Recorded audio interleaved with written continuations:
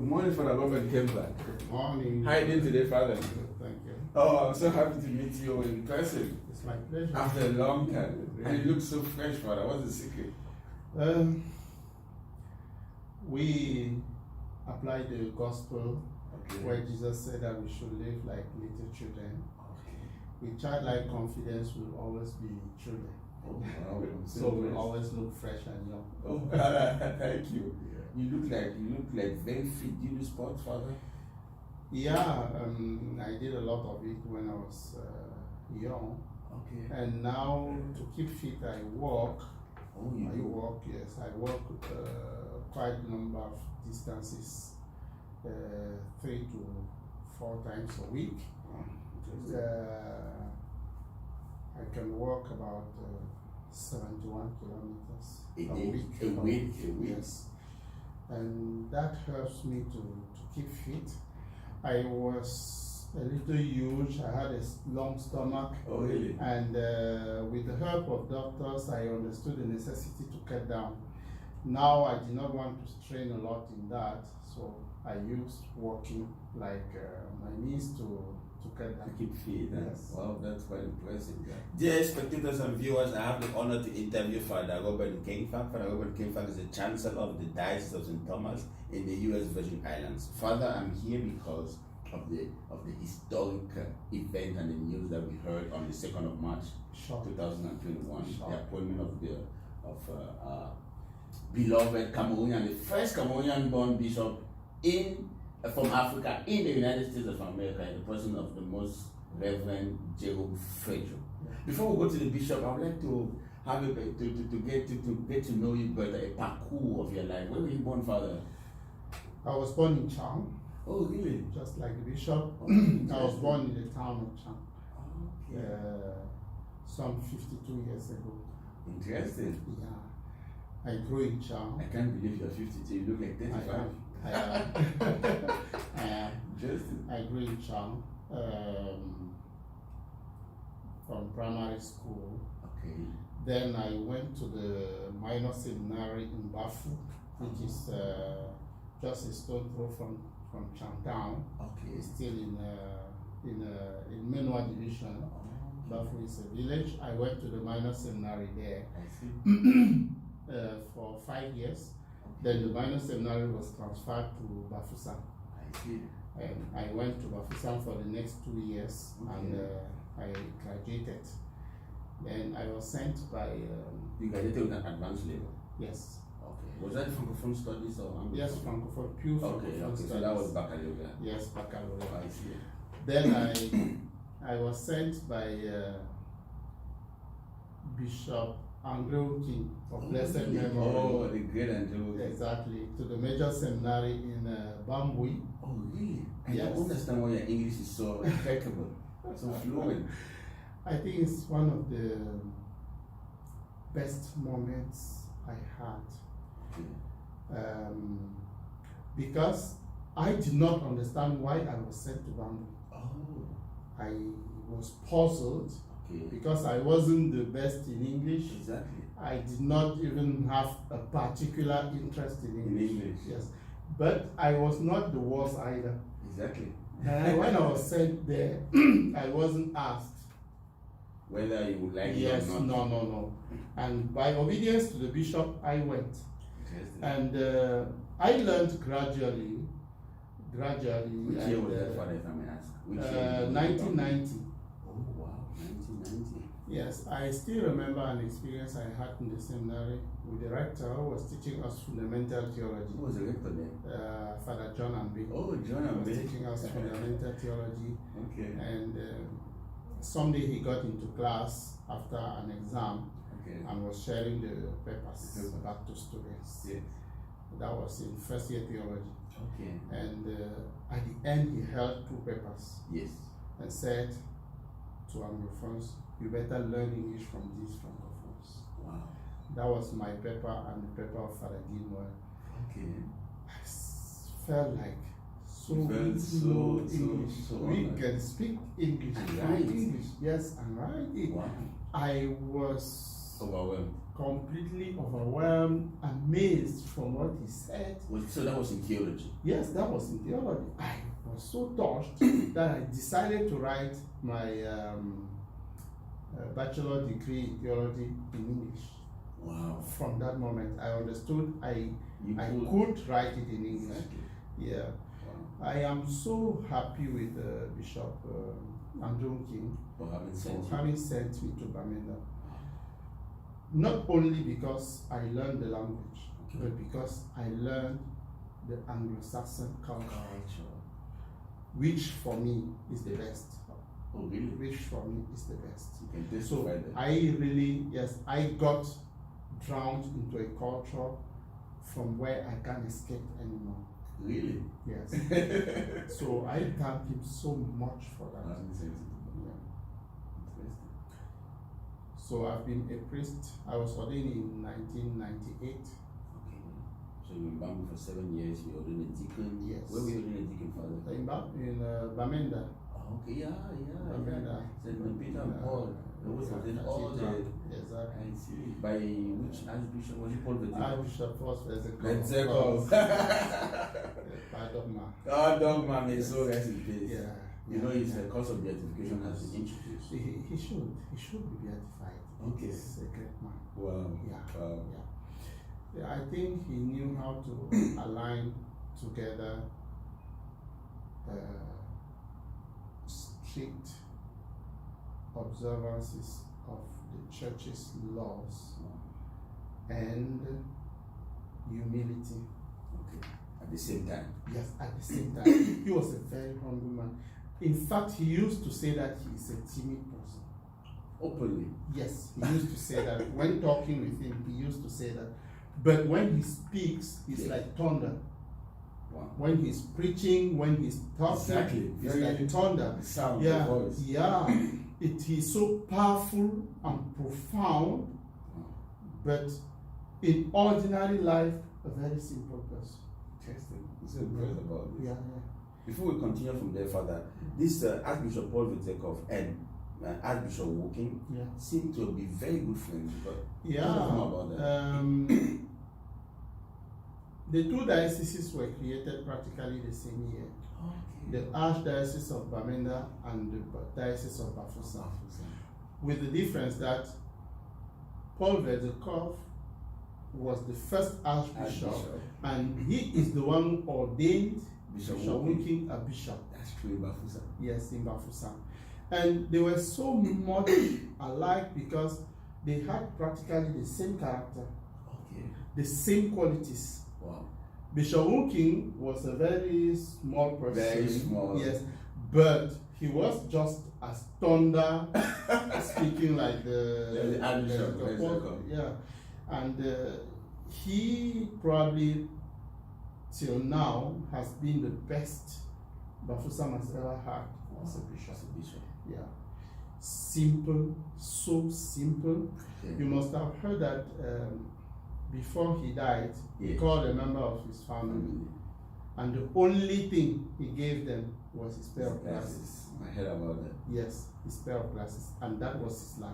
Wow. Sometimes talking with him at the bishop's house, he will tell you that he has nothing, and he will have to call the bishop's financial secretary to find out whether he can be given a little money. Oh. I mean, he did not care so much about that. Okay. But he cared so much about the church, about Christians, about other people, about his priests. Wow. His priests. Since I was ordained, that is the best bishop I've ever seen in caring about his priests. Yes. So much about his priests. Yeah. And he was an intellectual to the highest degree, but he didn't go to any further studies. Yeah. Today we believe intellectuals are those who have degrees. Exactly. Looking at it from that side, he wasn't an intellectual. He had the first degree in mathematics. Okay. And he had gone to the seminary, the formation like the people of his time. Exactly. And that was all he had. Wow. That was all he had. But he was inspired by the gospel. We can read behind Bishop Wunking, Yes.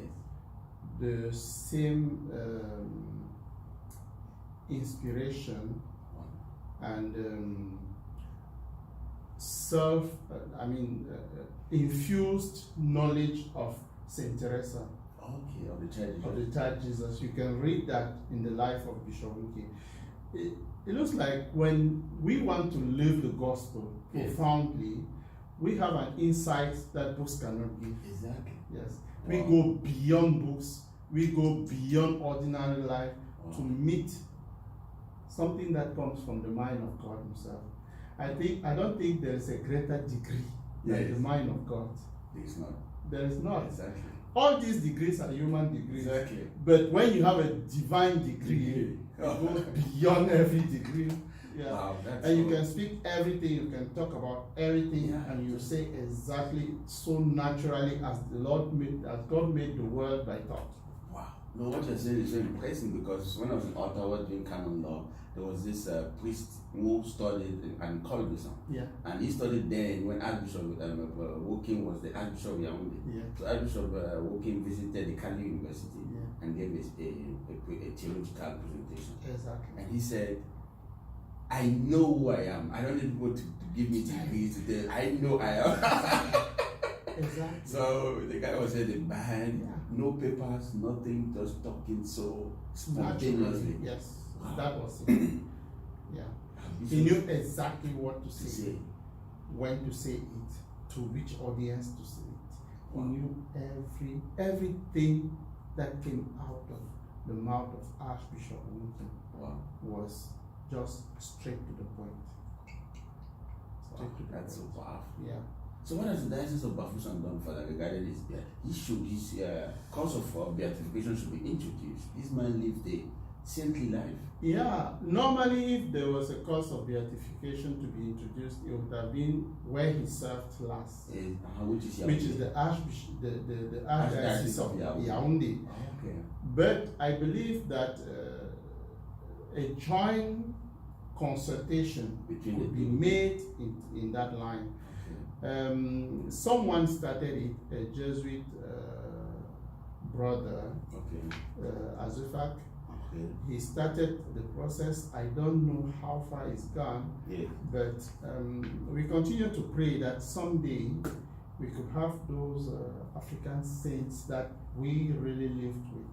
And shared in their life. Yes, that would be so fun. We will be happy to have that.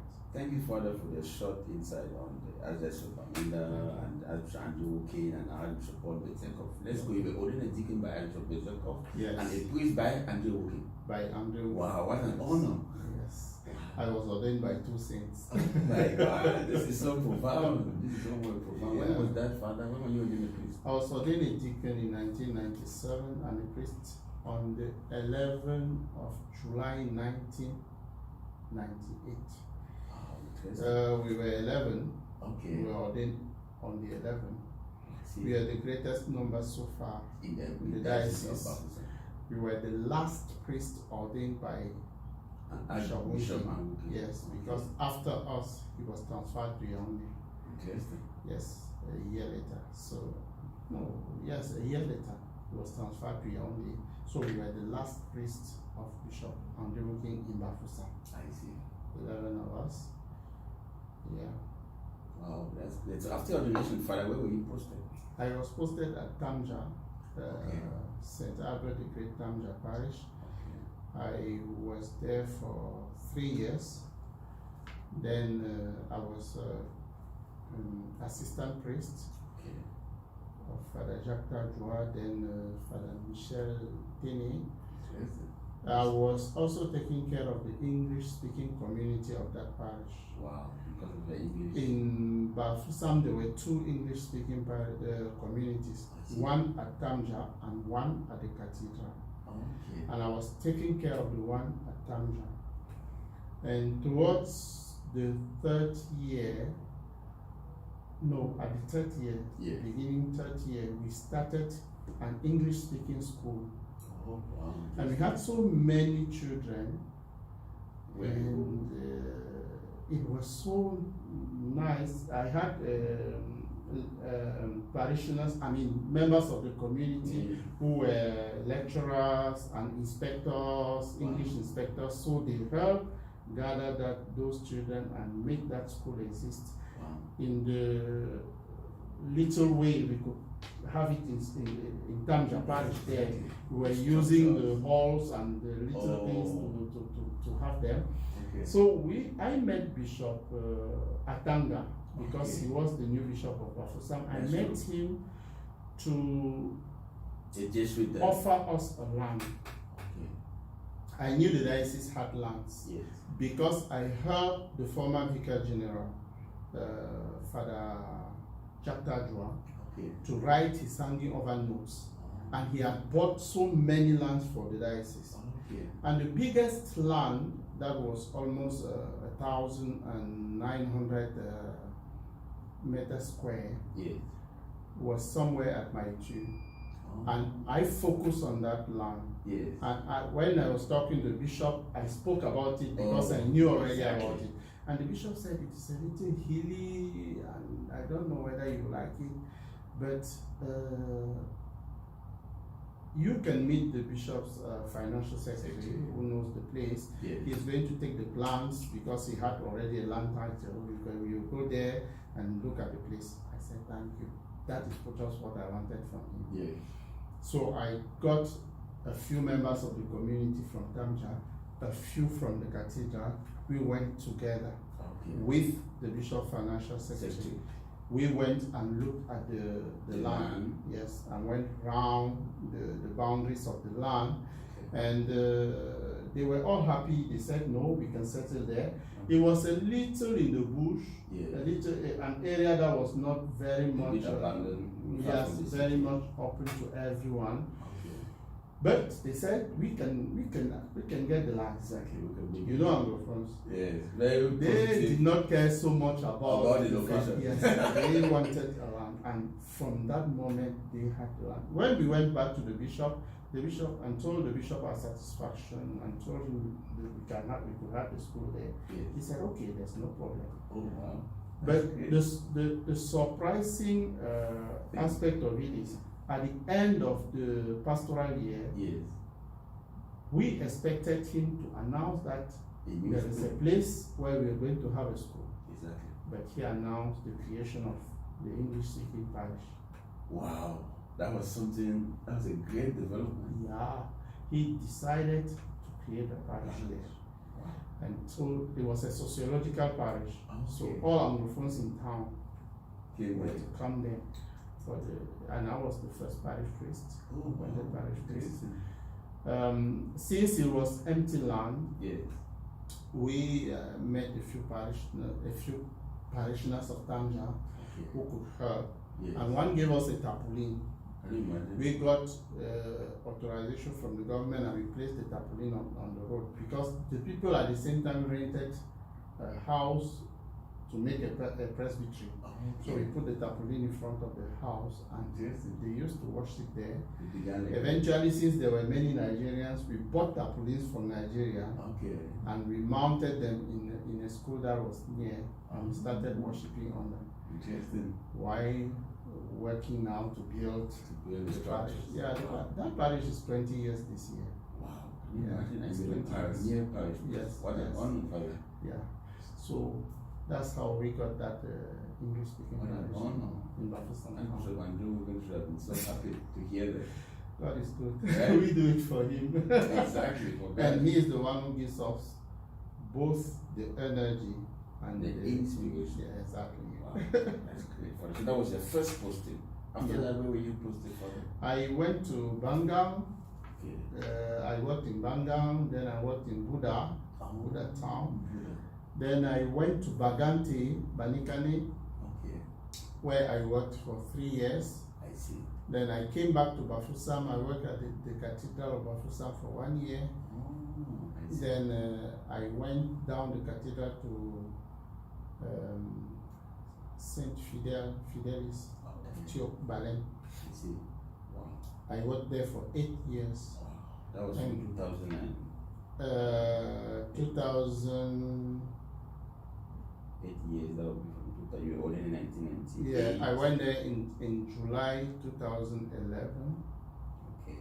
July 2011, Wow. yeah, and I left in June 2018.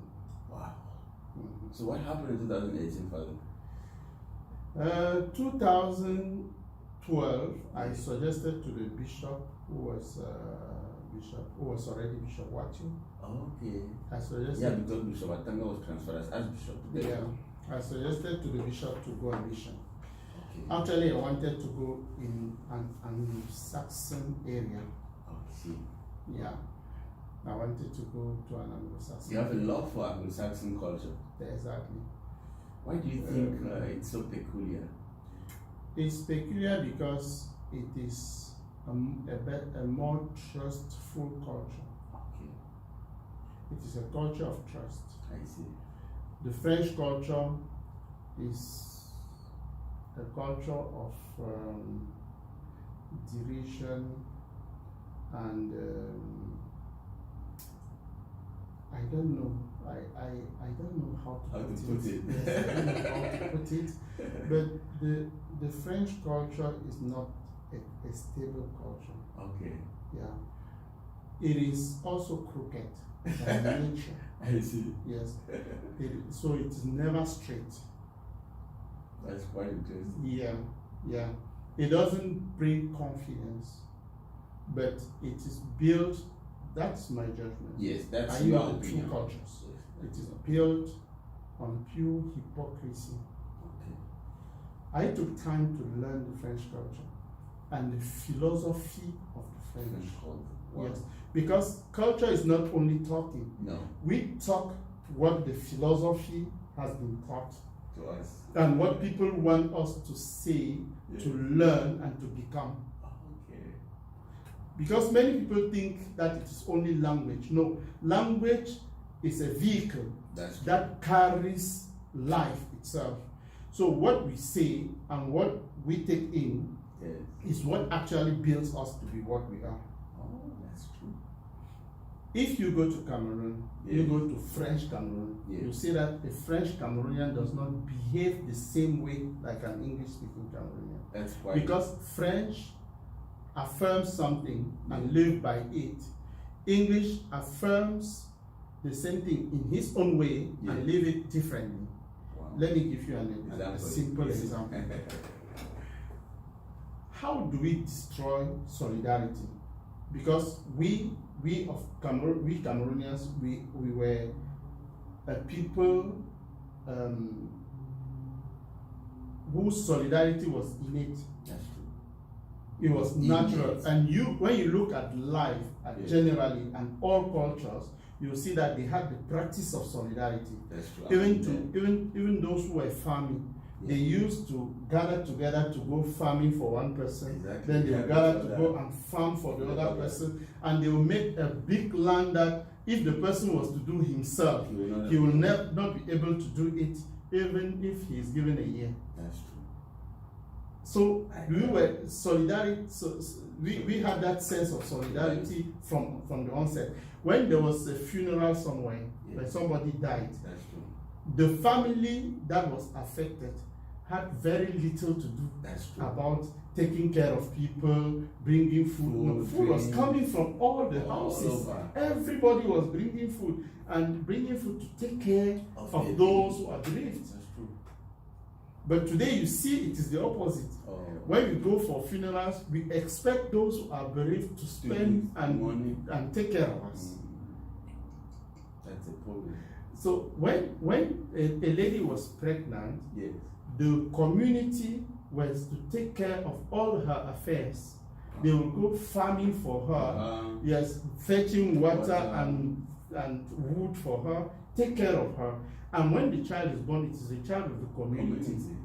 That is why they used to bring food, raw food, and they'll put basins to put the raw food there, and they'll keep coming to cook for the mother because they are going to feed the child through the mother. Exactly. They keep coming every day. They organize themselves, come in shifts to cook for the mother, for the newborn baby, until they know that the mother has recovered and can do it by herself in their name. And then they store the rest of the food so that the mother should never lack. Wow. That is solidarity. You can take hundreds of examples. But how was that destroyed? Yes. A Frenchman came and told them, La bonne charité commence par soi-même. Okay. Charity begins at home. It does not mean the same thing. Okay. La bonne charité commence par soi-même means you start charity by yourself. Okay. If you want to be charitable to yourself first. La bonne charité commence par soi-même. It's a contradiction. Because charity by essence means to sacrifice yourself for the sake of someone else. Wow. That's by essence. Charity cannot turn back to yourself. No. Charity has to go from you to another person. Okay. Charity means that you make a sacrifice. Yes. What you cherish, what you need, yes. you decide to give it to offer it to another person. Wow. That is charity. That is why God is love charity.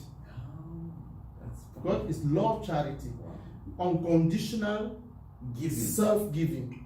That's what charity means. Wow. So charity cannot turn back to yourself. No. So it is a contradiction, but they sing it and teach it to everybody. We learn it in school, and we begin to think about ourselves more than to think about others. But by nature, when you're born, the first person whose name you call is not you. It's not I. It's not you. It's not I. It's only when you get to a certain age that you begin to realize the I. You call your father, you call your mother, you call others, but you think about others first, not you. Wow. So charity, la bonne charité commence par soi-même is dangerous. Very terrible. Extremely dangerous. And people swallow it, forget about solidarity, begin to think about themselves. Everything for me, nothing for others. And that is why in the French philosophy, the word pity has no meaning. Oh, really? Wow. You really went into serious studies? I did that. During the year of mercy, yes. decreed by the Pope, exactly. I made a lot of research about that. I was shocked to discover the philosophy of the French and to understand how the French is the person who is. Wow. If we take the famous La bonne charité commence par soi-même, we translate it in English. Yes. Charity begins at home. What does it mean? But I think that's the wrong translation. So that would be maybe charity begins by myself. The English says it. Okay. Charity begins at home. Okay. That's how the English says it. Okay. What does it mean?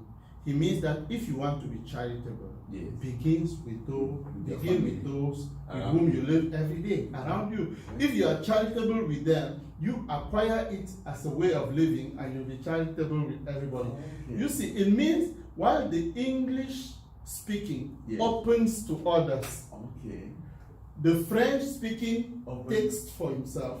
You see the contradiction? Yes. Now, the two cultures cannot be the same. No. A child who grows in the English speaking setup is completely opposite to the child who grows in the French setup. Wow. This is powerful, Father. Yes. It is obvious. Yes. If you stand at the post central in Yaoundé, and you are going to Obili, and you don't know the way, you ask a francophone. He will look at you and expect you to give him something in order to direct you to Obili. And if you don't give him something, he will send you to Malmayo. Oh my God. Or he may not even tell you. I don't know whether you have had that experience, but that's what is going on. No, I've had it in Yaoundé. That's what is going on. In the contrary, if you get to Bamenda, you are going to Mankan or Bafut. Mankan. Yes. You're going to Mankan. And you're standing at Kwen. Okay. And you ask from somebody, where is Mankan, the cathedral? Yes. That guy is going to make a sacrifice, take you to the cathedral. That's true. And when he gets to the cathedral, he will keep insisting to find out whether you have arrived. Okay. When he will discover that you are where you were going to, by the time you open your eyes, you'll be gone. Wow. Because you'll be happy to have. That's true. I had that experience in Bamenda. Shocking enough, it is not only a Bamenda experience. I had that experience in Kenya. Wow. Okay. So it has to do with. It means it is the culture of those who speak that language, and it frames them, it shapes them. Wow. Wow. This is powerful. Yes. We live according to that. When people say, "Oh, it's just a question of language," it's just a question. No, it's very profound, and you will never expect people to see things bright until they fit into it. Wow. Yes. Thank you for this powerful insight.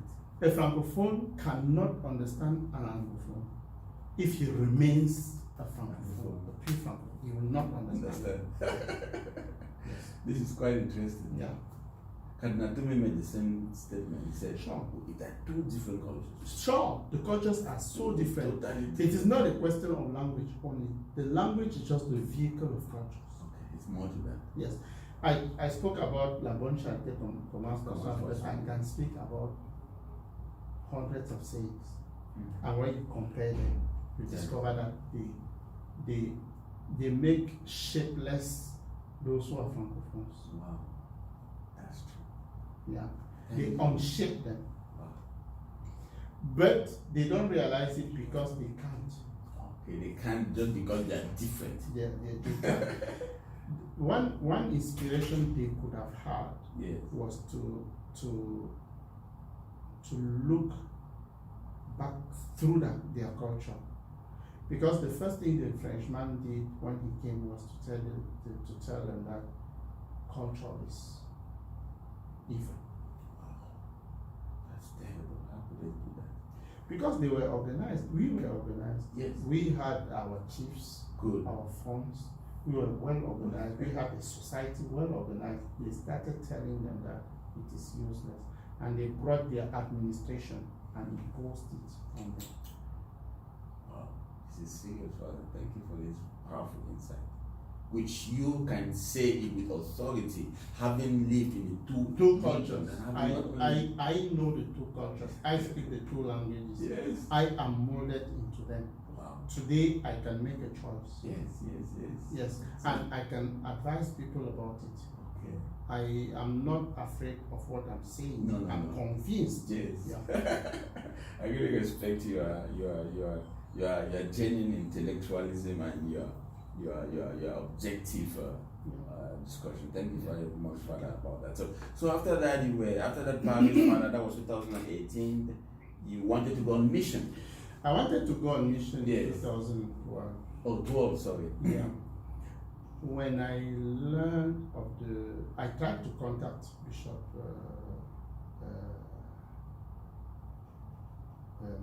Jerome Feudjio. Okay. By then he was Monsignor, the Vicar General of this diocese. St Thomas. I tried to contact him. I wrote to him a number of times. How did you get in contact with him by that? I got his contact from a priest. We have an association of priests from Menua Division. Okay. And I found out from one of them who gave me his email. Oh. I wrote many times, did not reply. I had no reply. Yeah. But after some time, the same priest told me, that was 2012, the same priest told me that the bishop had come to Cham. Okay. So I made time that Sunday. So Monsignor had come to Cham. Monsignor, yeah. Okay. I made time that Sunday, and as soon as I finished with the masses, I took off to Cham and waited for him. He was in the village. I waited till he came. And we sat, Okay. we sat outside and we spoke for more than 3 hours. Wow. Yeah. I had seen him when I was young, when I was little boy, but I could not remember the person. Yes, the person. When I saw him, I recalled, because I was a master and when I was very young. Yeah. I recalled that time. Then we spoke for about 3 hours. So he introduced, he told me a lot of things about the diocese, about his commitments, and especially how he has been helping young people who want to to integrate themselves here.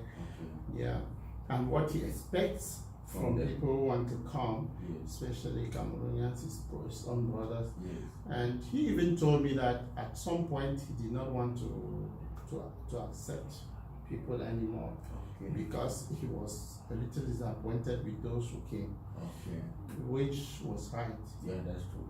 Yeah, and he told me, if your bishop gives you a yes about you coming, let me know.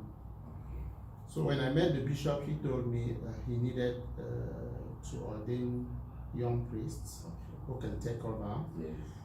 And I was in charge of, I was like a person who was technically best in conducting the diocesan pastoral project. Wow.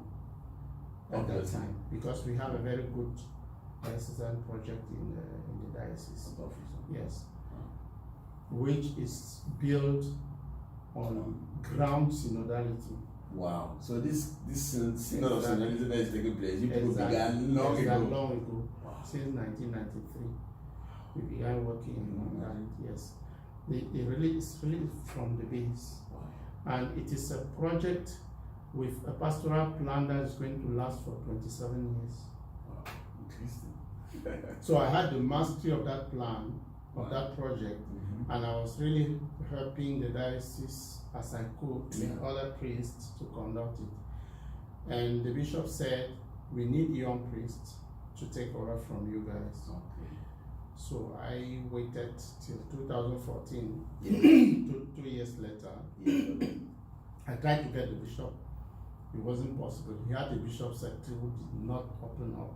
He did not permit. Yes, he did not permit to meet the bishop. I had been struggling over, and Can you imagine at the same time, Bishop Jerome was after me, Yes, asking me what is going on, happening? and I could not give him any answer. Oh my God. So in 2016,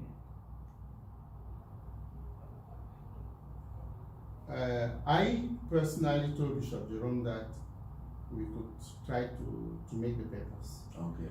When he introduced my case with the lawyer to the immigration, Yes.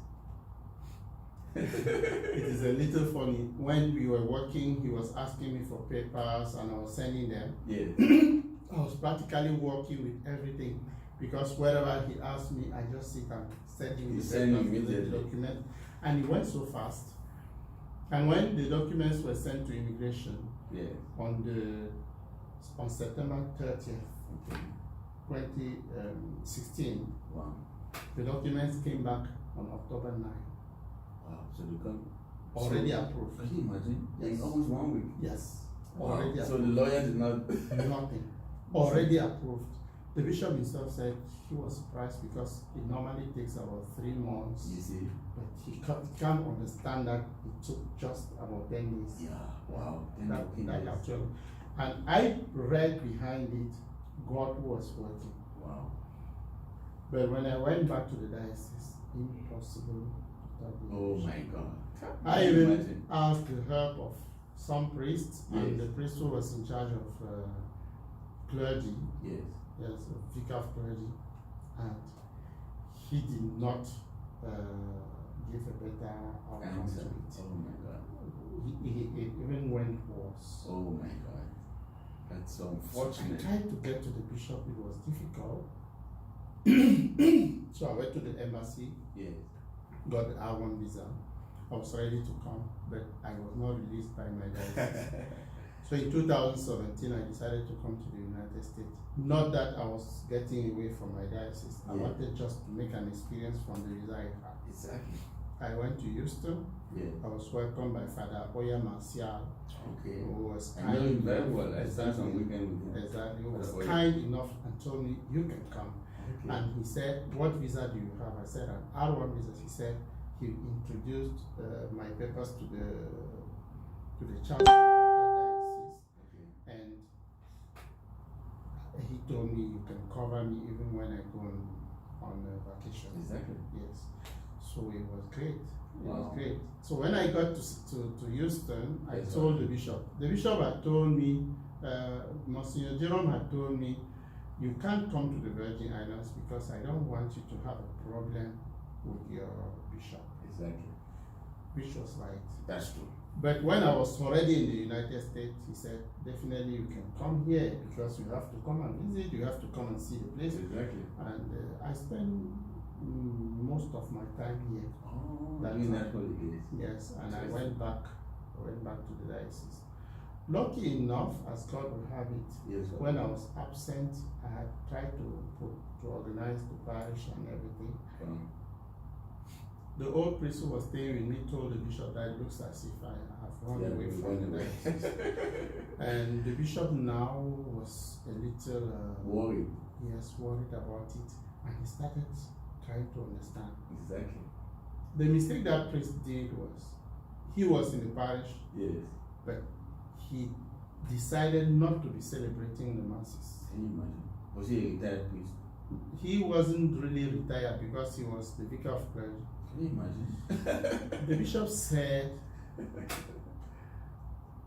he doesn't understand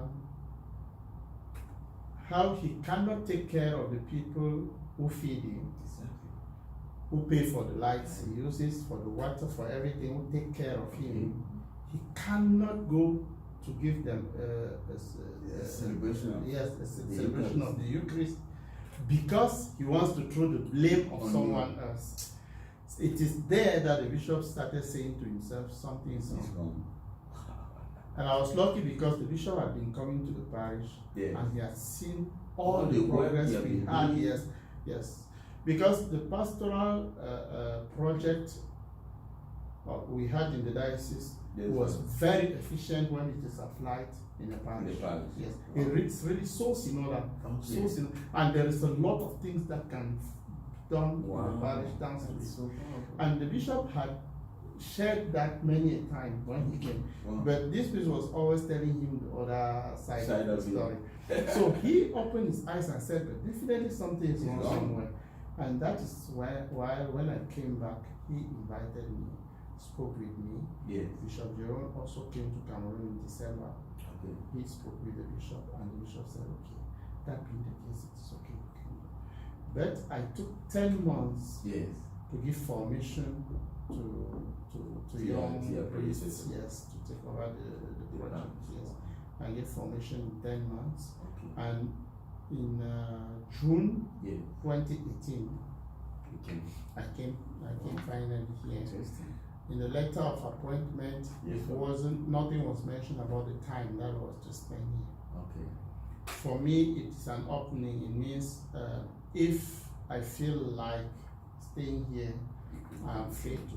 Exactly. Yeah, because nothing was said about a limit of time. Limited. And when I got here, the bishop here was so happy. Tell me about because the I experience, how you landed. from- The flight from, I don't know, was it Douala for Yaoundé? Yeah, that time I was coming for the second time because I had come for 2 months Exactly. before, the year before. Yes. I always took my flights from Douala. Okay. I flew from Douala to Belgium I see. because I have a friend in Belgium, Father Serge Chinda. Okay. I was with him for 10 days. Good. And then I took the flight from Belgium to Washington. Okay. And when I got to Washington, I met Monsignor there. Oh, he was there. Monsignor asked me to wait for him there. Okay. And he flew from here to Washington. Okay. We met there. He was going in a parish for a mission. Okay. Yeah. And he welcomed me. At the Yeah, airport. yeah. We went to a hotel. Okay. We took a very big room that could accommodate a number of people. Oh, But nice. just the two of us, we stayed there. Okay. And he gave me a phone and told me, this is your work phone. He gave me a job description. Wow. Description. Immediately. Yeah, immediately. And he told me, you are coming to the cathedral. Yes. You will be my assistant. Yes. And when I'm not there, you take over. You take care of the cathedral. He told me, he briefed me about my work Okay. there and then. And then the next day he went shopping with me. Interesting. Yeah. In Washington. Yeah, in Washington. He went shopping with me. We went around doing some shopping. Then the second day, the third day, Yeah. he drove me to the airport. I took a plane to St. Thomas. He had already arranged with the Father Tushar to pick me up at the St. Thomas. At the St. Thomas airport. So I already had the experience before. So you were not coming. Yeah, I landed here. Father Tushar took me to the cathedral. Okay. That was the 29th of June. Wow, you know of the Feast of St. Peter and Paul. Yes, that was the 29th of June. 2018. Yes. Wow. And the next day they were celebrating, they took that weekend to celebrate St. Peter and Paul. Which is named after the cathedral. Exactly, the feast of the cathedral. We went to the beach, we had an entertainment. Yeah. So that was it. I got integrated gradually into the diocese. One thing I am sure of, Christians here like good preaching. Okay. Yes, they like when the word of God is well transmitted to them. Yes, wow. They are very welcome. Okay. In that sense, they are so open. Sometimes it is a little surprising to be cheered up. Yeah. Yeah. Okay. Good. Yes, during the homilies. I mean, it's a little embarrassing, but they are used to that. Okay. Yes, they used to. I mean, it encourages a lot.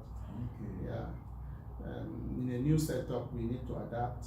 Yes. But when people help in adaptation, it's always better. Wow. Yeah. That's so powerful. One thing I discovered here is yes. the American English is not exactly the England English. Exactly, it's different. Yeah, it's different. It has some ways of being expressed, but it is not very far away from Pidgin English because they want to be straight. Straight. So I adapt myself to it just by using a few words, but I like to remain systematized. Wow, that's impressive. So how many years did you spend at the cathedral? I was at the cathedral for 3 years. Okay. For 2.5 years. Yeah. Then I went back to Cameroon because I needed to renew my L1 visa. Okay. Which unfortunately, because of coronavirus, Was not possible. Delayed me till for 6 months. Wow. 6 months in And Cameroon. that has to be renewed out of the United States. Yeah. That's serious. And I came back in July Okay. when the new bishop was already there. Wow. That takes me to my next question. Tell me about the appointment, the announcement. Where did you get the announcement, by the way, of his appointment as bishop? I got the announcement in Yaoundé. I was in Yaoundé. Okay.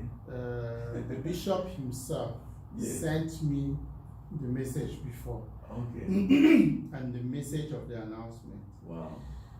And I was so happy, but I had a satisfactory feeling because I expected it. Okay, really? Yeah, you were seeing it already? I did. Wow. I expected it. Looking at the configuration of the diocese and the potential candidates that the diocese had, I'm sure he was the most proeminent. Wow. From his experience, from the experience, from the way he was working, even with the former bishop, who had a lot of confidence in him. Wow. You can't imagine that the former bishop did not need bishop only for everything, but really for everything. Wow. When I say everything, I mean even to manipulate his phone. Wow. He needed bishop for that. Mr Jerome for that. Okay. And even when he was working on his computer and he had an embarrassment, he could call the bishop at any time to ask for help. Either here at the chancery or home. Or in his house. Yes, or even out of island. Oh, wow. So he was busy. Actually, he was how do I say it? The one who was working and the bishop was just a canopy. Wow. Yeah. So that made you to confirm what they said. Yeah. He is the person, and you were happy. Yeah, he was actually the master planner of the diocese. Okay. Yeah, and ready to do anything. For the diocese. For the diocese. That takes me to my next question. Tell me, give me a summary of the diocese. What is the diocese composed of? Let's begin with I hear it's composed of islands. Yeah, the diocese is composed of 4 islands. Okay. On ground, the diocese is not big; it's very small. I hear it's the smallest in the US. Yes, it's the smallest. I mean, putting all the islands together, it's not even a town somewhere. Oh, really? Yeah. Yeah, it's a very small diocese. Okay. The 4 islands, St. John, St. Croix, Yes. Water Island, and St. Thomas. Okay. Yeah. And to go to these islands, you either go by sea or you by go air. by sea. You go to St. John by sea. Yes. You have the boats from Red Hook. Okay. And also, there used to be the possibility of taking boats just down here. Okay. Yeah. That's And then to go to St. Croix, you take the boat here for 2 hours. Yes. The boat here down at the waterfront Yes. for 2 hours. Or you take a seaplane Okay. for 20 minutes. Wow. Or you go to the airport and take Cape Air Sunshine for 20 minutes too. Yeah, we have those small planes Yes. that take at most 9 persons. We had a wonderful experience. with Exactly, that. exactly. It is true that they also have the possibility of taking big planes. Yes. But that is going to take much time because just passing through the TSA is Exactly, going to and all take that. the time that you could have been there Already. Yes. Oh, that's So so. the seaplanes are there and the little Cape Air planes. I mean to make people go fast. Exactly. Then the water island, to get to the water island, many people go there, it's just inside the water here. So the Yes. only possibility is that you cannot walk.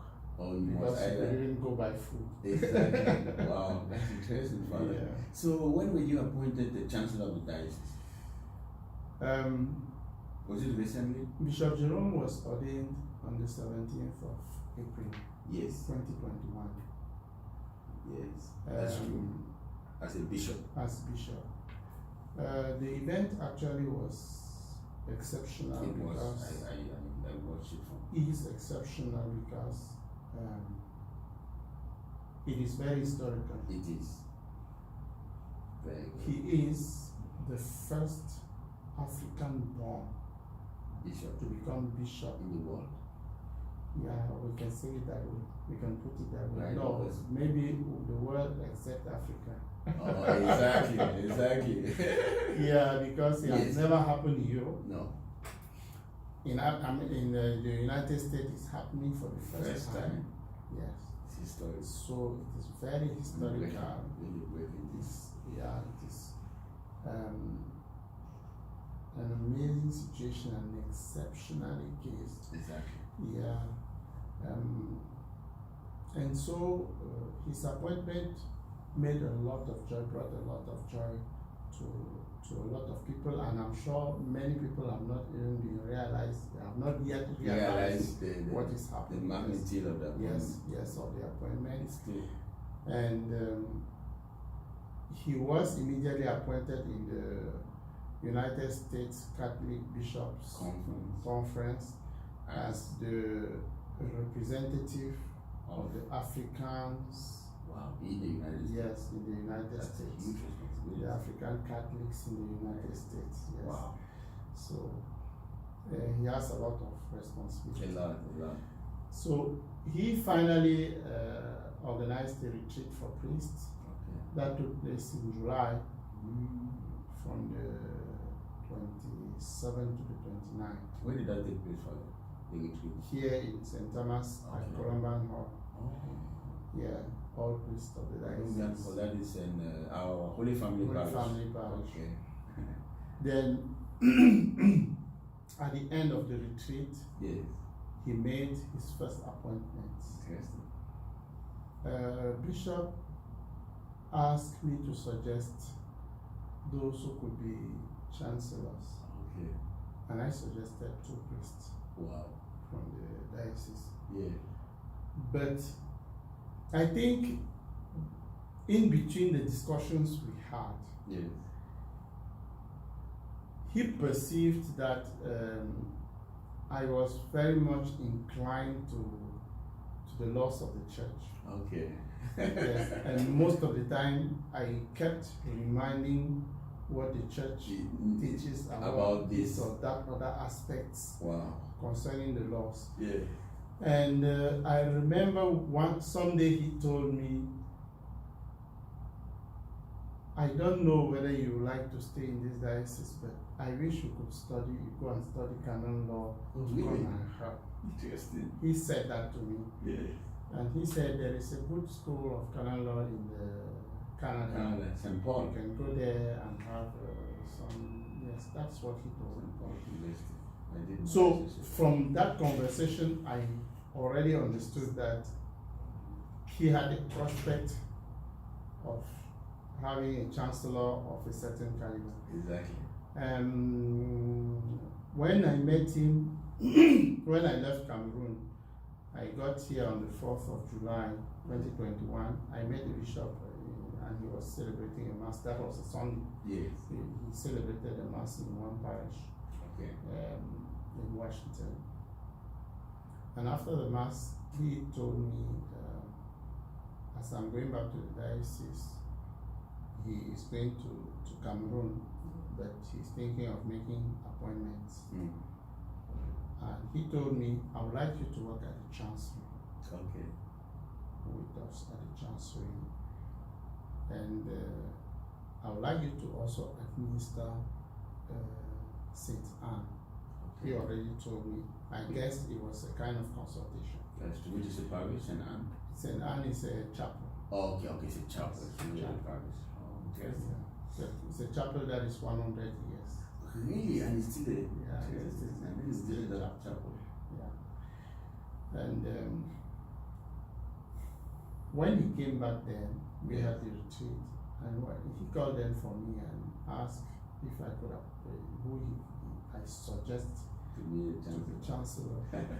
I suggested 2 priests. Okay. Then after he asked me, can't you be the chancellor yourself? Oh, I yeah. had only one answer, and I believe in the answer I gave, Yes. because my answer was something I had already thought about. Okay. I came to this diocese Diocese. for missionary experience, Exactly. thanks to Bishop Jerome. That's true.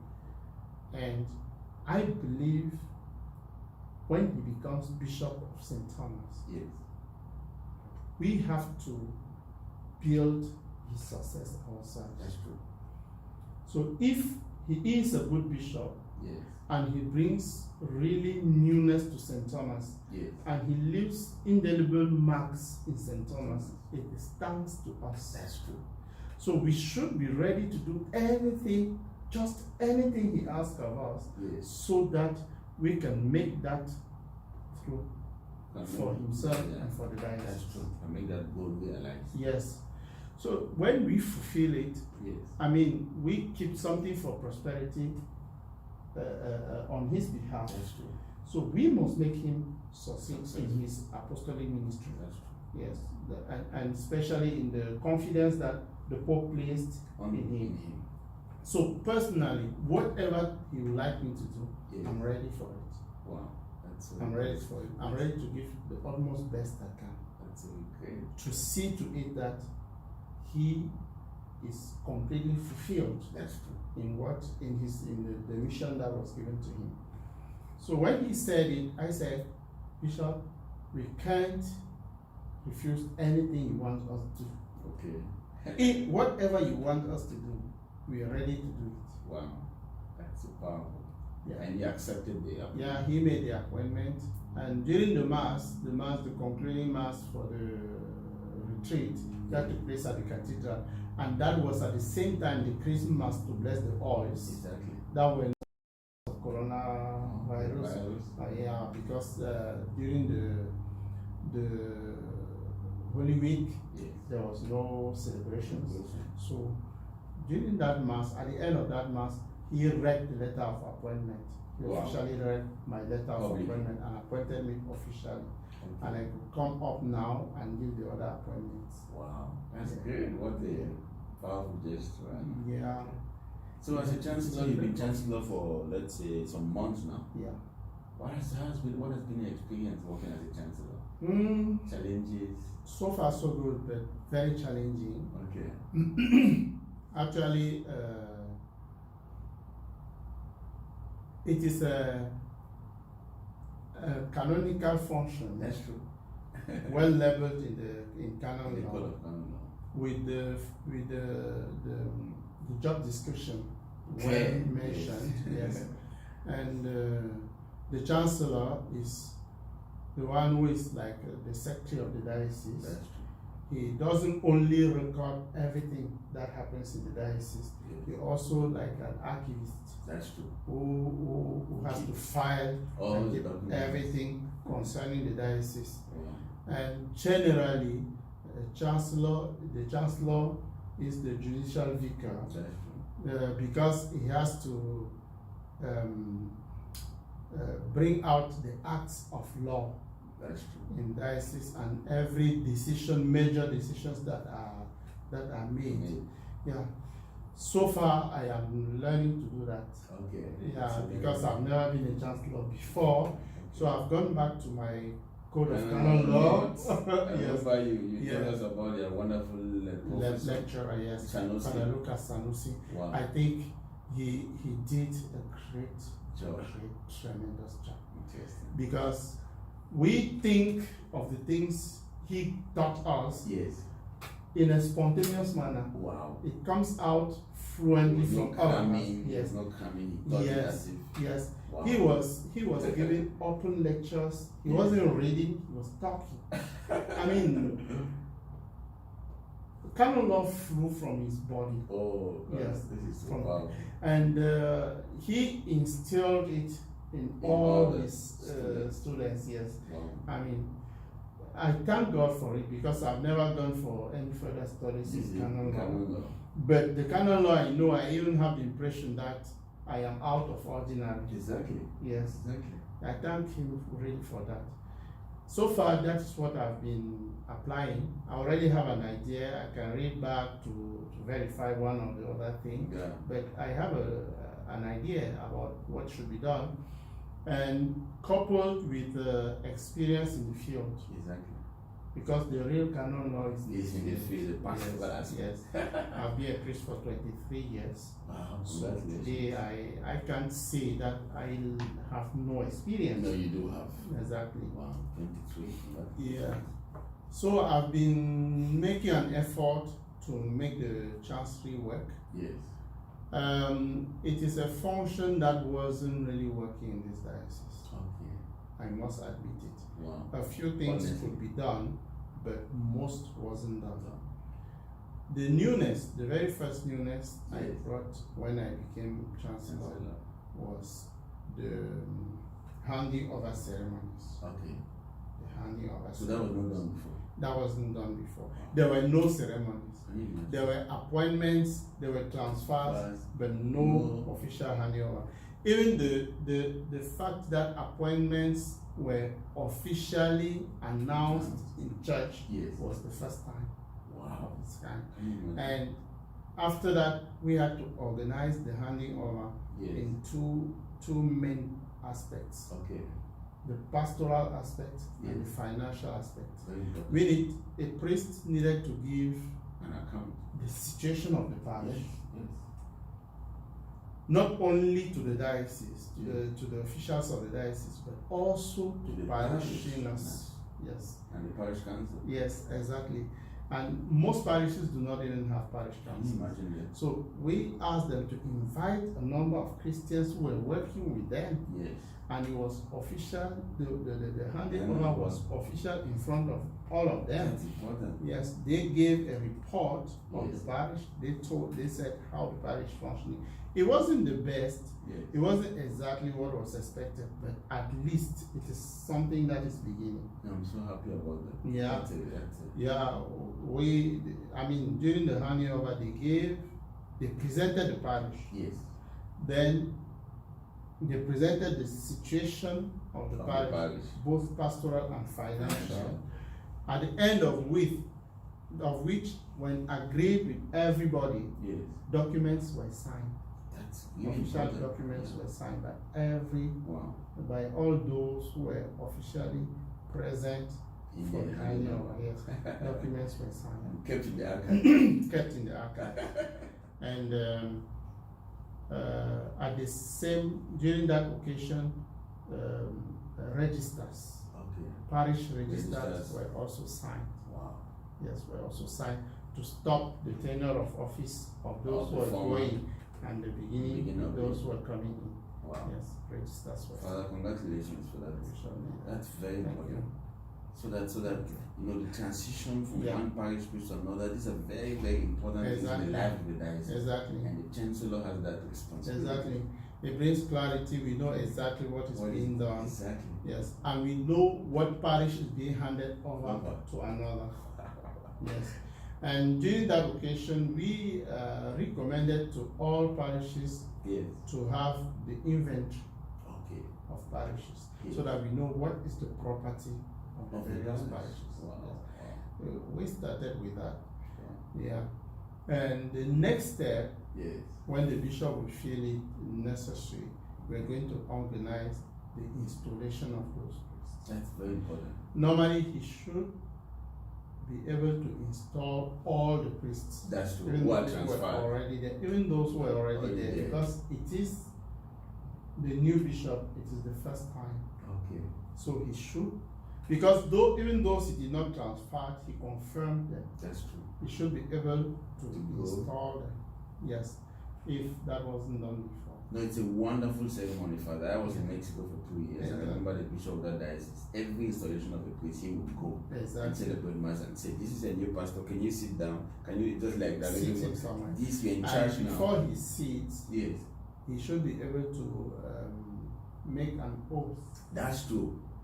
The oath of faith and all that. Yes, exactly. The church. and- Exactly, yes. to the church. He should be able to do that Allegiance and to the change that he is installed.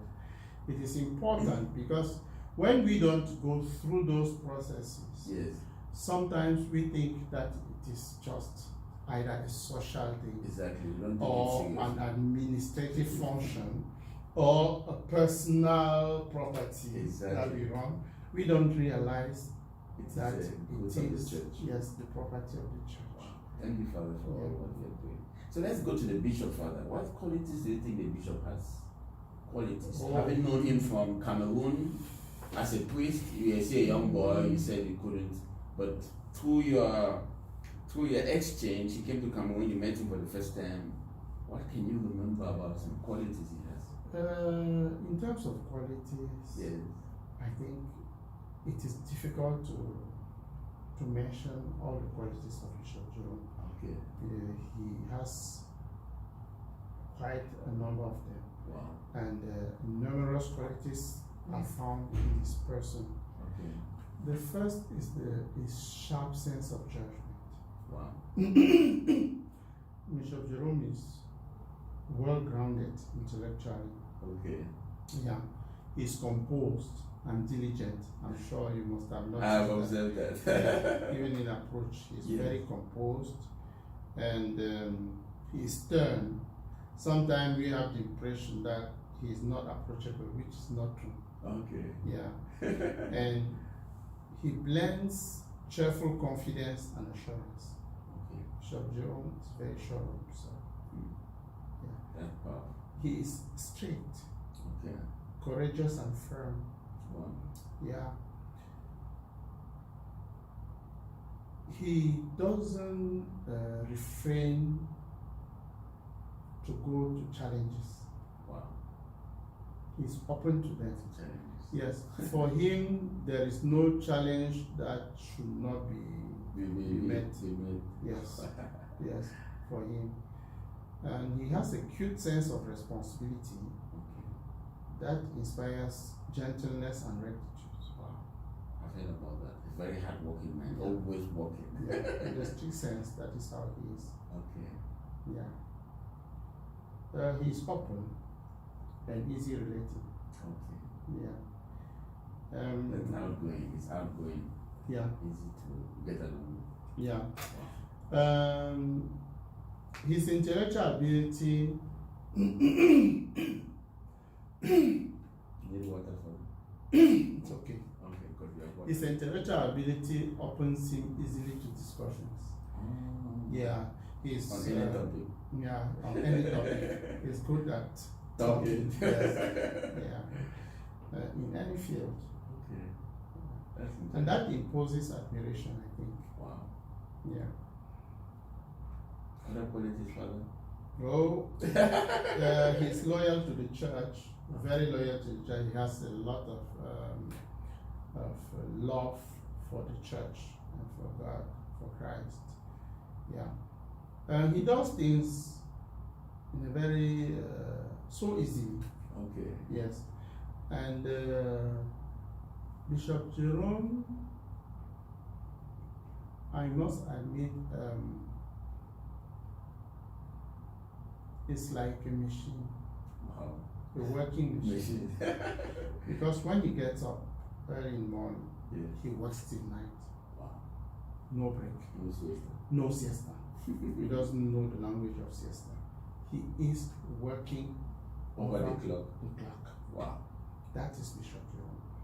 Yeah. And he doesn't believe in laziness, in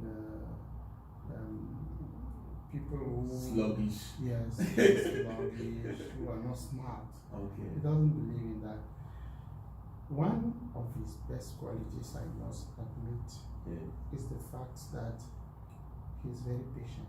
Okay. Wow. He is very patient. Patient. One thing I've noticed with him is he listens to people who are in situations. Okay. And Sympathetic. he'll always find, yes, Mhm. sympathetic, and he'll always find a solution to their problems. Wow. And that's why you will notice that most of his priests Yes. are people who have had problems That's true. Or obstacles. or obstacles. One or And another. for him, there must be A a way. solution somewhere. Wow.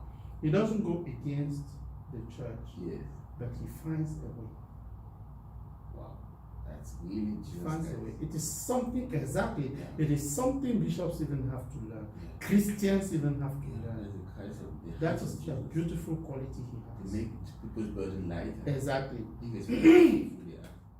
He can spend the day Yes. telling you the things that do not go properly in your behavior. Okay. But he will never take a decision that is going to disfavor. You. Yes. Okay. Wow. He doesn't do that. And I'm sure if he comes to do that, it will be more painful to him Than than you. to the person himself. Wow. That's powerful. That's powerful. Yeah, it's a great quality he has. Okay. It's a He's great quality. empathetic that he feels Exactly. he gets into your shoes Yeah. and sees Yeah, how he can he's- take you yes. out of it. Yes. Wow. He really applies empathy to the full. Yes. Spontaneously. Okay. Yes, it's part Even of without himself. knowing you, doesn't even know you. He doesn't need to. Okay. And these are not things that he thinks about them. Okay. One thing which I am sure of, Yes. Sir. Bishop Jerome probably can offend a lot of people. Okay. But it is not because he is out to offend anybody. Yes. He doesn't make a decision to offend. Okay. But naturally, in his easygoing and outgoing responsibilities and characters, Yes. he may offend a lot of people. Okay. Because he's a perfectionist. Oh, he wants everything to be Well done. And because of that, people may find it difficult to adapt. Exactly. Especially the lazy ones. Yes, to adapt. I can bet you that I myself, I run after the bishop. Okay. Despite the age he has, I run after him to meet his level. Yes, his requirements. Okay. Yes, I work hard in order to meet them. Wow. Yeah, because he is strict and he wants things to be done, Well done. just the best possible. Wow. That's powerful. That's Yeah. powerful. Yeah, just the best That's possible. the best testimony. As a chancellor, Yes. I've already learned a lot from him. As I told you, the American language is a little Different. has its peculiarities compared to the English. to the English, from British English. Yes. And so most of the time when I write Yes. documents from the chancery, Yes. he is the one who helps me put them right. Okay.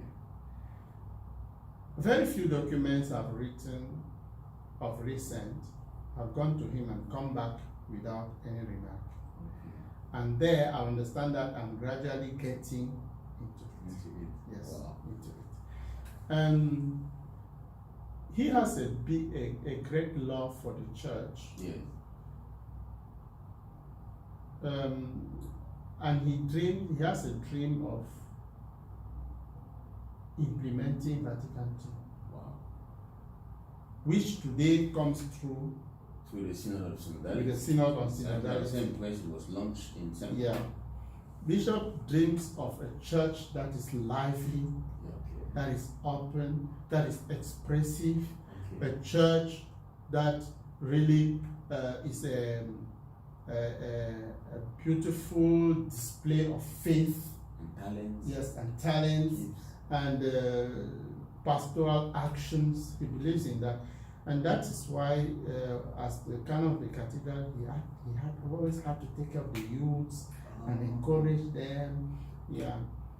Wow. One aspect which is also very interesting with him is the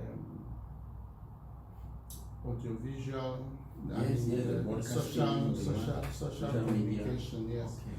yes, social communication. He is basically the one doing everything about that in the diocese. I was saying And that. today, as a bishop, I really pray that he finds someone Yes. to do that Did that with the same perfection that he has been applying to it. Wow. He can make any sacrifice for that, just because he wants that people should be able to see, to watch the masses, to have the masses, to stream the masses everywhere in the world. Wow. He can help, Wow. and he is really working very hard on that. It was so Yeah. it's so admirable. The spread of the gospel. So Yeah, admirable. he works very much on that. Yeah. We should. It's a great tool of evangelization. Normally. Today, especially today, Normally. new evangelization. Normally, Christians who get to the site or the streaming, either through streaming or TV or radio, Yes. to the masses in St. Thomas, Yes. cannot say that they miss anything. Anything. Yes, they really have it. Wow. And he has been struggling to make parishes Happy be Wow. tuned to it. Oh wow. Yeah. That's great. He's been working very hard on that. And you imagine, as a bishop, he keeps going to the studio himself, manipulating, learning how to use all those things. Can you imagine? I mean, he keeps buying new material and passionate. learning how to use. Yes, it's really a passion. Wow. I wonder whether he can really cut off from that.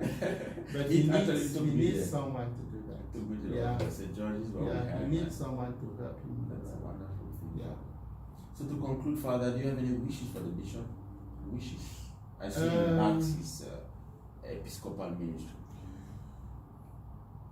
I pray that Bishop should bring newness to the Virgin Islands. The church here looks so much like primary evangelization. He has never really been rooted and become church. I have a lot of hopes that I place on Bishop Feudjio. And he knows what I am thinking about the church. Okay. And he knows what needs to be done about the church. So I am very much with the expectancy that with Bishop Feudjio, Yes. there is a big step that is going to be made in the Diocese of St Thomas. Yes, the Diocese of St Thomas, and that from him, yes, the church is going to settle. Wow. And have the necessary structures, entities, units, and be built in the normal organigram the church deserves. Exactly. In the diocese. Yes. Wow. I believe very much in that. I believe with Bishop Feudjio, the Diocese of St Thomas will no longer be looked at like the smallest, the poorest, or whatever. People will begin to get interest in the Diocese of St Thomas because they will discover that there is a way of becoming church. Wow. Of becoming church in St. Thomas, which many other dioceses in the mainland, in the United States, may not be up to. Wow. Yes. I pray that he should have many priests, Okay. eventually many vocations, because if it works well here Yes. with his ministry, as the pastor, as his apostolic Ministry. he has his apostolic life and ministry and mission here.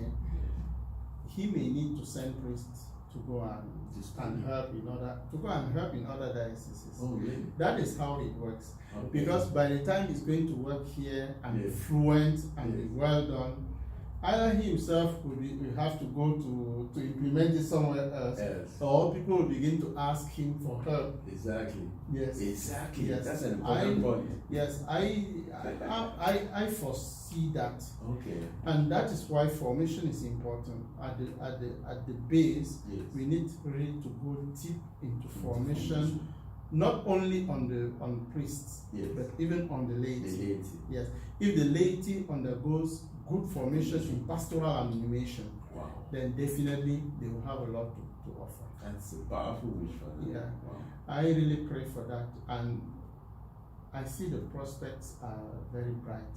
Okay. The horizons are bright, and we pray for that. Wow. It will be a complete revolution. Yes.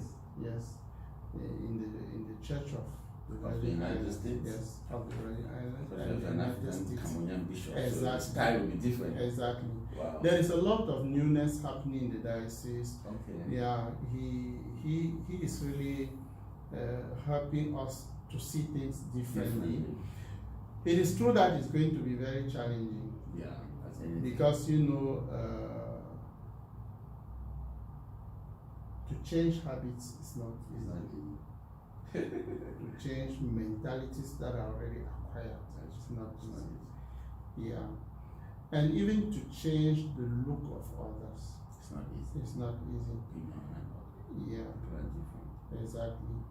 Because if people build on prejudices and stereotypes, it Yes. is sometimes difficult to break through. That's true. But we are at the service of the gospel.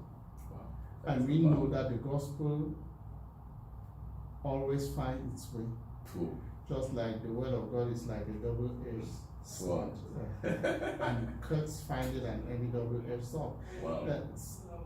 So it is a word that goes deep into the womb and into the inner being, Yes. even when we are not conscious of it. Wow. So I believe if there is that newness, Yes. that aggiornamento, that renewal in the diocese is going to penetrate even where we least expect. Wow. Oh, this is so powerful. Father, it has been an honor to interview you, Father Robert. It's my pleasure. And I have a wish for you. I really pray that you go and follow your studies in canon law, either online or that's really my wish at St. Paul Yeah. University, Ottawa. Oh, yes.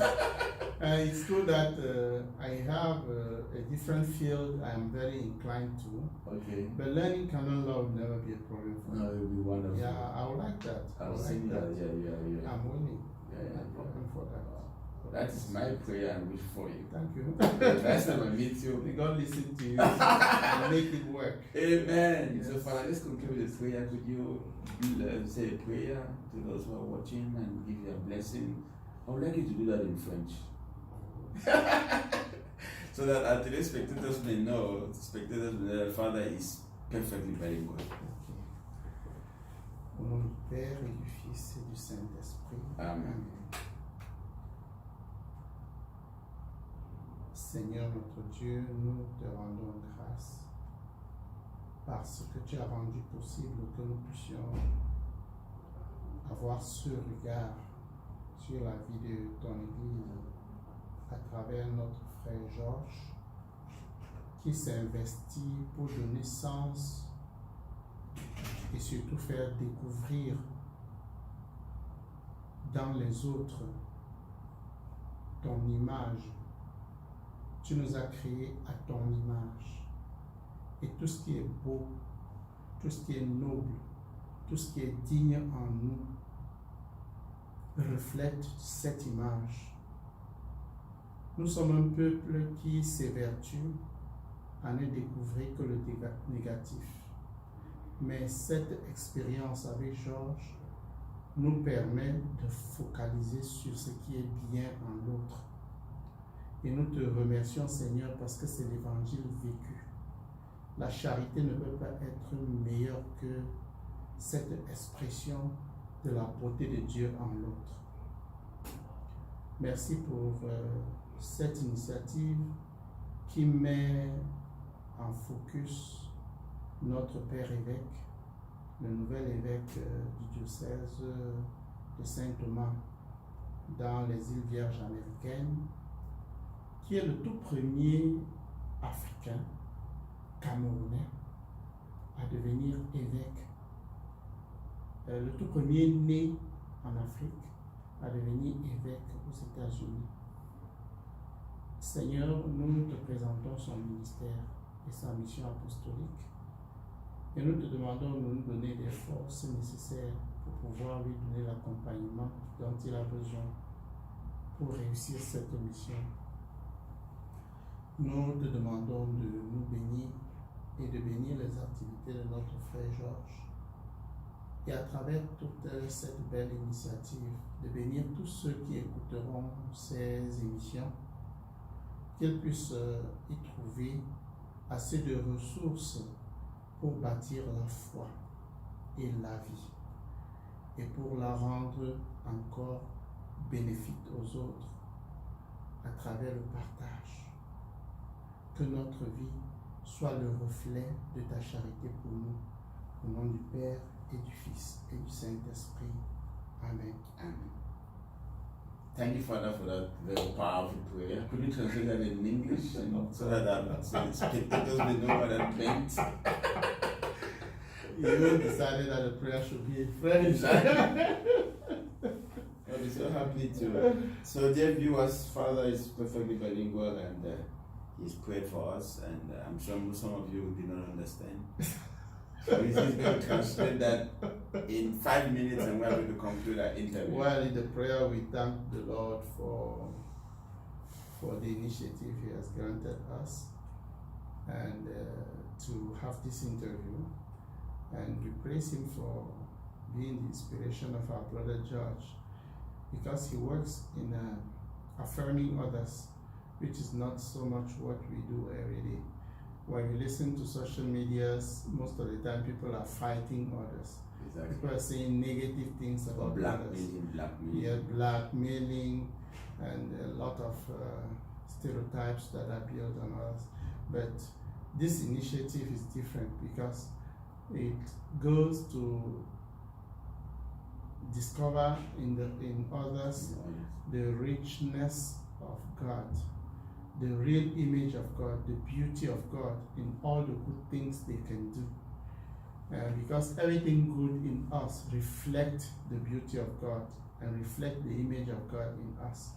most of the time we don't see it. And so he has taken that initiative to put the focus, in this case, on Bishop Jerome Feudjio.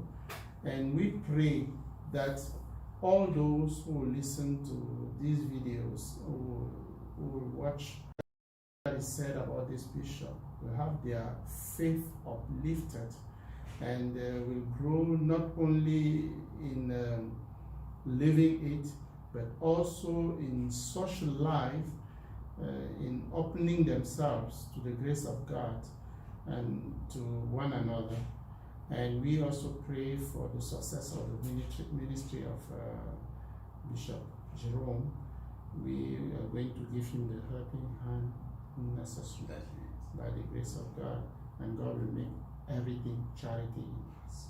Thank you, Father Robert Lekelefac. He's the Chancellor of the Diocese of St Thomas. Despite his extremely busy schedule, he was able to sacrifice time to accord to me this interview. Thank you very much, Father, for sacrificing, for being so good and so welcoming, so warm, so hospitable. May God bless your ministry as a chancellor. I like your attire. I hope you're not going to go back with it. I know you have a attire, so we're going to. Did you forget yours? I can do this with you, but I think it's I am instead looking forward to have it. Oh, really? When I was in Cameroon, I wanted to go to look for it in Bamenda. Okay. But unfortunately, I was going to travel in the evening, and I was advised not to do so. Oh, because of the problems that are there. But I like that. We shall make arrangements. Yes, I must provide myself with one. Yes. I like it. Thank you. And here in the Virgin Islands, here in the United States, or out of Africa, I like to wear African. Yes. That identifies you, that manifests your culture, and that promotes the culture. Normally, we have a lot to offer. We do. Yeah. Thank you, Father. Thank it was you so a pleasure. much. God bless you. God bless you. Thank you. Thank you.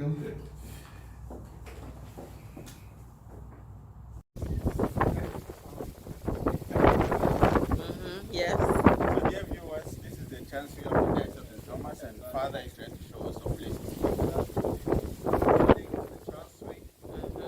Here you have the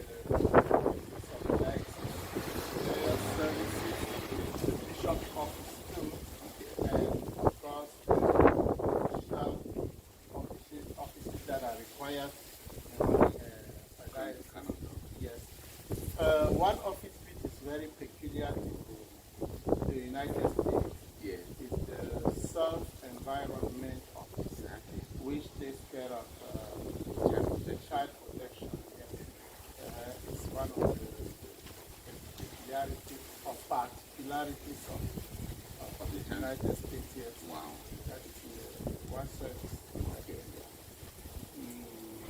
As all the other services are the normal statutory services The bishop's office is here. Exactly. Alma's There are office is offices that are still empty because the bishop will eventually fill the spaces with appointments. Thank you, Father. It looks so beautiful. The white color, on the hill. Like the color always white. Oh, really? Yeah. Probably the reflection, external reflection of the purity we have to long for. That's very theological. Very theological. And the flowers, the palm trees, Exactly. That is color here. That's the ideal nature. Thank you, Father, for having received me. Thank you. I'm very good. God bless you. God bless you.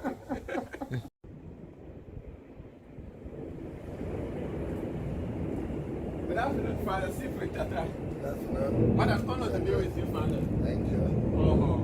I flew in to St. Thomas, one of the islands in the U.S. Virgin Islands, to conduct the research on a new bishop, the first Cameroonian-born bishop from Africa in the United States of America.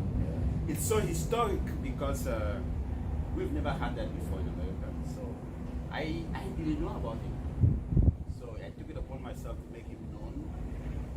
And that's why I'm here for a search. And I'm so happy that to meet you from Africa too, missionary here. So as a researcher, And now I'm going to get a lot from you to add to my work.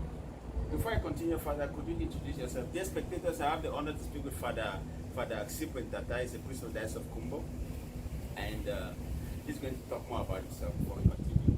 Yeah, I'm Reverend Father Cyprian Tata. I am from Kumbo Diocese. My bishop is Bishop George. George Nchumbonga? George Nchumbonga. I'm talking to George. Yeah, another George. Another George. Bishop George Nchumbonga. Who has sent me here as a fide donum, the gift of faith, the island of St Thomas, the Diocese of St Thomas. Okay. And I am a priest for 28 years. 28 years, Father. Yes, and was ordained on the 16th of February 1993. Oh, wow. I'm 54 years old. I was born on the 19th of January 1967. Wow. And Where were you born, Father? I was born in a village called Kaikom, with division, Okay. northwest region of Cameroon. Yeah. And I went to Bishop Jerome College from 79 to 87. Before Bishop Jerome, where did you do your primary school, Oh, I Father? did my primary school, sorry, I did my primary school in St. Paul Okay. Catholic School in Kaikom, Okay. all the 7 Is years. that far from Kumbu, Father? Kikaiko? It's around 8 kilometers from Who means you can walk? if I walk, just Okay. walk to Kumamba. So Kikaiko, Father was born in Kikaiko. He went to primary school in Kikaiko for 7 years. Yes, Then to Bishop Morgan Minor Seminary from 19. 79 to 87. Wow. 7 years through. Okay. I'm from Bishop Rogan. I went directly to Bamboo for 7 years. Oh my God. Straight 7 years. 87 to 93. So philosophy, 3 years. 3 years. Pastoral Theology, year. not. No pastoral year. Didn't go. Pastoral year. Well, not the time they have not started those things because Okay. they started it behind me because they were still doubting those guys. So at that time they didn't doubt us. I went straight. Okay. So 4 years of theology, 3 years of philosophy. Then 16th of November 1993. By Bishop Bishop Cornelius Eswa. Bishop Cornelius Eswa, who has retired as the Archbishop of Bamenda, Metropolitan See. If you want to know more about my pastoral experience, I will let you know. I would like to know, Father. So let's say before then, you were already taken by Archbishop Paul Feudjio. The Archbishop of taken by Archbishop in October 1992. Amidst the booster when the original upheaval had just started. And I remember it was historic because he trekked from his house by LMU was picked to the car to Bamboo. Because there was a state of emergency. Okay. And I remember we stayed in the circus for 3 hours waiting for him, and the mass started at 12 noon. Wow. So we are historic because of the Ecclesiastical progress in the state of the first state of emergency. That was Archbishop for the first time. I could see him very, very, very tired, and when he came in, when he was a nice celebration. Our parents also took a risk to come to the celebration in Bamboo. However, it passed.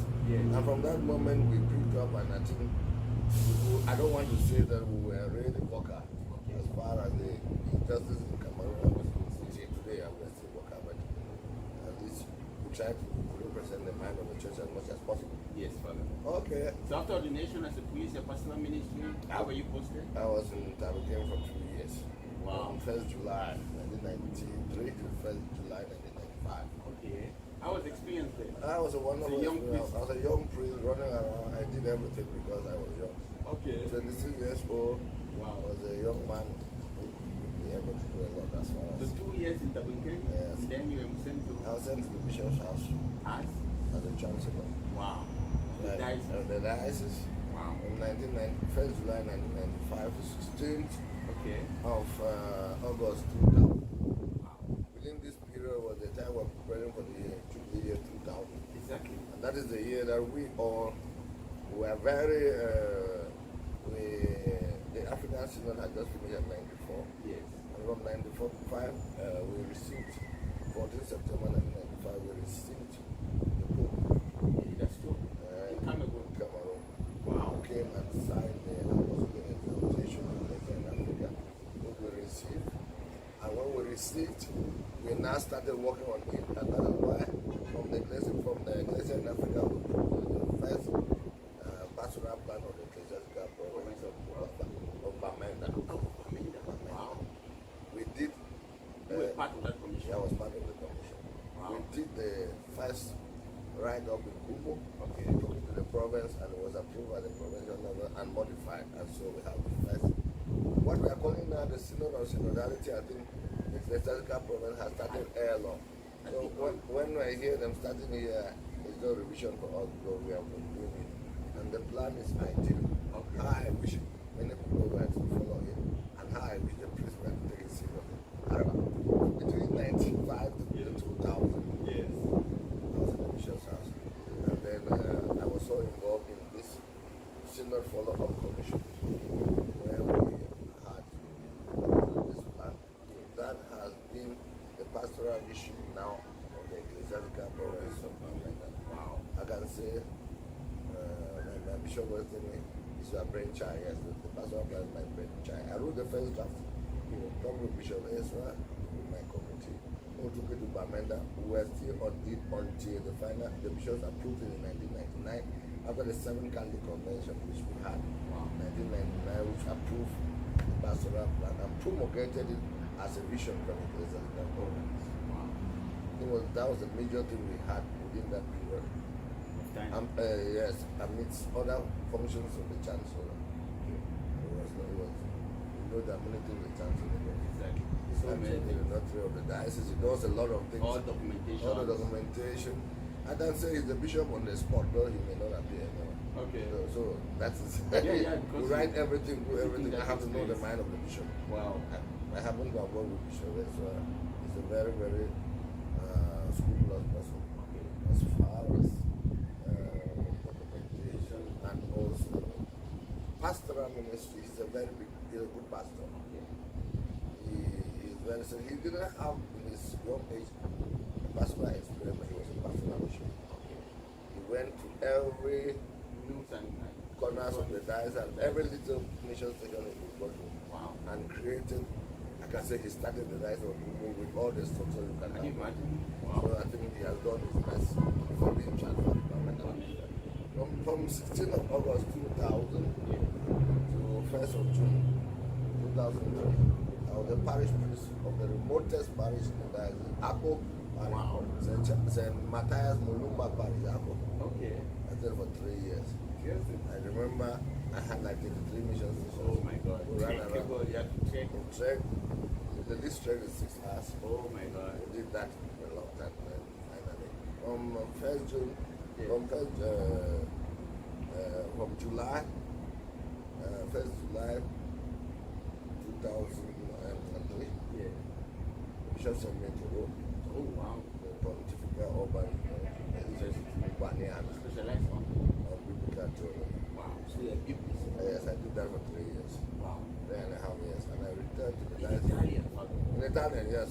Tell me what challenge for you. Well, I know nothing of Italian. Italian. And the bishop laughed at me, that guy, and they will send back here. They won't know anything. And I took that as a challenge. In 3 months, I was preaching in Italian. And then the next few months, we were in class.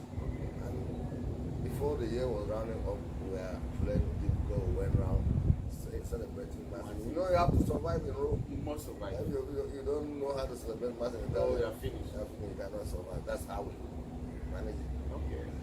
So I had my licenza Yes. in theology. By that time, the bishop asked me to come back. Okay. Go ahead. My professor wanted me to go back. The bishop wanted me to come back. It tells you have to go. I have to go back. Okay. When I went back, 2006, November 3rd, November 11th, November 16, I was in the diocese. Yeah. I was appointed as the pastoral director of the diocese, Wow. taking care of the pastoral center, and also the executive of the diocese and pastoral bishops. Wow. We continued the vision of the pastoral plan Yes. and made sure that we were able to find out and roadmap things as a support. So So I've been working on that. Within the period of being in the pastoral center, Yes. I also was able to. Father Seka died. Within that period, I was also sent as parish priest of Melo for 3 years, while holding the function of pastoral director. Wow. I did that. In the meantime, when I was in the pastoral center, I also taught in Bambui for 1 year. You're a lecturer in Bamboo. Lecturer for 1 year. I took Wow. Father William Campus when he went for sabbatical Okay. for 1 year Yeah. to teach them the Bible. In first and second year, first and second year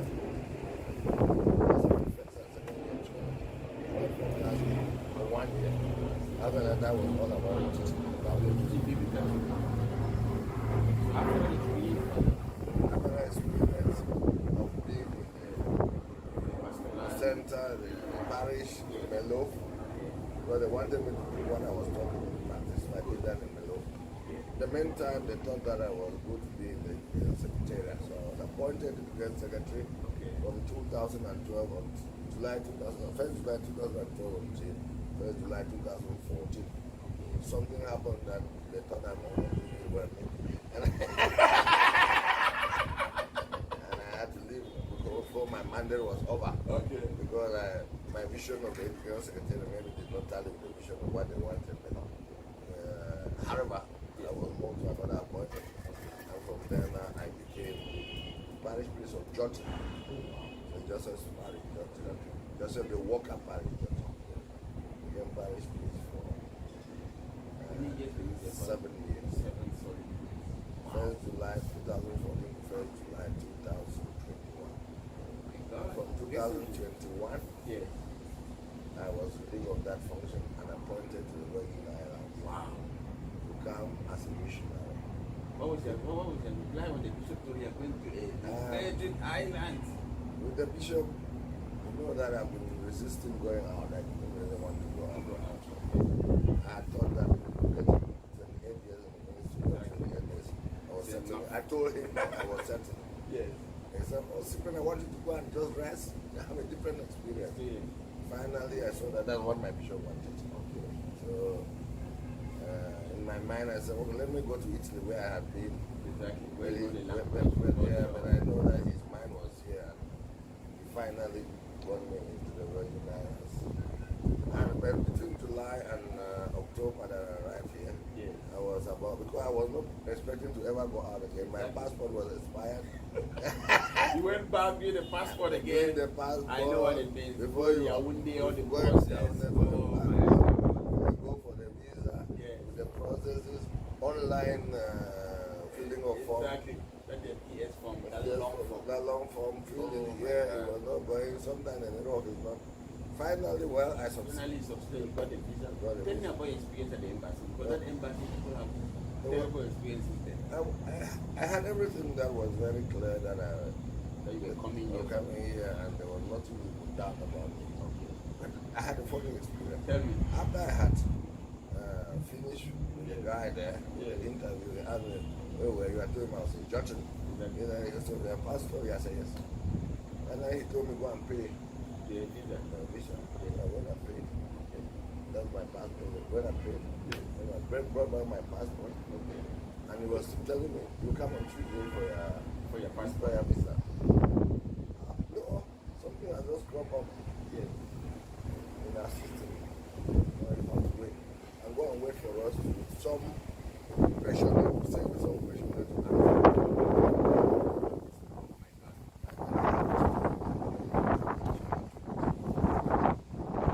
struggling to get that application. First of all, my email in the DS form, they asked for email I used in the last 5 years, and I had just formed a new one. So I gave them the other one. Okay. So which was not going to, they sent material through it, which was not going. Until finally I called the bishop in that I gave the right one before They gave you they the. gave the questionnaire. And the questionnaire were very simple. You will see anything that was.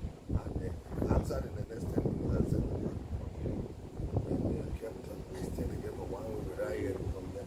Went to the embassy, time checking. Before, when it was not coming, I went to the embassy and checked. Before I came back again, gave the different email. Before I went back again, checked, they told me I should go and wait. Okay. Then When they I'm would go waiting. away and I spent a lot of money. Back and forth. Wala, Kumbo, Yaoundé, Kumbo. Sorry about that. So I decided to stay in Yaoundé, beg the sisters,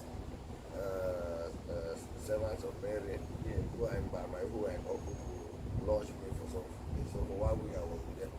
They gave me residence for that time. At some point, they called me to come and take this. I came to, I went back to Kuba. It was not easy because there was ghost town, there was no movement. So I stayed in Babasam, took the diana. Finally reached Kuba. It was not an easy thing.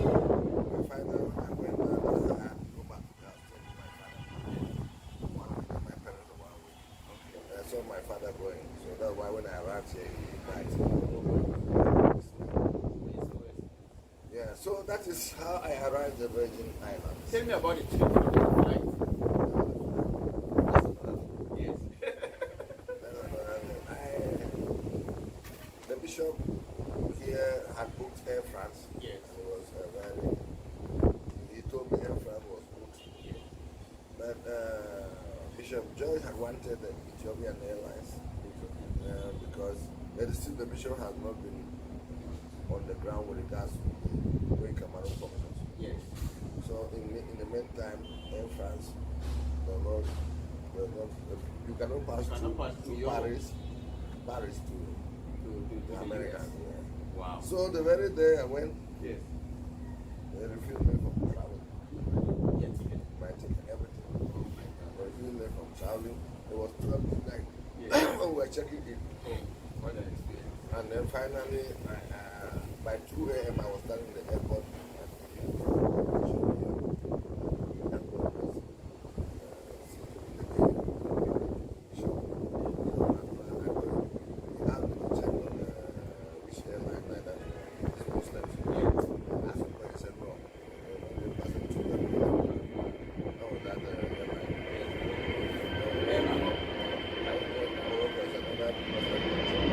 Finally,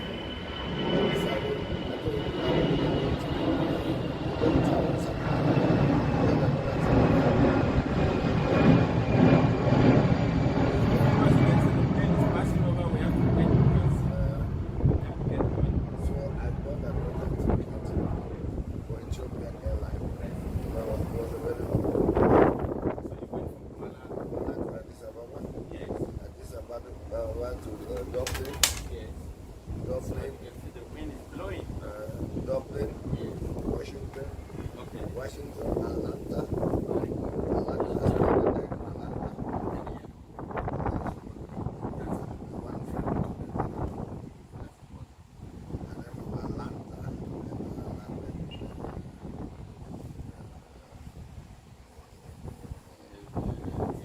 St Thomas on the 10th of October. Picked you up from the airport. The bishop himself. Wow. The entourage is where I was the bishop and the sisters. Wow. So I was really received at the airport. Oh, that's serious. As I entered. How did you feel? Yes, but I felt very welcome in this island. Okay. I was just wondering what type of place is this where we are. Oh, water. Exactly. And I said, will I stay here? Wow, that's beautiful. So that is, And so you were recently appointed rector of the Cathedral of St Peter and Paul. yes. When I came, the bishop had indicated that I was going to be the cathedral, so I thought I was going to be assistant. Exactly. But all of a sudden, he's the rector. The one thing, how could I become rector in a place I don't even know? But he, However, he continued, and finally, we had on the 15th of October, yes. we had around 15th of November. Yes. We had Meeting. we had handed over. Handing over. Okay. The chancellor, and he handed over Formally. formally. Okay. Wow. So at the moment, I am the rector of St. Peter and Paul Cathedral of St. St. Thomas, Especially, Virgin Islands. I think the bishop nominated you to that position because he has read from the experience. You have a rich pastoral experience.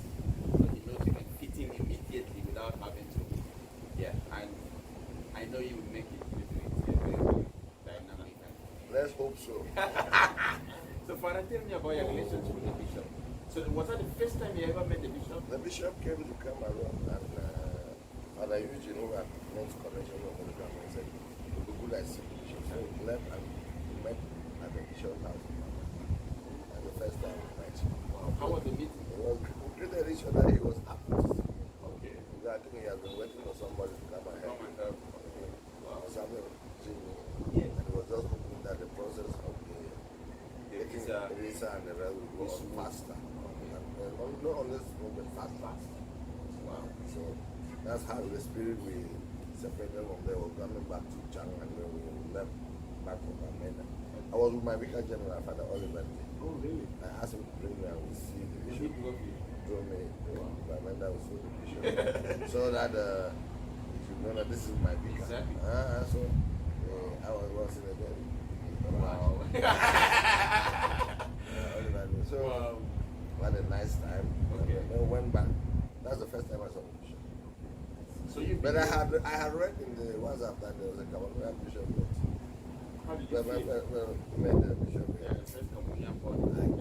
Yeah, I just put it for myself. Where would I ever meet? What's my concern with? What's my concern with people who are bishops in America? So I didn't even think of coming to America. So that's my concern. You see, and you finally get to be. So I didn't even read it. When it was clear that I'm coming, I went back. I deleted all the matter. You get thoroughly. So I told me that I should not always go everything. I said, read them. Read them. Because And so that is what happened. So when I was excited when I heard that there was Cameroonian, so I was wondering how I managed to come to show. That was that was the next question. Even some of my friends said, when you come to that place, ask him, what trick you use to become bishop, so that you two could find your own trick. so that have you asked him? I'm not asking. It would be good you ask. I just enjoy your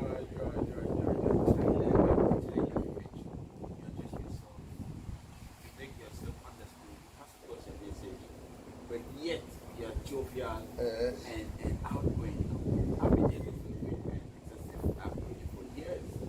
It's really an honor to meet you. You say that, Yeah. and it's still as if in my childhood. It's my childhood, which is true. No, really. I thought so, that sometimes this my welcome, being close to people gets me into trouble, you know.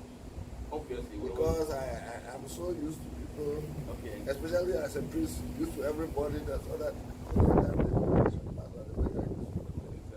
I understand it. But I have nothing to hide. No.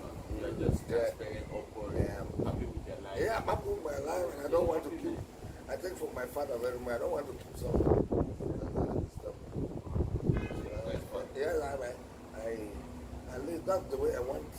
I see people here. Some people are not very close in. I tell them, open up. Wow. I say, you see, so I feel myself. I'm telling him, I will keep all the nicknames. Will give me nicknames. I enjoy the way point of view. Give me nicknames. I'll come. I can have a nickname for every day. For him. Today was Reverend Doctor. Yeah. Then he was calling me Christopher Columbus. We play like that. I enjoy it so that we should be life. Like for me, I believe that life is one of the things I find strange is that people think the notion that people can make mistakes. So Which is not so, human. Which is not human. You allow yourself to live life. If you make a mistake, say sorry and you go ahead, life goes on. And then that makes people not to go for adventure. You know something. When you know something, when you make a mistake and you are knowing something, it is true that the person who created this fluorescent light made it 150 times. That's what got it down. And then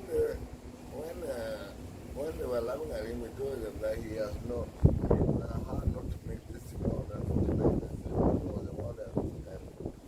So I believe that life is adventure. I like the way you see life. Yes. And you have to go into it. Yes. And when you see some person, Yes. don't just close the person. Don't close the person. You that what God wants you to know that person. And in that case, you are able to come close to many people. And then you can live. Although when you are close to people, my problem is that when I'm close to people, they love me so much. And those who come to me to try to sort of like possess me, they are angry. Because everybody will love me. Exactly. You understand? No, and that possessiveness It's not good. So I like to be open to everybody. And so on and so on. So for me, life, as you say, life for me is good. Because Jesus came down with me, how long I have it to the full. I used to tell people that when I did the Bible, I know only one verse in the Bible, John 10:10. Jesus came down with how long I have it to the full. Only verse I know. And people on that matter. And only one verse. That is the verse I want to know. Okay. John 10:10. John 10:10. Jesus came down with how long I have it to the full. That's powerful. Yes, Bible came down, always do it.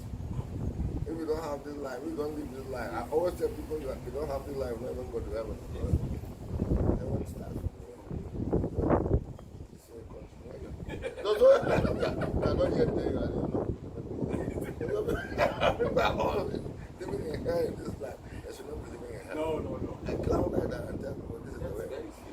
So, why you have known this is me, I know. And you use the right word. I think this is the first time I'm a child like this. Wow. I don't let go. I'm Just just myself, and I tell you, you want to know me 1 minute, you know. yeah, you just tell people the way you think. But the other side of it, that when you take me for granted, you'll be in trouble. Okay. Because I like that things are in order. Well done. And I like what you call follow. Okay. That this thing has to be done. And we will say, my office got it level. But when I see that thing, I think I'm going to have my ass. How we go? It's important. And I like to walk. No, yeah, you hard work. And I believe that we have changed the world for God. That's my philosophy. And why should we work? I'm for the church. The other day I was moving like a bishop and I can't listen to it. I was in the pew like the other company. So I thank God moving that so I'm very thankful because this is the second time. Some people are jealous that I'm the second time in the Sending you out. I think that they don't have to be. They don't have to. They just have to. I told the bishop, said another person said, no, I'm telling you.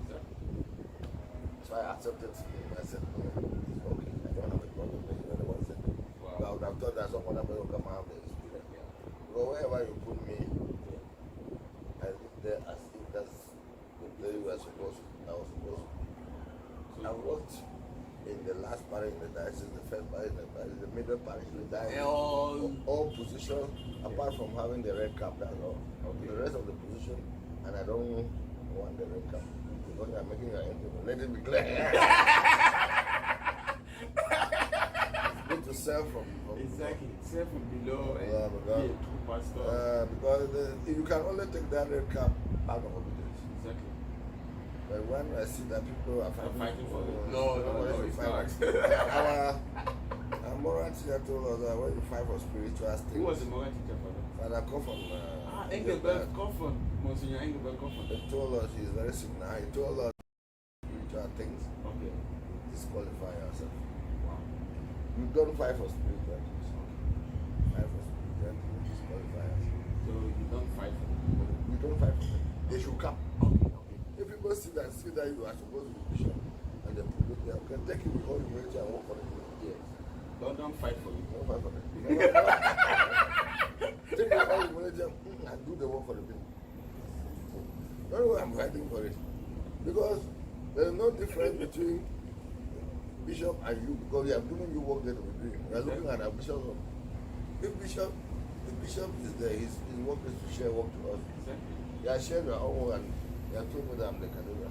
Then I start looking at his own. Have I finished doing my own? Have I finished doing my own? And I'm looking at my own. You take 2 cars and where? We were able to manage. Why are they infinite? And when they put you anywhere, do what you are supposed to do. You are changing the mood at the restaurant to do all that. Can you imagine? that you change the world from the little thing. It's an ordinary way. Wow. If you do it extraordinary, you'll be able to change the world. And then when I was still YCW chaplain, I explore that together we can change the world. Together we can set up. Yeah, together we can change the world. And you'll be interested to know the motto of my ordination. Oh, unity we must unity. How good when God has unity. Psalm 103 as well. And I speak, I use the Lamson word, one expression which is very, very legend. Yeah. We're, so we're. The way We're. A person is a person because of a person. You are not a person because of a thing. A person is a person because of another person. That's it. That's a powerful thing in there. You can have all the things, but you don't have people. no, you are finished. You are a person because of another person. And that's why together we can change the world. Yeah, and that's why personally in my pastoral ministry, I make that we try to be together. Unfortunately, I've always had a lot of opposition. And sometimes people get loud against me and sometimes I think that in the end, they will see that what thing that we should be together. And in my pastoral, I make sure that I bring people together for meeting. One of the things they hate me about is that I love meetings. Oh, you like meeting? My pastoral work is meetings. I bring people for meetings, you know what you have, and then I take my decision. I cannot take next Sunday I'm having a meeting with all the teachers. I've had a meeting already. The marriage council is ready. Yesterday I had a meeting with the president of the Legion of Mary. Tomorrow Saturday we'll be having a meeting with the Catholic daughters from America. All those meetings are very helpful. On Monday I had every Monday we'll be having office meeting. If I learn how to move fast, and then we'll start another one. I learned this from propaganda film. Every time, because they are the ones who propose Bishop or whatever, every Friday they have one office meeting. So my practice has been every week.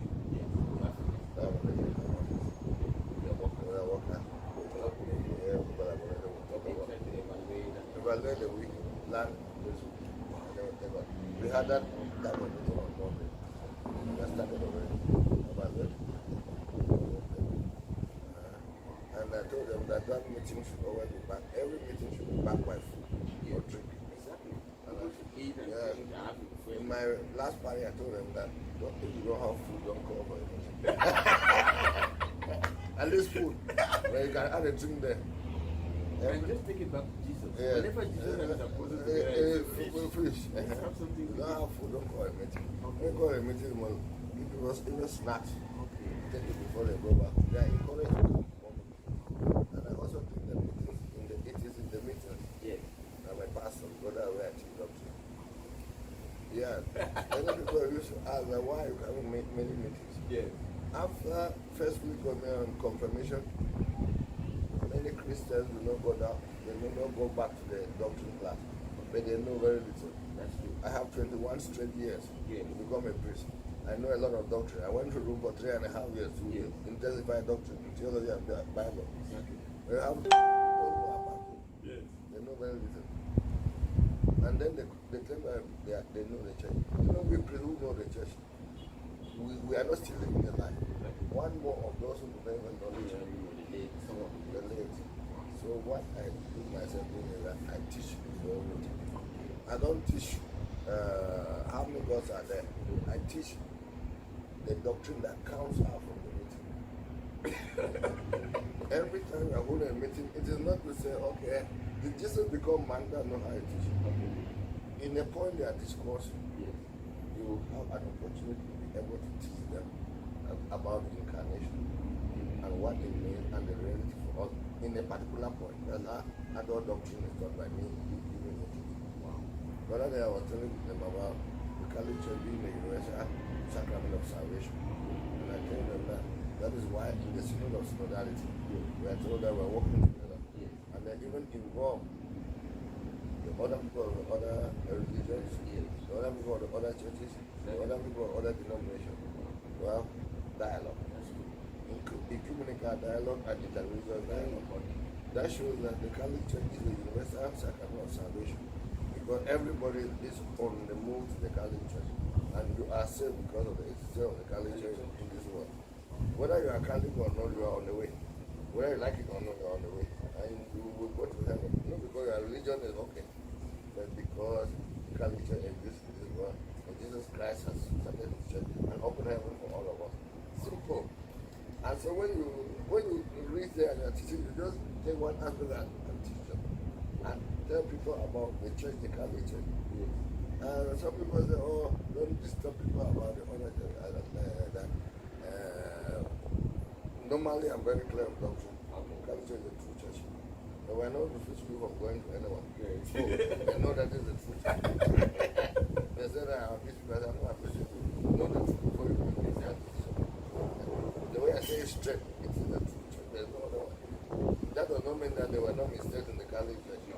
When popes were marrying and getting concubines and the rest, that was a mistake. Then when Martin Luther was kicking again, and the fact of money, the collection of money, indulgences, the selling of indulgences, there were mistakes on both sides. But when your father makes a mistake towards you, it doesn't seem to be your father. No, that's a mistake all these Protestants are making. They're forgetting that they came from the Catholic. It's always your father. You may exactly. He's always your father. So why you run away? You run away, you come back to the house. Must come back. So you're gonna we just say, well, your father made a mistake. He can also make a mistake. So the Catholic Church made a mistake, but it's the true church. The father, the glory of father, like whether I like it. So, anyway, so I'm talking too much. No, let us go for other things. I'm so impressed. So, Father, let's conclude with the bishop. So you've not known the bishop for a long time. From the time you've known him, what characteristics can you tell us about him? I think bishop is a father. Very nice together. And he wants everybody to be around him. Okay. And he has the heart of a father. Okay. Wow. When I hear this is what we're talking about. And a bishop is made. If you have ever walked near a bishop, yes. Every bishop, no matter what person, is always a father. Wow. He wants everybody to, and he wants to feel like a father. Okay. And wants to be protective of you. Wow. There's some of us see that, what bishop will give him trouble. Yes. But he wants to be protective of you. Exactly. He wants that you, so that you don't go. You don't go astray or fall into He was very frustrated when I was not getting the visa. Okay. Yeah. You see, so that expresses fatherly. I think so. Wow. It expresses fatherly. When you are coming here, make sure you have food, make sure you have everything here. Okay. I think that aspect of him is very is there. Wow. I realize he is a father to everybody. And sometimes he will complain, oh, this one is not supposed to be here, but you see him still following up the person. Okay. That's the aspect of him I've known now. Yes. Being with him. Gradually, maybe I will know more about him. Yeah, gradually with time. With time, I will know more about him. Yeah. But he has given me a challenge, and I told him it's a big challenge to be in a certain category. I'm telling you. It's a big challenge. It's a big challenge. But I'm struggling to see. But I try to do my best. Okay. But one aspect of me that people sometimes don't like is that when I'm not so happy, I'm very sharp. I will tell people straight what they like. And I think that sometimes they're not happy that they'll use the word that I'm abusing them. Which is not the case. Which is not the case. I want that they should think that because for me, even when I make my own mistake, my friends sometimes are not happy with me. Okay. When they make mistake and they're coming to me, I know I'm making a mistake. They hands up. Okay. They wanted me to be diffusing so that they are happy that I'm feeling. I said, no, I'm making a mistake. Yeah. So I think that is the way. But I hope, I'm praying that I'm learning this experience here. Exactly. I'm getting everybody to tell me how this place is. Okay. Certain tradition, when I see immediately, I click on it. Like for example, we're going to have a Christ the King procession on Sunday. That is already where we started already adoration. Every Tuesday that was there, but it was not intensified. Put So at least this is showing people that at least. And my vision for the cathedral is prayer. I think we need to intensify prayer. No matter what, everything is centered around prayer. For prayer will get many people. So I want people, and I was telling them, make a personal relationship with Jesus. You don't have a personal relationship, you can run around and say that you're a priest. Run around and say that you're a Christian, you are not one. Personal relationship with Jesus. It's very important. If you are not having that personal relationship with Jesus, what's going to happen is that you are running around doing many things, but you are not working for Him. Because He does not get what you have. And when you pray, when you put yourself in prayer, and be regular in prayer, and with the ladies, the Christian every morning for the road, it's important. Sometimes I look at it in the West sometimes, but it's very important. And we are constant there to say the rosary before Mass is very important. Yeah, we are constant there. Other than that, that is what constancy and consistency is the Christian life. And when you do something in the Christian life, it becomes boring. Now when you have started doing it. Yeah. Because the Christian life is a way of life. It's not moments of life. 1 minute ago, they jump to church and keep jumping. When it's Christmas, everybody comes. When it is Easter, they come. But that's not the church. The church is a way of life. You're supposed to be church. You see, church everybody. Wherever. That's why in our days we have the laity council. In our days we have the laity council. We also they evangelize in the heart of the world. Very important. Yeah. Thank you. What wishes do you have for the new bishop? I wish that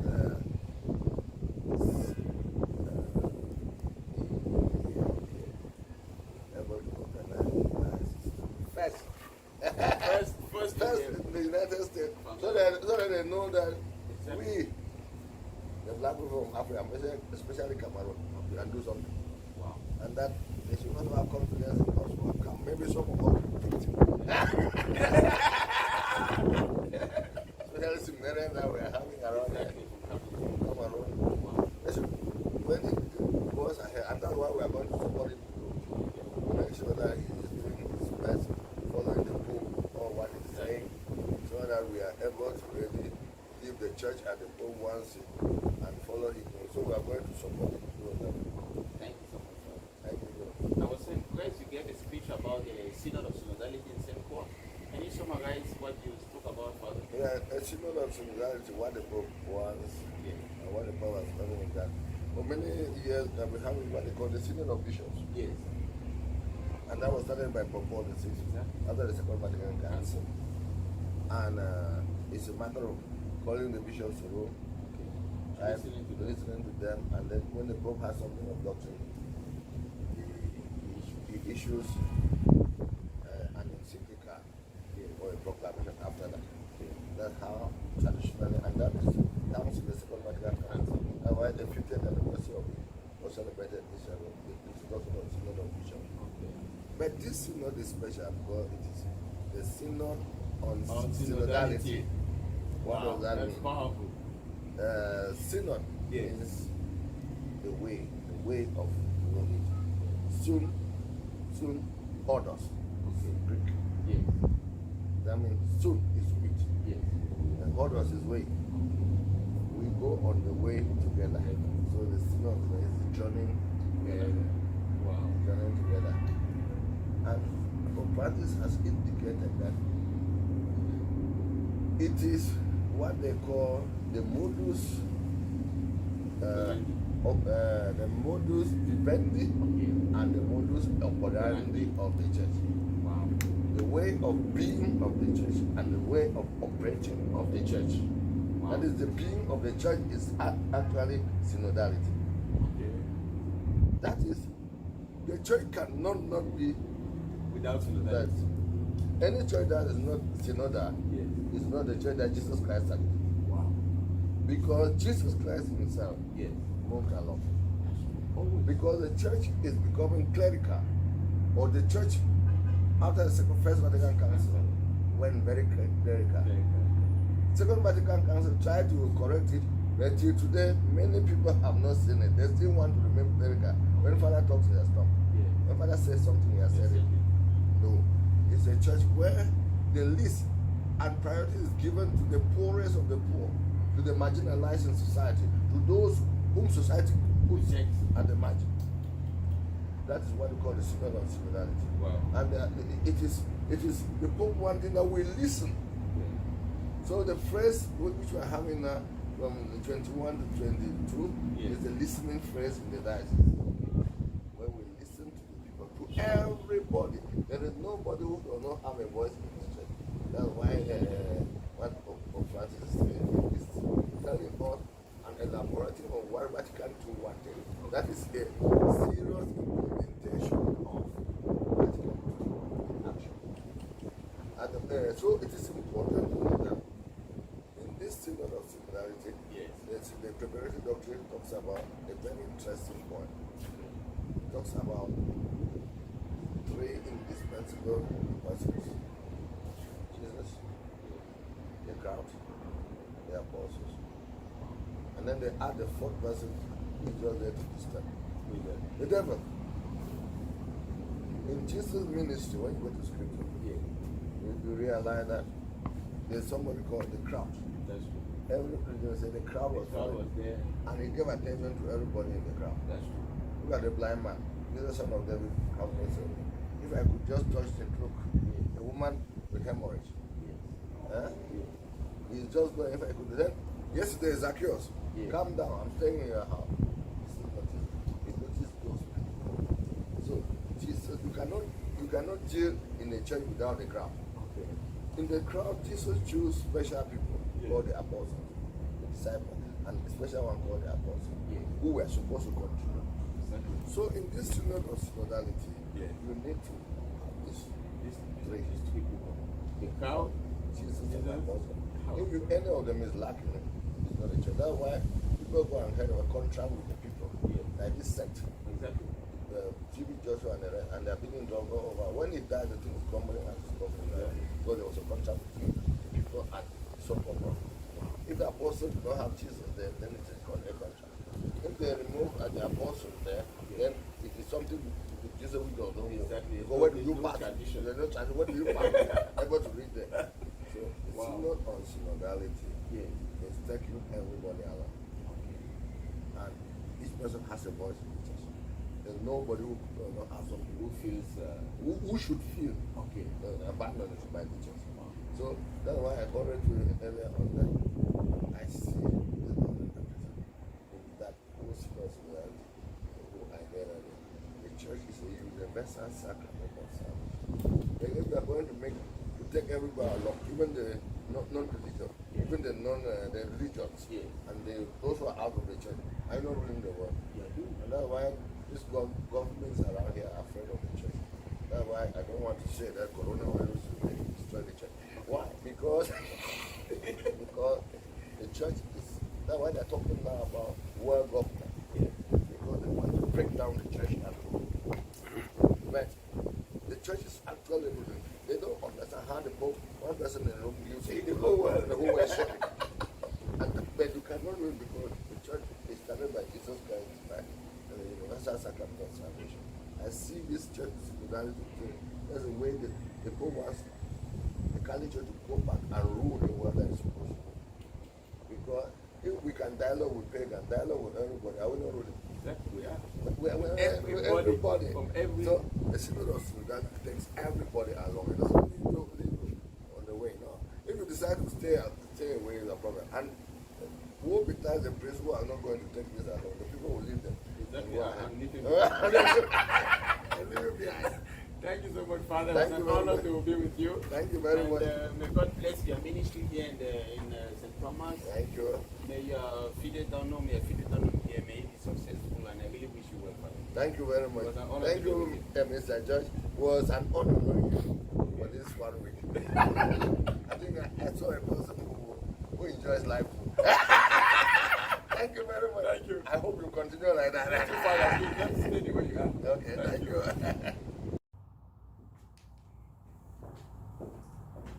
Mr. Wagenbush, good morning. Good morning. A pleasure to meet you, French media. How are you doing today? Oh, doing fine. How about you? Oh, you look so elegant. And do you? As you can see, this is a typical cultural dress from Cameroon, Right. from the northwest. Okay. The northwest, they dress typically like this on Sundays or during cultural activities. I see. Yes. So there's a variation of the dress depending on what the event is. Exactly. Or casual, Depending on what the event professional, is, and generally people put on this in any event. I see. Generally. Okay. Yeah. It's kind of warm. It's it depends on the material. I see. You know, there are materials like this one is really meant for winter. It's thick. Yes. But there's another one which is lighter. I understand. You can wear that during summer. Sure. Okay. Yeah. But what really attracts people is the color, you know. Oh, it's beautiful. It really is. Green, red, yellow. And the lions. Exactly. The lines too, you see the chain and all that. Right. So Beautiful. yeah, we really value our culture and we identify it and manifest it Right. wherever we go. And that's important. No, it is. Yeah, it really is. It is who we are. We cannot do otherwise. That's really critical. You know, it's that importance. You know, that's that critical element. You know, to just be proud of who you are. You know, and let the world know that you know you achieved. That's exactly why I'm here, Mr. Warren Bush. I'm here because one of your priests of the Diocese of St Thomas was appointed Yes. the first Cameroonian-born Bishop to be appointed in the United States of America. That's Bishop correct. Jerome Feudjio. That's why I'm here. I'm here for a scientific interview to get to meet people who have worked with him so that the world may be able to know who this man is. But before we begin, I want to know who you are. Who I am kind of pales from that as comparison to the achievements that you know our now Bishop Jerome Feudjio has achieved over the years. But my position here is Chief Financial Officer, and you know I've been here for since 2013. Oh, wow. I've been affiliated with the church since we first moved here, my wife and I in 1997. Okay. So we've had that relationship with then of course Monsignor, then it was Pastor Feudjio, then Monsignor, and then the rector of the cathedral. So he's had quite a number of positions as he's kind of matriculated through the religious community here. Okay. But my position is pretty much as you would expect for a chief financial officer. Someone who manages the fiscal responsibilities of the diocese. Okay. Works in close conjunction with the bishop, of course, in terms of actually keeping a precise assessment of what the fiscal status is. Okay. Evaluating ways that we can do strategic planning. Looking at ways in which we can incorporate statutory guidelines and procedures into the operation of the church.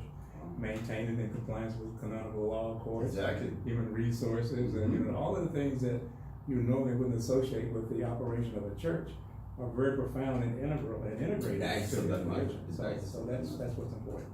Oh, wow. And some people, I guess, casually refer to it as a business. Of course, it isn't. Yeah, of course. But it is an element that has to take place in order to to be functional and maintain operational status. And that has to be well managed. It does.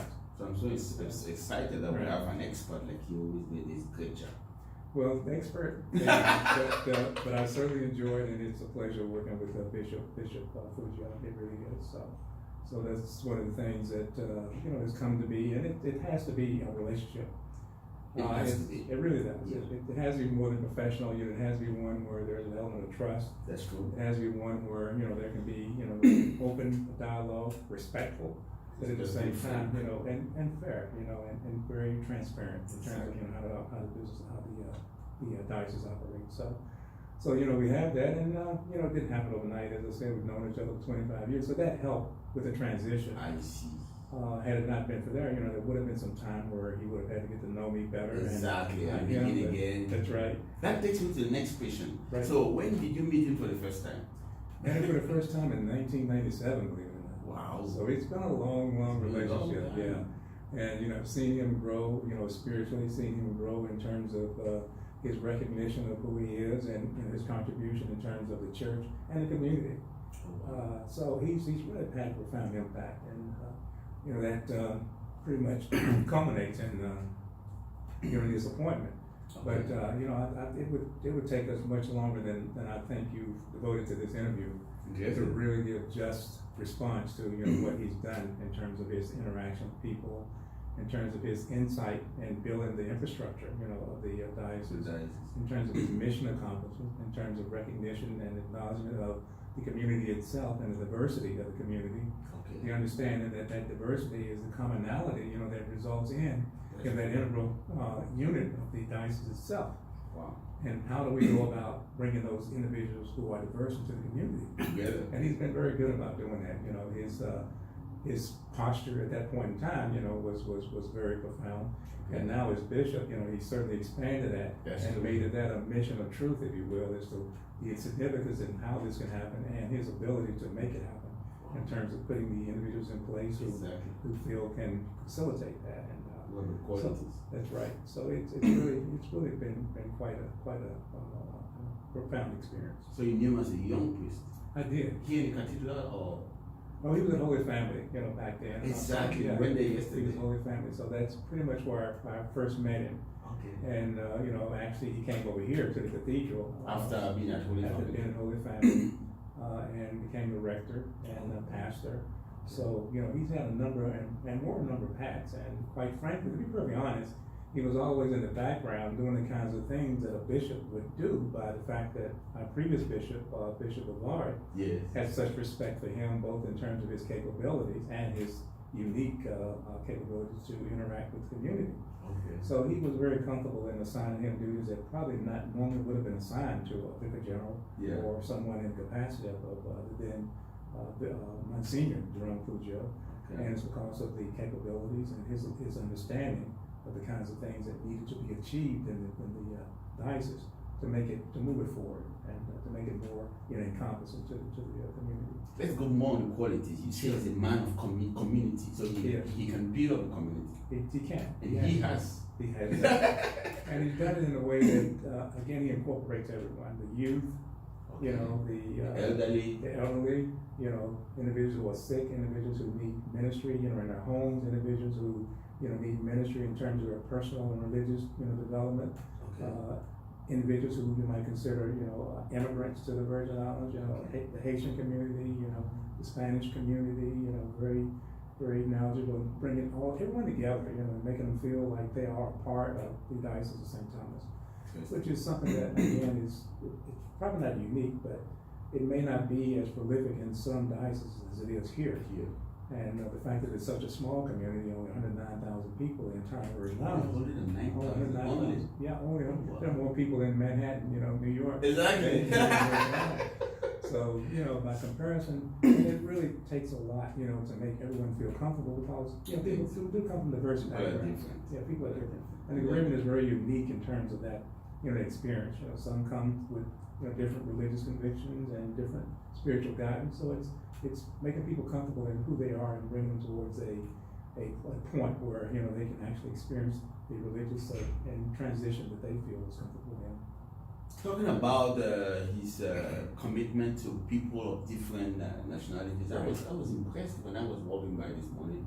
I saw the Caritas, charity. That's right. So it seems the bishop is very involved in charity, practical charity. As a financial officer, you should be able to tell us that a lot has been invested to help the immigrants who don't have food, who just come into a place, they don't have money.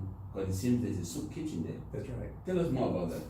Well, Catholic Charities is one of the entities that we certainly are very proud of in terms of its ability to reach out in the community and assist those who are, you know, less fortunate, you know, those who are homeless, you know, those people, you know, the poor, you know, the indigent, and, you know, even going over and helping people who have other challenges that may be to some degree, you know, psychological, even though that's not the mission of Catholic Charities. But when you talk about the human element, you know, you can't leave any. No, you can't leave any element out, because the human being is whole. Right. The church is out for the whole human being. It's right. It's a holistic entity, and you know, sometimes we really have to be careful because of the liability issue. But there is that compassion, you know, that exists within Catholic Charities, and certainly communicated by Bishop, that says, you know, we have to understand, we have to react, and we have to respond to the needs of all people as much as we can. Exactly. And that certainly takes place. And you know, I'll say Ms. Andrea Schillingford, who's the executive director for Catholic Charities,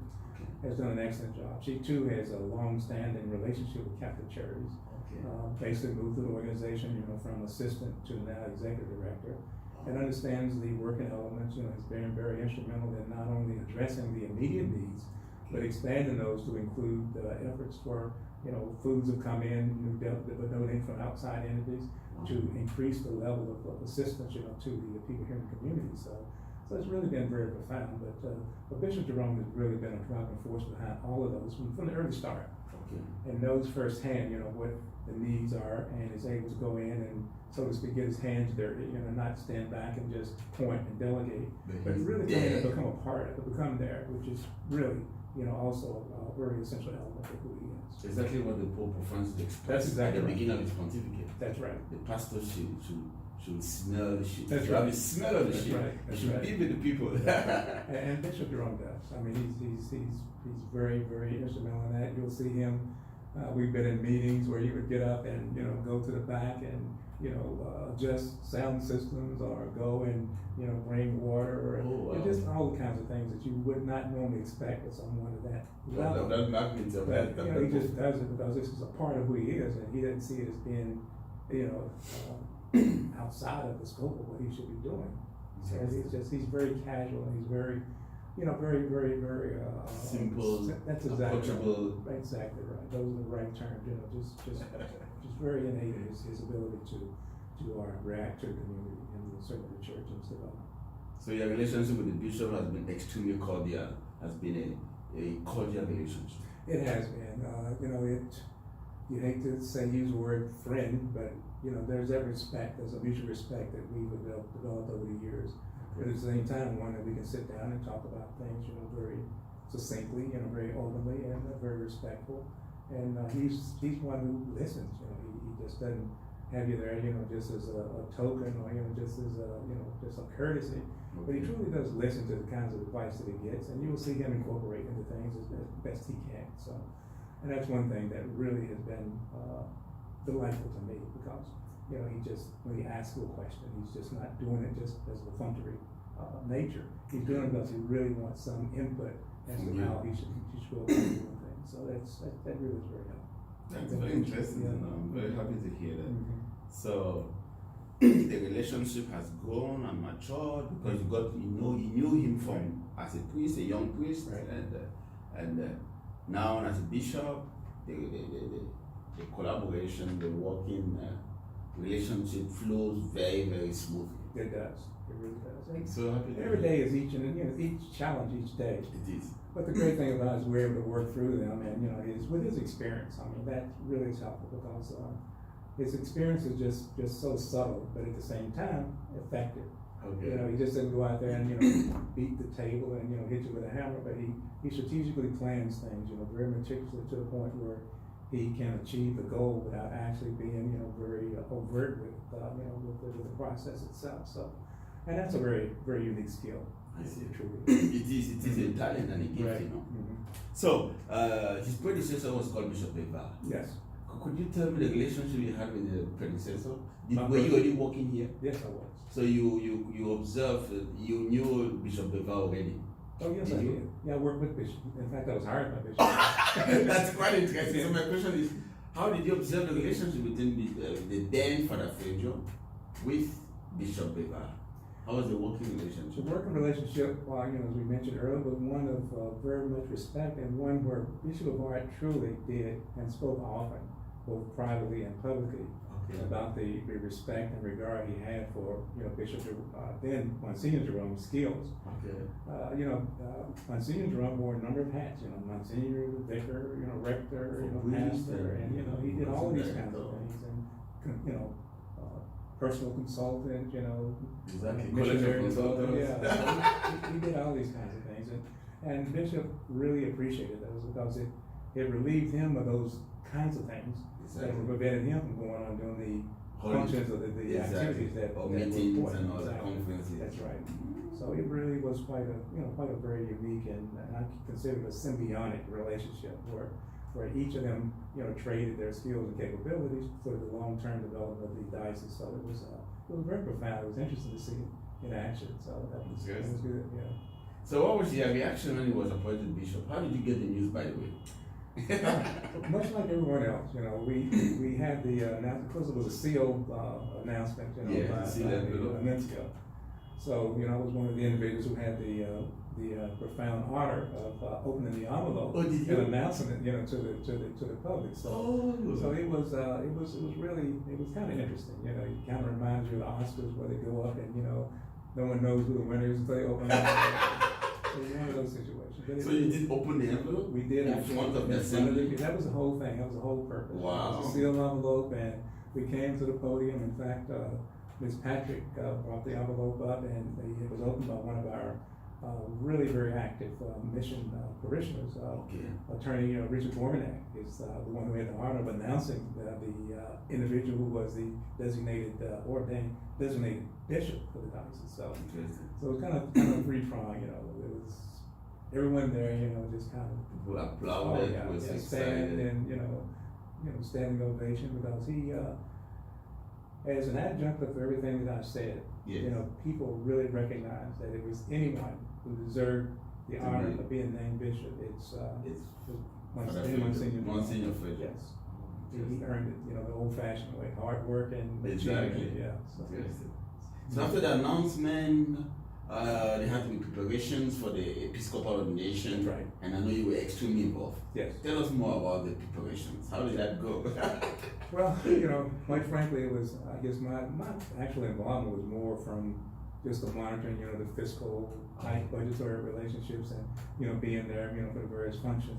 But he had some really key people, Miss Charlotte Banks and Miss Lydia King, who actually spearheaded the event. Okay. And, he can't ever say enough about it, neither can I, because these people worked night and day with a good dedicated team of committee persons who were each delegated their responsibilities Yeah. and handled them well. Ms. Keo Chungason, who was responsible for going out and raising the funds and getting the monies in for the booklet, to Exactly. facilitate The the booklet was thing. excellent. Yeah. Color.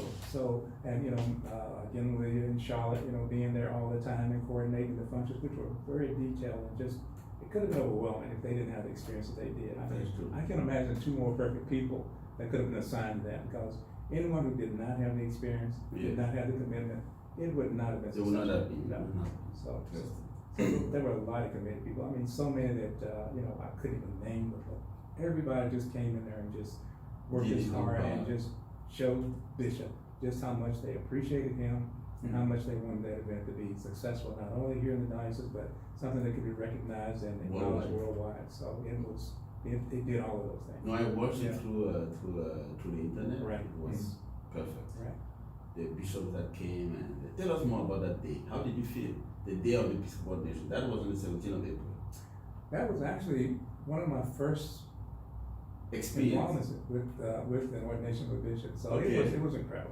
I mean, all of the individuals who came from Bishop's hometown, his home of Cameroon. I mean, just tremendous. Okay. The people who came in, I mean, I couldn't believe it.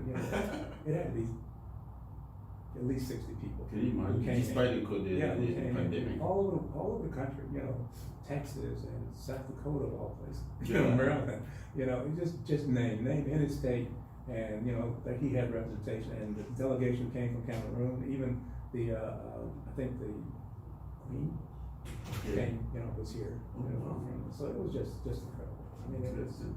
They I mean, came it was, from the village. yeah, that's right. Yeah, she was president. It was just to me just an incredible acknowledgement of not only the spiritual and religious person, Person that he but is, the but- individual, and Exactly. who everyone saw grow up, and his commitment to the community and the love that was shown. I mean, it was something that was not staged.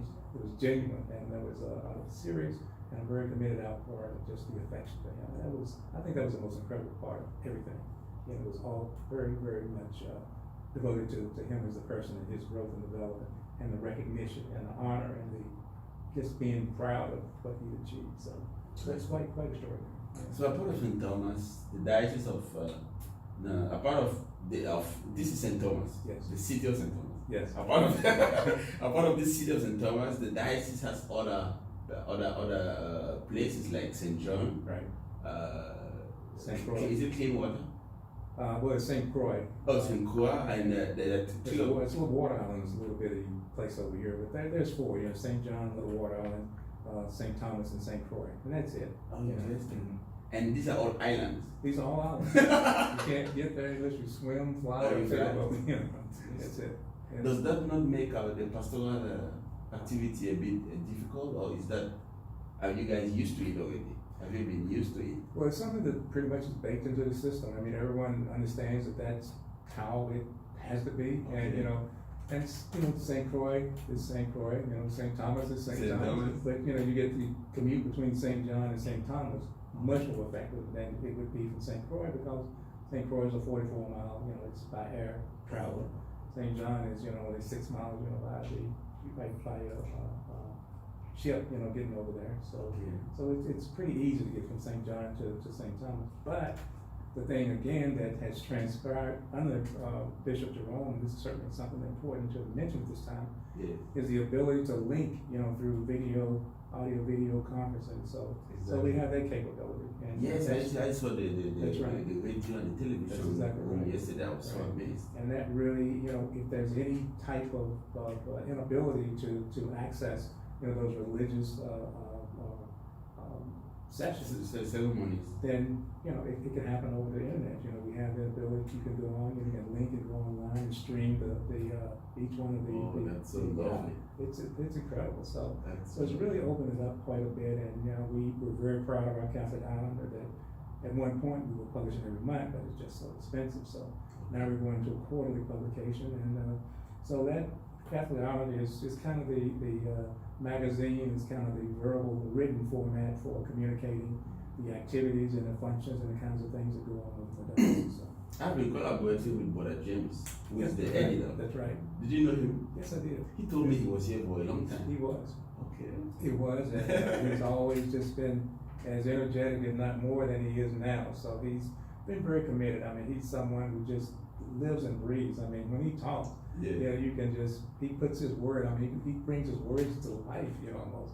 When he's talking about, you know, the kinds of things that should be done to enhance the, you know, capability of the visibility, of viability of the Catholic Islander, and the other things that he's doing. So he's really been an integral part of this from the very beginning. So he's one of the most knowledgeable persons that you could ever manage to talk to outside of Bishop Jerome, in terms of how the audio, video, and camera. Exactly, all the information technology and all that stuff. Yeah, I've been following up the calendar, the journal, and it's online presently. Yes, it is. But I'm very happy that the bishop told me that it's going to be, the printing is going to be back again. That's right, it is, right. Okay. And it's more practical, and of course, more cost-effective to do it that way. Because every month, I mean, you kind of run out of things to say, but you know, quarterly, you know, you can get in there some really important things and can transition, you know, more than pretty much saying the same things over and over in just a kind of different format. So I think it's a very practical standpoint from an information dissemination standpoint, and certainly cost-effective. So my next question is the diocese as a whole. How does because looking at St. Thomas, it looks like it's a touristic area. Touristic, people just come and visit and they go. So how does it? Or am I? No, go ahead, please. Okay. No. I'm happy Is it true that people just come here and visit and go, or we have people who are here who are permanent? Okay, that's an interesting response. You do have those individuals who come in. For example, during the peak of tourist season, you know, we get somewhere in the neighborhood of you know, over 200,000 people. You know, 7,000. 200,000. 200. Over some. What is that peak period? The peak period is from November to April. You know. Okay. Yeah. November. So you know, it really is you know, quite a unique time period, and the people do come in on the cruise ships, and you know, they leave, and people come in on the planes. Well, I'll take it back. The total tourist activity, planes and ships, is over 2 million in any given year. So that's a lot of people. But you know, quite a few of them do fly in, they leave. Okay. But there are people who come in, they call them snowbirds. I see. Who stay for, you know, during that period where, you know, it's snowing, you know, it's cold in the States. And they stay here, you know, for a period of 3-6 months, you know, sometimes. So it's very, very interesting. So in that case, the question I was about to ask, because I was asking this question related to how does the diocese survive? Because since you have few people and their parishes, how does it survive financially? It's very difficult, and it's been a complete transition. I mean, I don't know if we will ever be the same again as a result of the COVID-19 impact. You know, that's probably had the most profound impact on parishioner giving that, so in my experience, and I've been here almost 25 years, It meant that people couldn't interact. At one point, there was basically no activity in the church because people couldn't come because of the restrictions. It's slowly ticking back up, but not nearly in the numbers that would be sufficient to maintain the operation. It also has had an impact because initially Bishop of Art and then Monsignor Jerome would go out and do mission appeals in the States, and there would be some occasions, Dr. George, where they would bring in about $700,000 a year in contributions from the States, and there were some benefactors would give as much as $100,000. And so it was incredible, but that's gone because everyone has been impacted in the States and all over the world as a result of this COVID situation. The whole world. That's right. People don't go to church. That's right. It's a terrible pandemic that we separated people, and the church is a community. That's right. That's right. I see. So the challenge continues. The challenge continues, and unfortunately, it's just going to be a gradual thing. We just have to just reinvent ourselves, if you will. So we have to find better ways. We're going to find more traditional ways, and I say that from the standpoint of things we've been doing in the past, to address the needs of the parishioners and to address the financial and fiscal requirements of the diocese. And what that will entail will be, more and more of video, more and more of trying to reach the parishioners or reach individuals in the States, by video, by media, by the internet. So it's going to be all these things that we're going to have to transition into quickly because it's really had a profound impact on us. I see. That's quite interesting. Good morning. So let's go to second to last question I had regarding let's go back to the island. So the islands you have, for example, in St. Croix, I hear there are 2 parishes there. I was told. Well, it's Holy Cross. Okay. St. Anne's Church. Okay. St. Patrick Church. So there are 3. So there's 3. Yeah. Interesting. And St. Joseph is 4. Oh, 4. 4. Interesting. So and then you have St. Croix. You have, is it clean water? St. Croix. Yeah, you have St. Croix. You have another one, St. John. St. John, yeah. It's Our Lady of Mount Carmel, St. John. So just one there. Oh, I see. So that's pretty much it. So that's, I think, the smallest island, St. John. Yes, it is. Oh, well, in terms of geographically, Water Island is the smallest, but in terms of the actual, dedication of a parish, and it's St. John. St. John is the smallest by far. It only is about 6,000 people or something like that. So it's not that much. So you have a large Haitian community here. Very large, yes. Yeah, it's really, and it's growing, and unfortunately, we don't actually know how large it is because of the immigration situation. A lot of people who come in here just don't want to be seen or afraid that. So they come illegally. Yeah, and they just don't. They're afraid they're going to be deported. So you have that element. We know it exists, but there's also a very visible and valuable portion of the Haitian community that we try to interact with, and have actually committed a mission to develop it. I see. So part of the Haitian community, do you have people from other countries like the Dominican Republic? Yeah, we do. Oh, you do? They're all over the country. You name it, Barbados, Dominica. We have a lot of people from Dominica. Okay. The Dominican Republic, St. Kitts, St. Kitts and Nevis. It's all over. I mean, you just name an island in the Caribbean. We have Miss Patrick is from Trinidad. Oh, Trinidad and Tobago. Yeah, Trinidad. So she's from there. So it's just kind of an amalgamation. And that goes back to one of the earlier things we were talking about is how Bishop was able to to address the needs of anybody, not only from a different country, but different cultures that go along with it. So it's really been quite a journey for him, and it's never ending, and it's just going to have to be again a change and this kind of reinvention of the kinds of things we're doing. But I'm sure. So apart from the bishop, have you known other African priests here? Priests from Cameroon? I do. Yeah, I do. I too short, I know. Okay. Let's see who else is here. Robert, from Cameroon. Robert, who's the chancellor? Yes. Oh, he's from Cameroon. Boniface is from Congo. Okay. Let's see.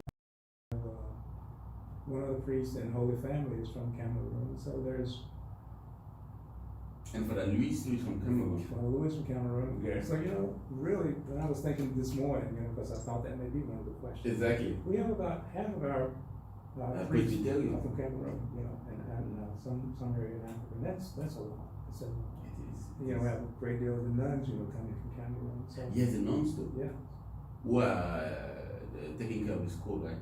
Well, some from the school, and some, just the community involvement, doing the things you would normally associate with, in terms of, addressing, the needs of the poor and, working with Catholic charities. And it's certainly quite a few are in the school system, working, making sure that religious communication is maintained and enhanced. So, yeah, it's all of those things going on simultaneously. And sometimes people don't even see it. No, they don't. So it's these types of things we kind of bring it to the forefront. Exactly. Let people know just exactly how expansive, even though we are the poorest diocese by far, that we still have those. Yeah, I was told it's the poorest diocese in the United States. That's right, it is. And the smallest. And in the smallest. That's right. And the only suffragancy under Washington Archdiocese is the only diocese under Washington Archdiocese. That's really that impressive. is, yeah, that's right. And we just had an Archbishop now, Gregory. Yes, he's the first African American cardinal. Yeah, I mean for me to live and see that, Right. saw the first black president, now Oh. first black African bishop, first black cardinal, it's. I mean, I think historically those things mean a lot, particularly. No, it does. It Yeah, does they to really people. do, It's so fast. It's It does. quite an achievement. Tell us more about the priest from Cameroon. What distinguishes them from your experience, the priest from Cameroon? The priests from Cameroon come in, they're well learned. I mean, what amazes me is the transition from a French language to speaking English. Right. I couldn't do it. It would be harder for me to come from English to French, or the dialect. So it's the transition that they make, very, very, very easy. But I forgot, Father Cyprian is Yes, from Congo. That's the English speaking part of Cameroon, so he Right. speaks to the English. Right. So, we have those elements coming in, but it's that transition and how learned they are and how, the commitment they have to the Catholic Church and how it's been not just a religious part, it's been a holistic part of their development. So that's very interesting. I'm very happy to hear that they're learned. Right. So they're really the learned people. That's right. That's right. And they can easily integrate into the Integrate culture. this culture, yeah. I mean, it's very quick. I mean, I thought Father Touchard is one that I personally saw, and when I first met him, he could not speak English. I mean, he really struggled to speak English. Okay. Then, 2 years later, I mean, he was very prolific, and now, I mean, his English is as good as some. It's people who were born here, and to see that, and I guess some people might say, well, this is not, it's easy. It isn't. To learn another language, another culture is not easy. It's a whole, you begin from square one. That's right. It's a whole. And to see them transition to that is quite amazing to me, and be relevant in the spiritual community. And contribute. That's right. Tell me more about the relationship between the priest from Cameroon and the parishioners, the Christians. Right. How do you observe that? Are the people welcoming and open to the priests from other countries? They are. I mean, it's one thing that really, I think, gratifying, if you will, about the Virgin Islands community. It's that acceptance, that you see. I mean, you have all of the other things, just like any culture, like any demographic, you have certain elements that have certain perceptions, and that will always be. But for the most part, they're very welcoming, and really look forward to helping work with the individuals who are there for that particular mission, to work with them, that they develop personally, facilitate what's needed to be done in order to help them to do what they need to do. So you see that happening all the time. So that's pretty much what goes on. And when a priest comes in who happens to be from Cameroon or anywhere else, there's let's do what we can to help, not be judgmental. He's here for a spiritual mission. That's how we should respond, and that's pretty much what you see. And how do the people respond? How do they respond to their faith, to their spiritual life? The people in general here. Yeah, the people really do well. I mean, you see a lot of individuals who are really, what you might consider serious and devoted and committed. Yeah, and that's pretty much the genre that you have here, and that's what pretty much is the glue that binds the church. Okay. Is that commitment. Even though you have all of these challenges, you have the fiscal, economic disasters that happen here in the earth. Now you have COVID, Yeah. you have all the other things that happen, all the other dynamics, but there still is that cohesiveness, there still is that element that binds the church of those committed individuals, and that too is something that should be recognized and acknowledged, because it's really critical, you know, to the ongoing viability of the diocese, regardless of what happens here. You know, when I landed at the airport, the immigration officer, I was asking for my address. I told him I'm coming to see the bishop. Oh, Father Feudjio! Right. They keep calling him Father Feudjio, you know. Right. I was so amazed. Right. The immigration officer. That's right. That connection, Father Feudjio. That's right. You can't go anywhere here, you know, and no one knows him. I mean, he just knows Everybody. You know, everybody responds to him, you know, from the barber to the mechanic, Can you imagine? to the plumber, to the roofer, you know, everybody, you know, just has that relationship with him, you know, Irrespective of position. it doesn't matter. From you know, the governor to the... That's quite impressive. and, you know, they acknowledge him and respect him, not only his position, but in The terms of that person- personality. personality. Yeah. So we've had a wonderful interview with you. We'll be able to know more about the diocese. It's one of the poorest dioceses in the United States, and dear viewers who are watching us worldwide, you're always welcome to support the Diocese of St Thomas. Please do. Yeah, please support the Diocese of St Thomas. It's Bishop Feudjio is here from Cameroon. He's doing the best he can. It's a wonderful place, and you can always support through the I think the office number, right? Yes. Let's see here. So you have here the Catholic Chancery, 29A, 30A, Princess and God. Prince of God. That's a Dutch influence back here. Oh, Yeah. the Dutch Kingdom Right. of the Netherlands. 7 countries that had to control the Virgin Islands. So the Dutch came, Yeah, English, the English. Spanish.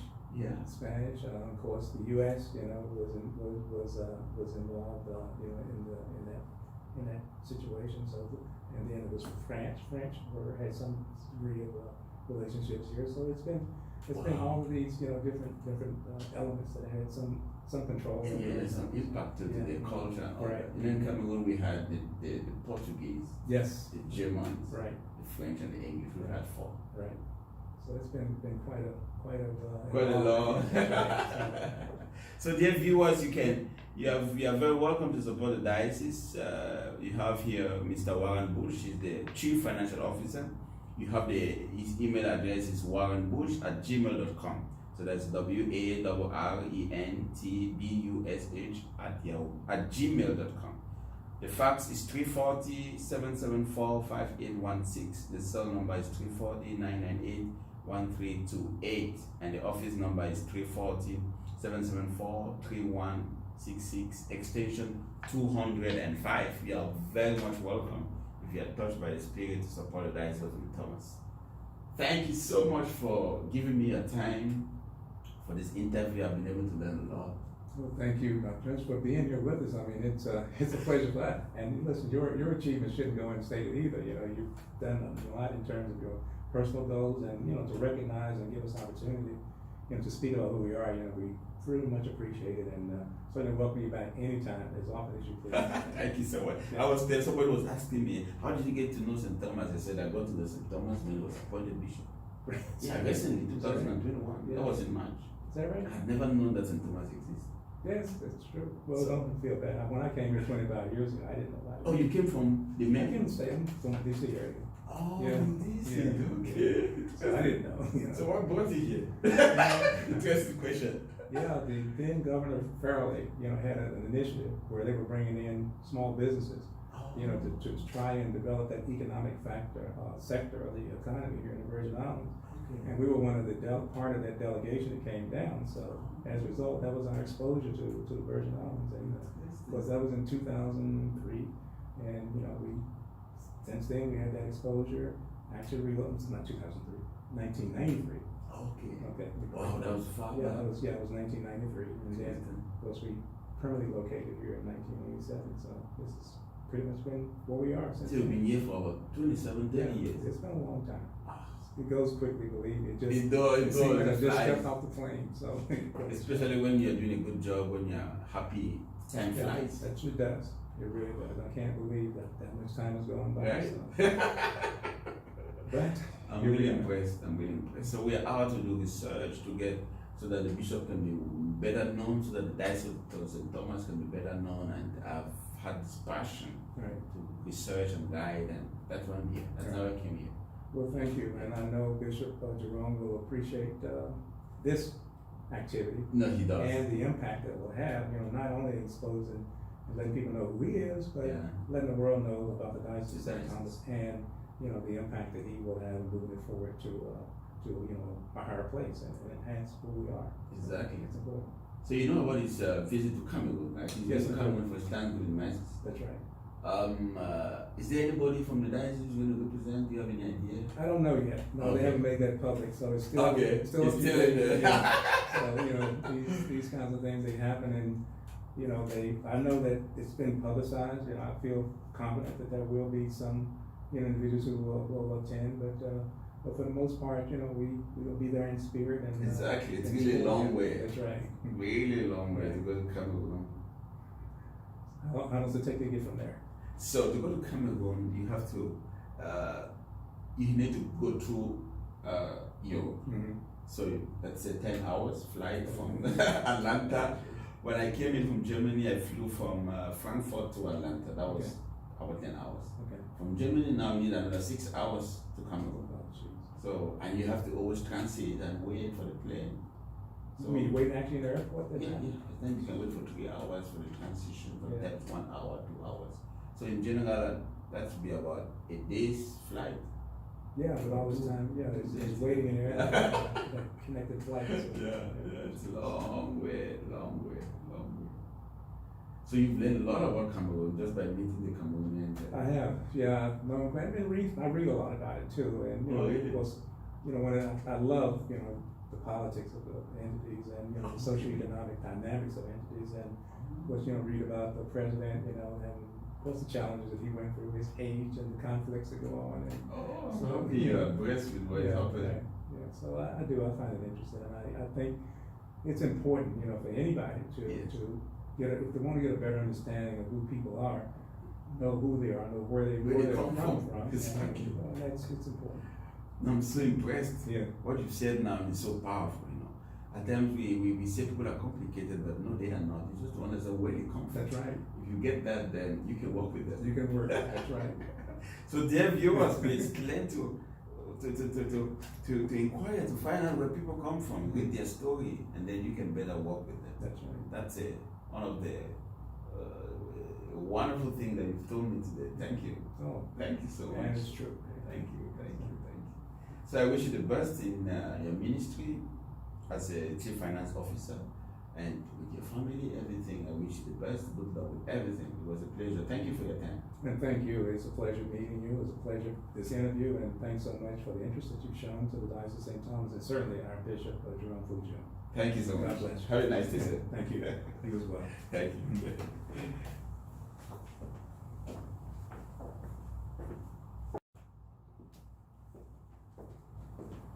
Mrs. Bernadette, Patrick, Yes. a pleasure to meet you. Same here. How are you doing today? I am fine. Oh, I'm doing great too. You see, Mhm. just enjoying the weather here. The Yes. sun. Mhm. I went out this morning for a walk. I just enjoyed the tranquility, the calmness of the Yes. island. Yes. So it looks like heaven. Very serene. Yes. It's a pleasure to meet you. Yes, same here. Thank you for the warm welcome yesterday. Oh, right. I That's felt as if I was in Cameroon. Yes, because you are just so colorful yourself. Oh, am I? You are not the normal person that we see walking here every day. Oh, really? With your culture and your heritage, all over you. So you are quite an interesting chap yourself. I am an African in Cameroon, a proud Cameroonian, and I identify with my culture, I manifest it, and I promote it wherever I go. Yes, and that's good. Thank you, I'm happy to know that. I was so impressed yesterday that you recognized me. You said, Yes. are you the one who has been writing? I was so impressed. Yes, because from what we received during the ordination of Bishop Jerome, Yes. you were always full of enthusiasm, you know. And in our Catholic Islander meeting, you know, it was mentioned that, you know, George has all the information. He has a whole lot of information. So I realized you are a journalist to the heart, you know, to the heart of it, and for our church, you Passionate. know. Yes, you have a passion and a zeal, you know. So, you know, and you know what came to light to me also, that the word Catholic means universal. Exactly. And so you are so different from what we normally see, but yet still we have the same heritage. But we may not carry the same culture because we have been culturalized in different places. Different environments. That's right. And so you brought that culture here, and it just tells me that the church is so universal, so full of diversity, It is. and we bring so much to the table to make our church lively. And that's what makes the Catholic Church distinct. Exactly. Because We are all over the world. Can you imagine Yeah, that? we are all over the world. You know, wherever you go, you You can must find see a any Catholic. Catholic. Yes, and they carry their culture with them. Exactly. So somebody from France wouldn't look like you. Yeah, not Right, only. right. They won't dress like you, but you coming from there bringing your African culture. I remember when I was in Rome for the opening of the Holy Door in the year 2000. Okay. This was under John Paul II, second. right? And so I saw it on the WTN, and I told myself I must be there. Oh. And there I was. Okay. And it stayed with me that the Pope used the African drums Oh, in exactly. opening the door. John And Paul so he II. brought that culture of the Africans Okay. into this year 2000, you know, the Jubilee years. Exactly. And so it showed the diversity of culture that he could have used in this Jubilee year.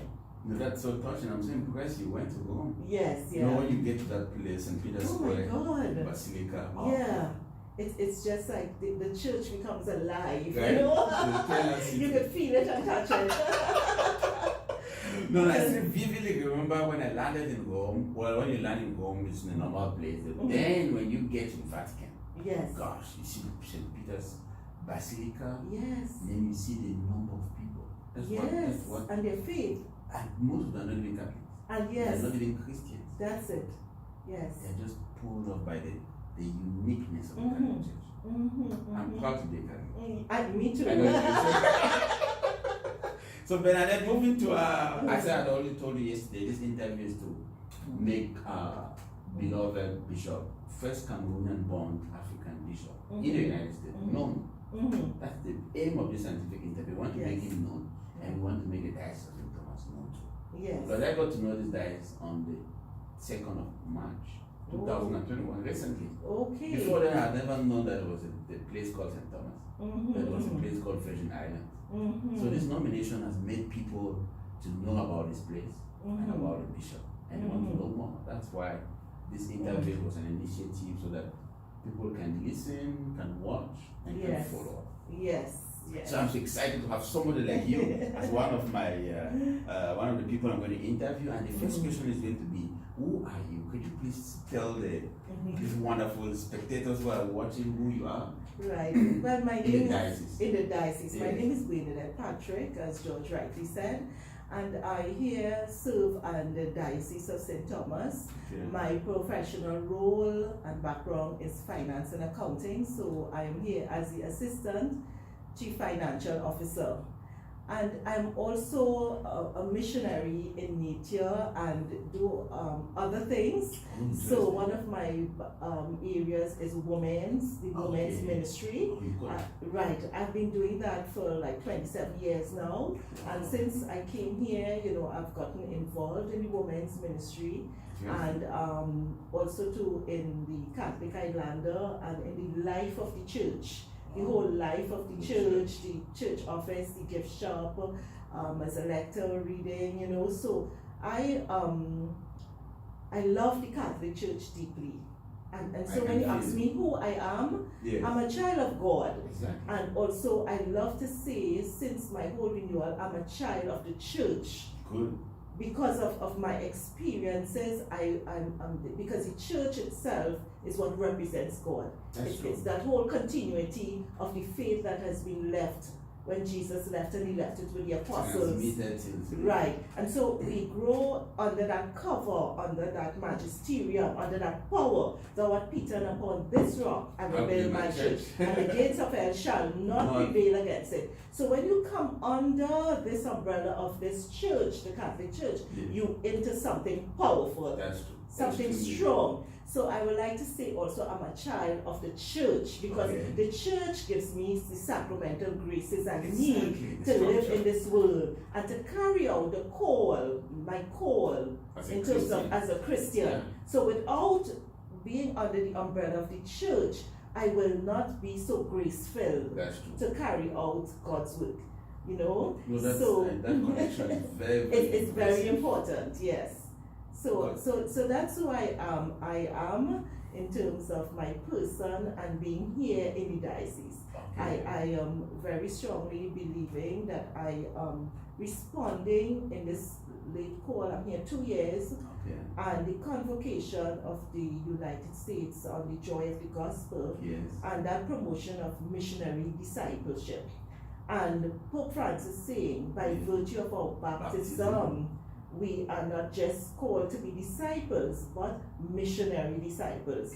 And that was an aha moment for me. Wow. I wanted to be a missionary disciple. So when I received the call to be interviewed to come here by now Bishop Jerome, Okay. I feel so strongly I'm responding with a lot of grace, Wow. because it came from Pope Francis to Yes. respond as missionary disciple. So I see me here in the Virgin Islands as a missionary disciple. That's not a transition. It's so overwhelming, that transition. So you are a missionary disciple. Yes. So Wow. whether I serve in the chancery office with my talents Okay. in terms of my professionalism, whether I serve in the women's ministry, whether I do a little bit of journalism, I like that. whether I do evangelization, whether I go to the supermarket, wherever I go Wherever you find here, yourself. I find myself here. Oh. I go back to Paul's writings in Paul, you know, he just served God wherever He was. Yeah. Mhm. That's quite impressive. So you've been here for 2 years. Yes. So could you tell us a bit briefly Mhm. where you were before coming to St. Thomas? Right. So I'm a Trinidadian. I Okay. come from the island of Trinidad. Is it far from Tobago. here?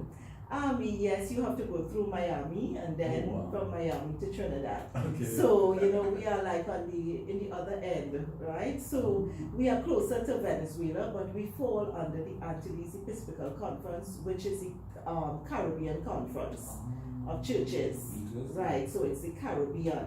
And of course, the U.S. Virgin Islands is under the U.S. Virgin Islands, yeah. Okay. Right. So I came from there. I grew up Catholic, Oh, like very, very Catholic, a Catholic family and stuff, And my first area was economics. So, I worked as budget analyst, a lay person. But during my part of my Catholicism and going to church, Yeah. I strayed from the church. Oh, okay. Yes. All right, and that's Yeah. another one that I will probably elaborate on further. Okay. But my return was very dramatic in And terms very of powerful. God's call, very powerful. And so when I returned, so I would have taken of the church as a youth in the choir, youth assemblies, all the things that we were involved in that, as a family.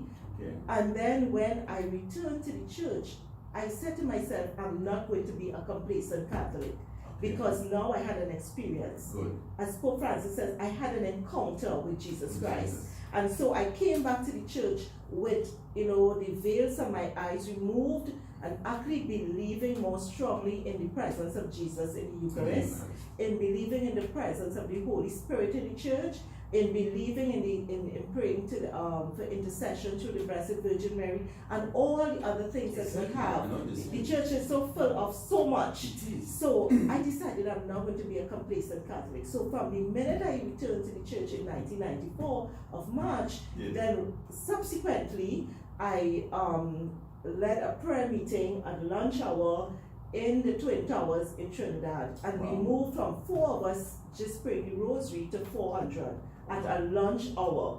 So I led this group for 25 years. Wow. And then during that time, I worked at the Twin Towers. Okay. And I stepped down to go and do missionary work in the St. Vincent and Grenadine Islands. Okay. I came back. Is that far from Germany, from Tobago? Yeah, not very far. Okay, okay. Not very far. So I did some missionary work there, and then I came back, and then I was doing my prayer group work and What did you do full-time. exactly there? where in St. Missionary Vincent. work, yes. Yeah, because I became leader of the prayer group that we started on the lunch hour called Towers of Strength Prayer Group. Oh, wow. And so we attracted, you know, as I would say, 300 to 350 People. persons at a lunch hour. Wow. The tool we used there was a Life in the Spirit seminar Okay. under the Charismatic Renewal. We had a number of retreats and everything. And I held a job in the Twin Towers, Wow. right, as a budget analyst. So Okay. we used to go out on mission, Yes. and so we went to St. Vincent. Okay. And I felt a call to serve God there. Yes. So I stepped down from my job, Okay. and I worked with an Italian company, and I also served church. Wow. It was the church that drew me. So Okay. after a year of being there, I came back to Trinidad, and I was working full time with my prayer group. Okay. And then I was called, you know, we had a synod in Trinidad, Wow. and the synod was inviting, you know, lay people to get involved in the church. Okay. So I attended the synod. Yes. Subsequently, I was interviewed for the position of Chief Financial Officer at Okay. the Archdiocese of Port of Spain. Oh, And I was responding to the call of the laity to get more involved. exactly. And I got through, and so my former position was the Chief Financial Officer of the Archdiocese of Port of Spain. I Okay. worked there for 8 years, and then I took a break again, Yeah. stepped down, and Okay. then was there working full time in mission. And then I went across to the embassy, the Vatican embassy. Oh, is that where you got to meet the Monsignor Fortunatus? was? Exactly. No, the Archbishop. The So Archbishop, no- yes. So they asked me to come and help, you know, so I went there to help for 3 hours, then it turned to 2 days, then it turned to 3 days, then it turned to 4 days, and I spent 3 years there working. Don't tell me. Tell me more about So, the well, the thing is, Archbishop. well, I went first and I worked under Archbishop Jerome. He was Italian. Okay. And he asked me to come and help with some things, and I stayed there, you know, finance and every other thing they would ask you, because my Okay. life was given to this. Exactly. To the church. He was moving on, and Archbishop Fortunatus Mwachuku. Yes. he was the first African to be Nuncio. to be appointed to the AC. Exactly. Yes. And so I said, okay, a new Archbishop is coming, so I will leave. So when he came, he said to me, I would like you to stay. So it was really very interesting working with him, a man of such caliber, you know, and where he came from in Rome as Chief Protocol Officer, Exactly. and his many stories. He came from Nicaragua. It was from Nicaragua that he was transferred to. Yes, Tobago, right? yes, I think that's where he was prior to Prior, coming. exactly. Yes, yes. That was And- his first appointment. Yes, In Nicaragua. yes. And so it was, you know, really, really a joy working with him, you know. No, the man is energetic. He's as dynamic. colorful as you, but a very Absolutely. brilliant Yeah, man. absolutely. Well, when I would say genuinely, when I sat in his office, I felt that it was God that was there. Because he had such, you know, an ignominious personality, you know, and so full of wisdom. He and is. he is very biblical in his Yeah, yeah, whatever his he does. sermons. Yeah, he quotes and, you know, and also to me, I work with the nuns who serve the embassy, but we know that Archbishop can also cook a nice Nigerian meal. Seriously? Which ever so often on a special occasion, he will cook a meal for us. You cook food, yes, like a callaloo, something with like spinach mixed up, and so he will put on an apron Oh, wow. and he will cook. And so he really was a very down-to-earth man. He Okay. visited the communities, you know, and he's well loved. He's still there. Okay. So just when, you know, the new deputy head of mission was being appointed, Yes. we got a new, and so when he came in, Bishop Jerome would have asked me, you know, called and said, well, Bernadette, I see you step down from different things. Are you interested in coming? We have some, you know, we need some help. We have a few vacancies. And I prayed about it for a while Okay. because I really didn't want to leave the embassy. You know, it was Exactly. really comfortable. Yeah. You know, the Nigerian food. Okay. And also working with Archbishop With Archbishop Fortunatus. Fortunatus. So anyway, I prayed about it for a while, and then I chatted with Archbishop Fortunatus with discernment. He said, you know, I really, a missionary need you.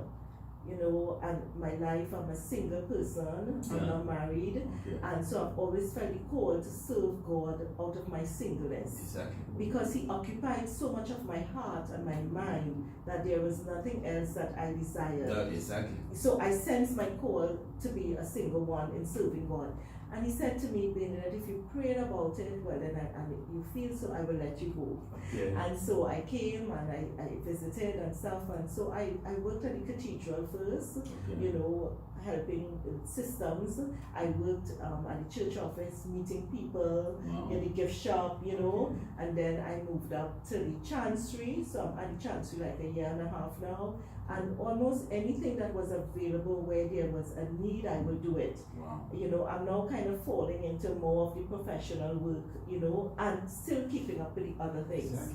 Yeah. So this is how I managed to be here, and I have come here with a great missionary joy, and with the spirit of the missionary discipleship and the joy of the gospel. Cool. Because, you know, when you come to a different place, it's that's what is inside of you that propels you to yes. So I may not have my Trinidad spicy food, but I have inside of me, by virtue of my baptism, a grace and a joy that nobody can take away. Nobody, not even the food that you exactly. And it's the wonderful. I can imagine what it means working with an apostolic nuncio. Well, it was a beautiful experience. You know, I saw the bigness or the holistic church, and how in the power of the church is established throughout the world in terms of these conferences.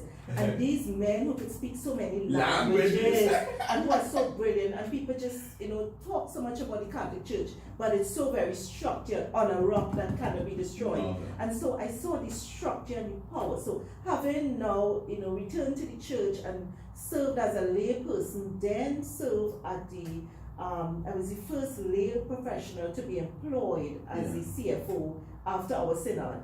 So I opened the way for a lot more lay people. That's in Trinidad. And so moving from the church and understanding the structure of a diocese or archdiocese and the parochial structures and everything else, I began to understand a little bit of canon law then. And then working at the nuncio itself. He's an expert in canon law. Yes. And then, you know, reaching the height of the church, you know, and I'm saying like, boy, these are the keys. So, you know, like the further you reach and when you return, God has a way of looking. And so I remember once when I was at Bishop's house in Trinidad, I had the keys holding, and I said, my God, I'm the least person to hold the keys, you know. And then so I thought it's such a joy that the Lord gave me to serve church to that level. So now coming here, I am just so, you know, I'm humbled, and I'm so a simplicity of church has come over me to serve here. Wow. No, I'm so impressed about your experience, especially the parkour, the parkour you've gone through with the apostolic nuncio. You know, Archbishop Feudjio, let me brief how I got to know this man. When I went to Rome, I studied in Rome from 2011 to 14. I studied theology at the Urban University. So I remember vividly that on one of the audiences, when the president was visiting, one head of state, and I said, but who is this man? Who is this man in black? No, who is this man in black? He was a protocol of the yes, chief of protocol. So you can't get to the Vatican without passing through Wanchuku. Yes. I just love the handsome man, always smiling, very energetic. So I was able to bump from him one day in front of the Pillars Square. I actually bumped into him. And greeted him. He was so happy. He shook my hand. So that reminded me of yesterday. But that was not all. Some weeks later, the Cardinal of Nigeria, no, he was not Cardinal yet, he was Archbishop of Icon, Archbishop of Abuja. He visited Rome. And one of his seminarians told me that his Archbishop was around. I know him very well. I know Archbishop Icon. So Archbishop Icon said, come with him. So I went with him, went to a restaurant. And behold, Mr Nchumbonga was there with him. Oh, wow. So that's how we ate together. Wow, I can imagine. So that was yesterday's experience. Out of the blue, he was appointed. Yes. From And we Portugal. love him. We love him in Trinidad. You know. No, he's a So, very yes. joyful, prepared learner, Yes. polyglot, Yes. and an expert in being in the Bible. You know, Exactly. he speaks Hebrew. Yes. Yes. Exactly. Mhm, So I'm so happy you met him. Yes, it was really a joy. It was difficult to leave there and come here. Oh, I can imagine the transition. Yes. But that justifies I'm very impressed with that word. You see, a missionary disciple. Yes. Not just a disciple. Missionary. Yeah. Ready to move for Christ. Yes. Oh my Yes. God. So when he calls, that my intimacy that developed with the Lord in the church, I just know when he calls me to pack up and to leave. Yes. And my singleness allows me to do Facilitates. that. Yeah, because that's my vocation. Exactly. My vocation is that I can pick up and move because I don't have the responsibility and the care of my immediate family. That's Yes. true. And so this excitement and this adventurous life, it's in my DNA, It you is. know. And people have to understand, our spectators have to understand that in the church, there is a vocation for singlehood. Exactly. You must not necessarily be married life. Yes. There are people who are born to be single, to serve, and that's impressive to meet somebody like you. Yes. Yes, thank you very much. So the second question has to do with our bishop. How did you meet him? So you have been here for 2 years. Yes. And then you came here before he was even appointed bishop. That's right. Yes. Tell us a bit So- about how you got in contact with him. How did that happen? How this happened? Well, of course, I knew a slimmer bishop. Okay. When I met Bishop, it was through the Magnificat ministry. Magnificat ministry is international in the US, and we have some Caribbean chapters. Okay. And I was the Caribbean regional representative for Magnificat. Then Father Jerome Feudjio Yeah. was the spiritual director For Magnificat. for Magnificat, the chaplain for the Diocese of St Thomas. Okay. And so I will come to visit the chapters, and I would have met him through one of my visits. Okay. Very polished man, very educated, Okay. and since then, and this is probably 10 plus years ago, Oh my God. right? And definitely from that point, having an interest in women taking part in the In the church church. and wanting women to get involved In the church. in the church. We'll come to that. Yes, and so he definitely, that was my first contact with him. Yeah. I would have visited here subsequently, probably about twice after, because of Magnificat. Exactly. And then, of course, then Father Jerome Yes. would also visit Trinidad for different activities and workshops and so. So he has been culturalized a lot in terms of the AC also and the Caribbean, because the U.S. Virgin Islands is like a melting pot. You have Caribbean people, you have U.S. Exactly, people, and absolutely. so that exposure would have been good for him too when he was then Father Jerome, Monsignor Jerome. So that's when I met him, and when he did call me to come, of course I would respond because I saw a holy priest, someone who is devoted to his call of priesthood and bringing the laity in. Okay. So when somebody like that calls, you Yes. answer. And so immediately, so I did have, and he told me, and I said okay, and I went back and prayed, and I came. And during his time, he would put me to different things to do. But if you know him, you have to leave him. You have to do what he says because he knows what he's doing to get you to know everything. I look back now and I can see why. I see. So while I was at the chancery, and we had this, this meeting at the cathedral for the announcement, and we were just waiting on the process. We were waiting on our new announcement of Bishop. Okay. All right, and we were all gathered, and I was given the important task of taking the envelope. Which was sent from the nuncio. Which was sent from the nuncio in the US, In Washington. USCCB, yes. Okay. And so I felt really very Oh, no. important. So the I church- saw you in the video. So now I'm so happy to meet you in person. Yeah, so I felt very important. Again, like where the church has placed me and placed the woman too. Can you imagine? we can take, Yes. something, we can tell. And so when it was open, I was totally elated and very happy for Bishop Yes. because it brought hope for the church. that, you know, well, one, we were long awaiting a bishop, but for him, Yes. who worked here for all Over these 30 years, years. and who would know the people Better than anybody. exactly, and so he can then, you know, bring the answer to the needs of the marginalized, the middle income, those who are in higher income, wherever you find yourself. Yeah. He has done that. Wow. He has been through all the hurricanes, all the major hurricanes. He know about, you know, building from nothing. He know about loss, of having seen a lot of loss and then having to get up from that loss and to help build church again. So he has been, as Paul would say, shipwrecked. He has been, you know, without meals, with meals, whatever. And so from different countries. that's right. And coming from here, having to, you know, learn fluently English, he would have gone through all of that. He would have been in the school system, the Catholic charity system. He would have been everywhere. In other words, he brought the essence of everything in an essence. So what I saw is like, you know, that woman with the alabaster jar, it was broken and the essence filled the place. Yeah. That announcement meant that bam, Heidi.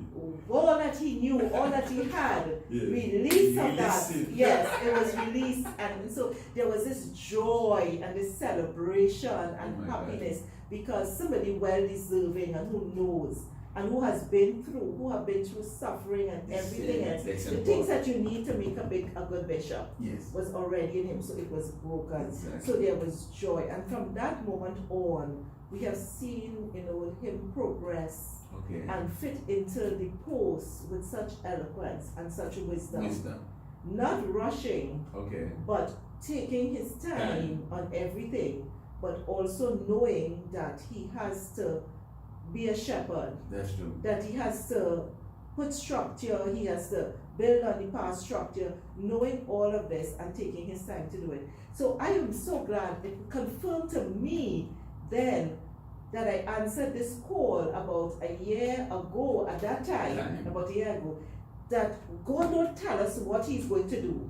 He was already preparing. Yes, we just have to say yes, and then we don't know what he's going to fit us in. Next. So when he became bishop, I realized why he asked me to come before, because now I was poised, climatized, Exactly. right, and ready to serve in my experience where I worked with bishops before. Exactly. So I was like, yes, Lord, this fits in like hand in glove, and I'm ready to serve. So I was really elated, and it was a smooth transition for me because I knew him already. Exactly. I had come to know what he likes, what he doesn't like, what type of folders he wants, or whatever, you know. And so it was a little bit, I knew him a bit in terms of his administrative style. And so our prayers were answered, that we prayed every morning in church, you know, God send us the right bishop. And so also too, it was an answer to prayer. So that's true. Yes. You know what he was telling me yesterday? I asked him about it. You know, whenever somebody's made bishop, the nuncio calls him. Yes. Yes, you made bishop, you accept. So when that phone call was made, the nuncio told him to keep it secret. Yes. So that took about 1 or 2 weeks for it to be announced. Wow. But you know already. So he told me that evening he went to church. Let's pray for the bishop. We pray for you, but he knew he wasn't. He knew already, yes. And that's one of the things you have to keep secret, you know, have to. And in quietness. But I'm seeing also too, you know, his call from when he was in his mother's womb. Exactly. I called you, and I predestined that you would be this. And so along his journey, he would have had his suffering, his questions, his, you know, to that day when that was released. Because in his mother's womb, he was predestined and anointed to be this. But it had to be his yes. That's true. Along the path, because we have to cooperate with the grace of God. And so for him, he had reached a point there then, you know, where he has now been, you know, asked to be the shepherd of these people that he was already journeying with. So your relationship with the bishop, working relationship, has been extremely cordial. Yes. And you've learned a lot from what you're saying. Yes. It's been very inspiring. Yes, I you know, the bishop I worked for, that is now the Archbishop in Trinidad, he was then the Vicar General. And you know, he's like the same age as Bishop, and you know, they think a lot alike. So Okay. sometimes when Bishop says something, I say, that's the same thing the other bishop would do. But Okay. I also have learned that, like Bishop's style, Yeah. and Bishop is very soft spoken, so you'll Okay. never hear him, shout or anything like that. Okay. The walls could be falling down and he's still sitting calm, Calm. saying okay. So I admire that about him. I mean, I'm a little more excitable, and I see you are too. Yeah, we are all extroverts. Yes. So he's has always a calm approach, and so that administratively too, he likes his things in order. You have to think ahead of him, and I realize he's a strategic thinker. Okay. When you think don't underestimate that calm way he talks. He thinks strategically. Wow. And so from then coming bishop to now, I have seen so many strategic moves in terms of structuring the diocese, and immediately, after his retreats and his time of prayer that he had, he immediately calls the meetings together. Okay. He becomes visible to the people, Exactly. starting with the Thanksgiving masses, Exactly. starting to traveling, there's so many times I say, but Bishop, you're going to St. Croix again, So he has been making himself visible through the deanery meetings. Wow. And all of that. And anything that he saw, I think, during his time that would have made here a more lively parish, he would, grab at it. And one of these things, I don't know if it's the timing to talk about it, is the National Council for Catholic Women. Exactly. Yes. You told me about it. Yes, and so he got that letter of invitation so that our diocese could be part. Yeah. And also his trust in and vision of wanting lay people to get involved. And I will speak about women now. And so he called me in and he said, I want you to go to this. Wow. And so I felt like me, he chose me to go. Well, Lord, I'm going to go and make a difference. Yeah, why not? And so I did go, and I came back, and it was really dynamic. And Okay. I came back, and Bishop again spoke with him, and he said, okay, let's have, let's bring the women together. Okay. So it happened in August, Yes. right? We are in November. In October, we had a speaker come in, and we went to all the islands, and then now the parishes are starting. Wow. So August, September, October, after 3 months, we are already kicking with it. Wow. And so he doesn't waste time, he calls me and follow up. So what are you doing? Where is it at? But he gave me all the support. But you And needed- so this is now something already that he has brought new by encouraging the laity, Mhm. Yes. to get involved in the church, because he knows that the church is going to be empowered. So this is what I mean by him thinking. Okay. And then he makes himself present also at one of the Visible. meetings, That's visible. the word. Yes, he's visible. Pope Francis talks about going The out smell and of smelling the the sheep. Get out of the sacristy. And Get the out office. of your big chair in the office. You're supposed to be smelling like, but I tell you, this bishop was smelling like the sheep even before he became bishop. Wow. So he knows how to smell like He the just sheep. continued. He just continued. and so he is one of, I think, his strong points and his strong, what should I say? Qualities. And Yeah. like his mantra is that he has to be visible to the people. And I remember when I said the first meetings, and I really said all in one day, and he said, Bennett, I received some calls from the women. I don't think this is comfortable for them. Okay. And I saw his care in terms of the micro things, Yes. answering to the call of everyone and trying to please everyone. And so we changed it, and it worked out much better in truth. Wow. So I see him, attending to the flock. So his visibility, him smelling like the flock, that's one of the qualities I admire about him. Okay. And it gives me, great pleasure to serve. So I'm excited that I'm here to work with the foundation of building on on what is there already Yeah. in terms of him as the bishop. Okay. So in other words, he's now making his blueprint, and we have to fill it in. So this is excitement, It is. because you're not going on what was there before, you're going on a bishop now who is thinking. And that you know. That, Bishop yes. You know, and that you've worked with before. This is it. That's the advantage that he has, Even when I was speaking with Mr. Bush, Mhm. Mr. Bush had known him even before he was made bishop. Yes. That's why, No, that's always the problem in some dioceses, transition. Yes. But when you have somebody who has been in the place for 30 years and he's been bishop, the thing It flows. just flows, Wow. Yes. So the period of calling him Monsignor has gone, because sometimes you have to get accustomed to say Bishop, Monsignor. Yeah. Monsignor, I mean Bishop. Now we say Bishop. Because the francophones call their bishop Monsignor. Yes, The yes. francophones. Yes. Yeah. Mhm, Francophones. mhm. But with the Anglophones, especially in America, they say bishop. Yes. They don't even Yes. say my lord. Yes. Wow, that's interesting. So Yes. I'm impressed by your relationship with the bishop, working relationship, and not only that, you are missionary discipleship. You are a disciple with a different. You want to be a missionary and at the same time a disciple. And that brings me to my next question on the role of the laity. Yes. Because many of the people who are listening will be very surprised. Oh, how did you get to do all these things? They will be surprised that a lay person, a lady of that matter, can do what you are doing. So could you elaborate on that? Yes. Could you let these lay people know that they can also, they are involved in the church? Of course, because we are called to be, the unique nature of the laity Yes. is that we live in the world, Good. right? The priest and the religious, they live in communities. That's true. And sometimes they come out, Yeah. but we actually live in the world. Very secular. That's right. Whether we're in a family unit, Exactly. whether we're on our job, whether we're in the supermarket, we wear lay clothing, Exactly. right? And so we are to be witnesses. Witnesses to the love of Jesus. So that is the power we have in terms of a laity, being a In witness. changing the society, because we are in the society. Exactly, to transform society and to change society. So the laity have a call, and that's precisely what's in Vatican Council. Yeah, the Second Vatican Council. Yes, Yeah. talked about the people of God and June. So we have a special and unique call that we are out there among the people and we can serve.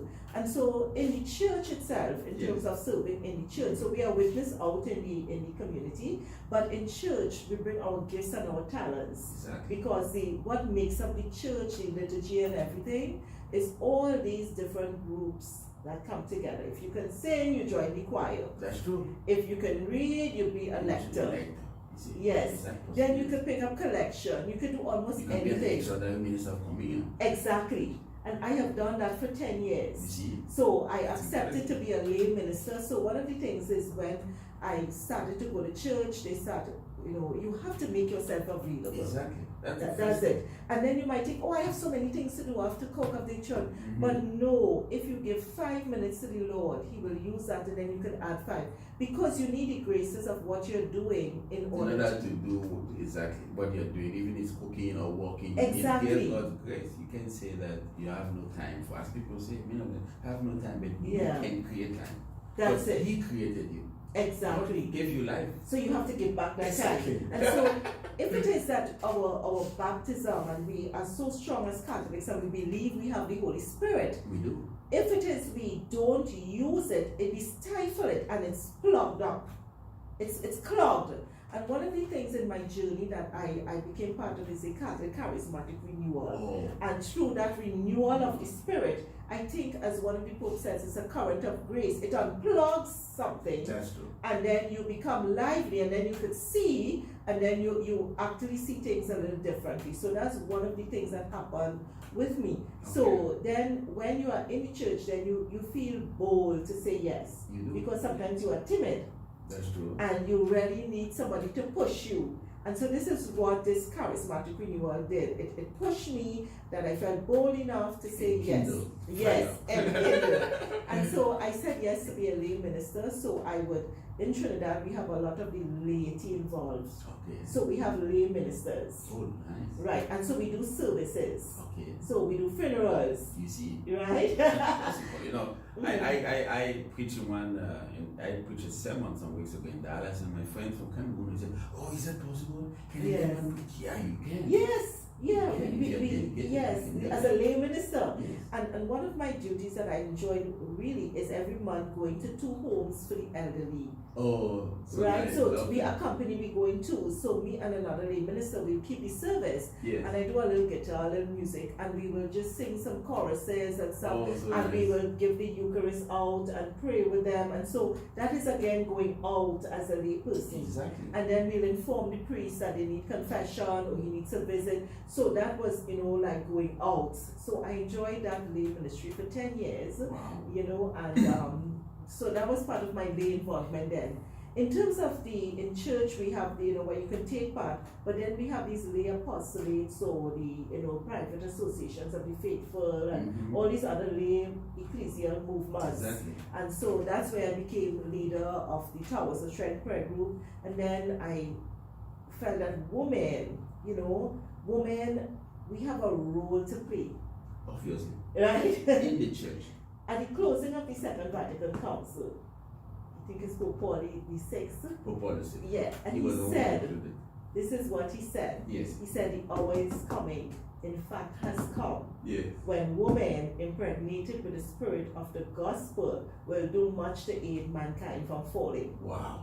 That's And powerful. so he identified a role, because at that time when these things were happening, is that the world was trying to give a definition for women, in terms of what's their woman's role, if the feminist movement and all these things.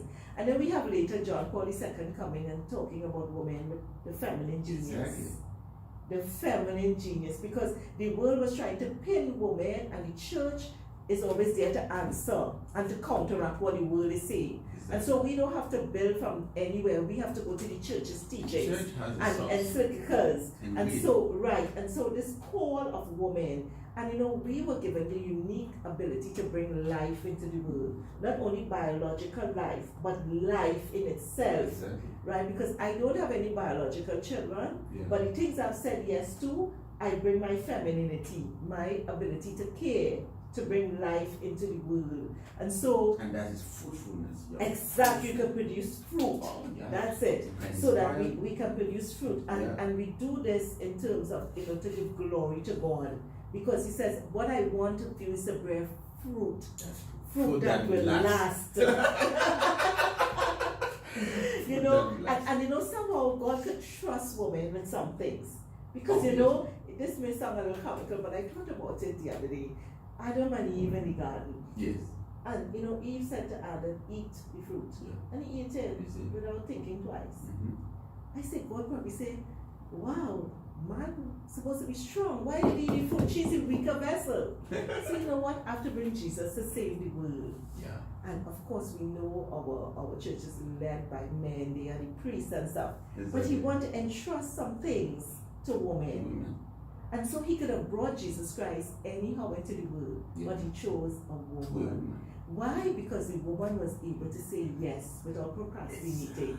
A man procrastinates sometimes. Yeah, he says, let me think about Let it. me think about it. So when he said, yes, I will do whatever you ask. Wow. Then when he resurrected, he was saying, I wonder if I should tell Peter. Peter might say, I wonder if it's you. But when he appeared, the woman was first at the tomb. Can you imagine that? And he appeared to the woman. To the woman first. Yes. And he said to her, go and tell. And what happened with the men? They said, they didn't believe. They didn't believe that. They ran to the tomb because they want to see. But so he know the message was saved with a woman. Exactly. And so, That's very the interesting. Samaritan woman at the well, Good. Jesus felt comfortable to tell her the whole of salvation history. Can you imagine? And she went back to the village and she... Come and see who has told me. So, that's just two examples of what the power of women. And another example of Veronica, who Mhm. at the face of Jesus. Yes. Can you imagine? Yes. Jesus was bleeding blood and Where were these men? sense?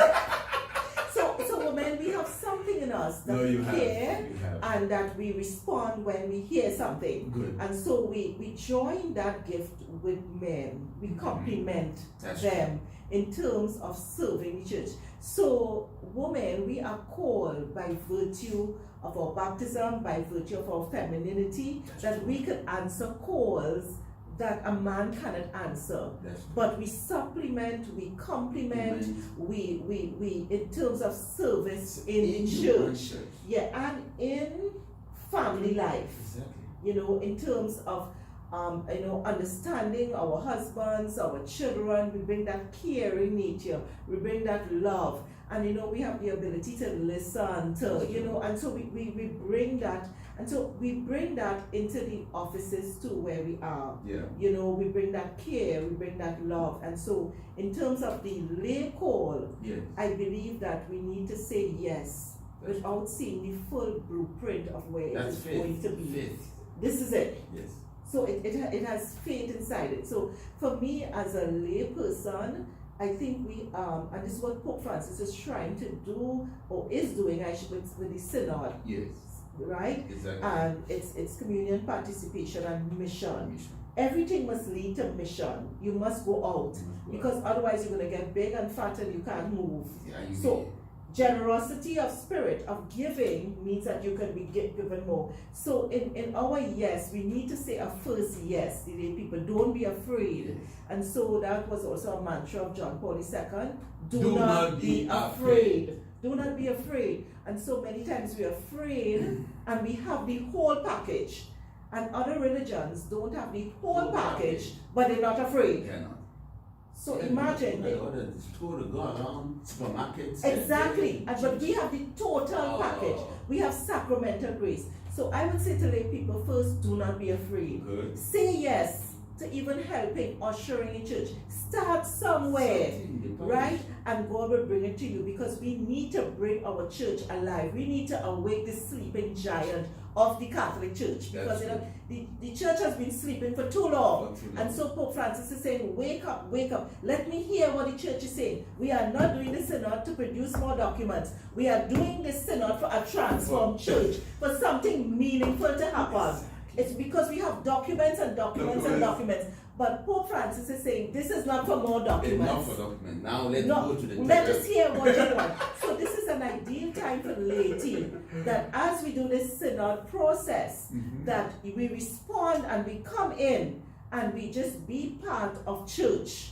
Be part of church, be empowered, and in then whatever position you are, you must not have a doctorate in theology. No, you don't need anything. The woman at the well didn't have anything. That's enough. By virtue of her baptism. Because I was a very quiet person, didn't know I could speak. Okay. But by virtue of my baptism, I know that's why I'm speaking to you here today. And that's why I came here today, because when the group started to grow from 4, and in 3 months we were already 400, I said, but how can I speak? I can't even speak to you. But he said, on that day I will put the words in your mouth. All I knew, I got to the mic and now they can't stop me from talking. I was impressed. They can't stop me. So we need to say yes, like the Virgin Mary. Yes. She didn't know her fiat, her yes. And so we need to say yes, and God will do the rest. His grace is sufficient. Paul says, when I'm weak, so even if you feel you have nothing to offer, then you are strong. And then when you say yes, then who you are comes out. Because I didn't even know the things I could do until I said yes. So you have to say yes. Because God will give you everything and say, take everything right now, you are ready to go. Yeah. No, he cooperates. The Holy Spirit is a gentleman. There's cooperation with our yes. We must say yes. So what I invite lay people to do, as this response come to your church, as somebody invite you, just say yes. And then God is going to give you the grace, and you're going to come into a new identity of who you are in Christ. You're going to discover the talents and gifts that you have. That's right. That are hidden down there. That's right. Seriously. That's right. And the church is waiting on that talent. God is waiting on that talent to transform. This is the time for such a time like this. The time is now. The time is now, otherwise it's never. Too long. This is it. It has taken too long. There was a decree on it that. Has taken too long. Yeah. Yes. But so long ago. And this is why I quote also that thing on women. And I believe we are living in that time now. Because the Blessed Virgin Mary was impregnated with the Holy Spirit. It's the same Holy Spirit that overshadowed her for Christ to come into the world. It's the same. It's not watered down. And even the Jesus we have is the Jesus of yesterday, today, and forever. So what's the difference between them and now? We have to believe. We have to say yes. We have not to be afraid. Unless we believe, we can't say yes. No. That is the obstacle. That's true. Because I became to believe again in the Catholic Church. So I'm asking all the people out there to believe again in the church. The one Peter, on this rock. I will build my church. And the gates of hell. We shall never prevail. That's right. And so now is the time, Pope Francis the right says, now is the time for such a time like this. And we are living in exciting times in church. Really exciting times. Yes. Post-pandemic, and all that our leader, our chief shepherd is saying, Yes. right, of where he sees the church. And of course, I'm living in some exciting times here in the Diocese of St No, I can Thomas, feel it. when we are already building church. Wow. You know, when St. Francis, so, you know, when the Lord told him to go and rebuild the church, Yes. and he just went and he got, you know, the blocks or whatever. But you know, God was telling him to rebuild the church spiritually, you know. So we have to just listen, do whatever, but God is going to lead us to what it is he wants. God wants to rebuild his church. He wants to restore his church. He wants his power to flow through the church, through our sacramental graces. He wants to unclog all these things that we have received by our Christian initiation into the Catholic Church, our baptism, First Communion, and confirmation, our renewal through Life in the Spirit seminars, any renewal program you went on, all the programs upon programs upon programs. Remember, his own Pope said it's not a new program. We always exist to evangelize. Exactly. We always exist with this. So it's not. This is a renewal, and so Pope Francis is begging the church. No, he's doing it. Because Pope Paul VI wrote his Evangelium Nunciandi, and then Pope John Paul II came with his Pope John Paul II wrote, what did he write? Fidelis Light. Yes. No, this man had a special encyclical for the laity. Yes. Then we have now, after him, Pope Benedict, and then we have This Pope is Francis. it. Pope Francis, this is the time. Theological and saying, and a lot of theology we can go back on Pope Benedict. Pope Benedict Yeah. was a great teacher. Great teacher, and you know, Jesus of Nazareth, and some of the things he wrote in terms of the prophetic nature of the church Yes. that we see happening now. Mhm. And for me, I'm a John Paul person who grew up with John Paul, Okay. and you know, 2000 was my great time. No, And then the other thing that stayed with me is the joy of the gospel. exactly. And the hottest thing since sliced bread now Wow. is the synodality. the Yes, the synod. discussion. Yeah, this is really great now. Wow. Because those are the moves for me. Like, you know, when I came back to church 2000, and then I'm still on the joy of the gospel. Okay. Right? Because it's No, so, that book it's is so refreshing. dense. And now this, I believe that this is a Evangelium powerful time. Mm. Even for me to meet George and him to come here for me to speak, you know, I believe it's a unique time. It's divine providence. Yeah. Nothing happened by chance. Yeah, we have to not be dead Catholics. There are so many. We have to be We don't even active. know why they do what. This is it. For example, when I was flying from New York, it's not New York, from Dallas, I had a serious argument with somebody who was. In fact, it was very violent. He said, why do you guys have a cross in the church? Why do you have idols? I said, it's because you don't understand the doctrine. We are Yes. not worshiping those idols. Exactly. And I gave him a simple example. When I go to your house, don't you have a picture of your father, of your late brother, or somebody you love? He says, I do. So that's exactly what we do in the church. We refer those people because they have been important in our lives. He was attacking the Virgin Mary. He said, why do you have a respect for her? I said, don't you have respect for your mother? Not talk the mother of Jesus. Yes. You know, that's the problem. Most of our Catholics don't understand why they do what. That's it. That's it. It's a need for formation. Yes, that's right. And the church offers it, parishes offer This is it, but somehow we don't take it. We go back to it. People say, I don't have time. Yes, You see? that's it, the excuse all the time. I don't have time. You know, but we have to make time. We have to make time We have to because find time. yes. That's No, I'm right. so impressed about what you said, that you have to say yes. Yes. And you can't say yes without believing. That's right.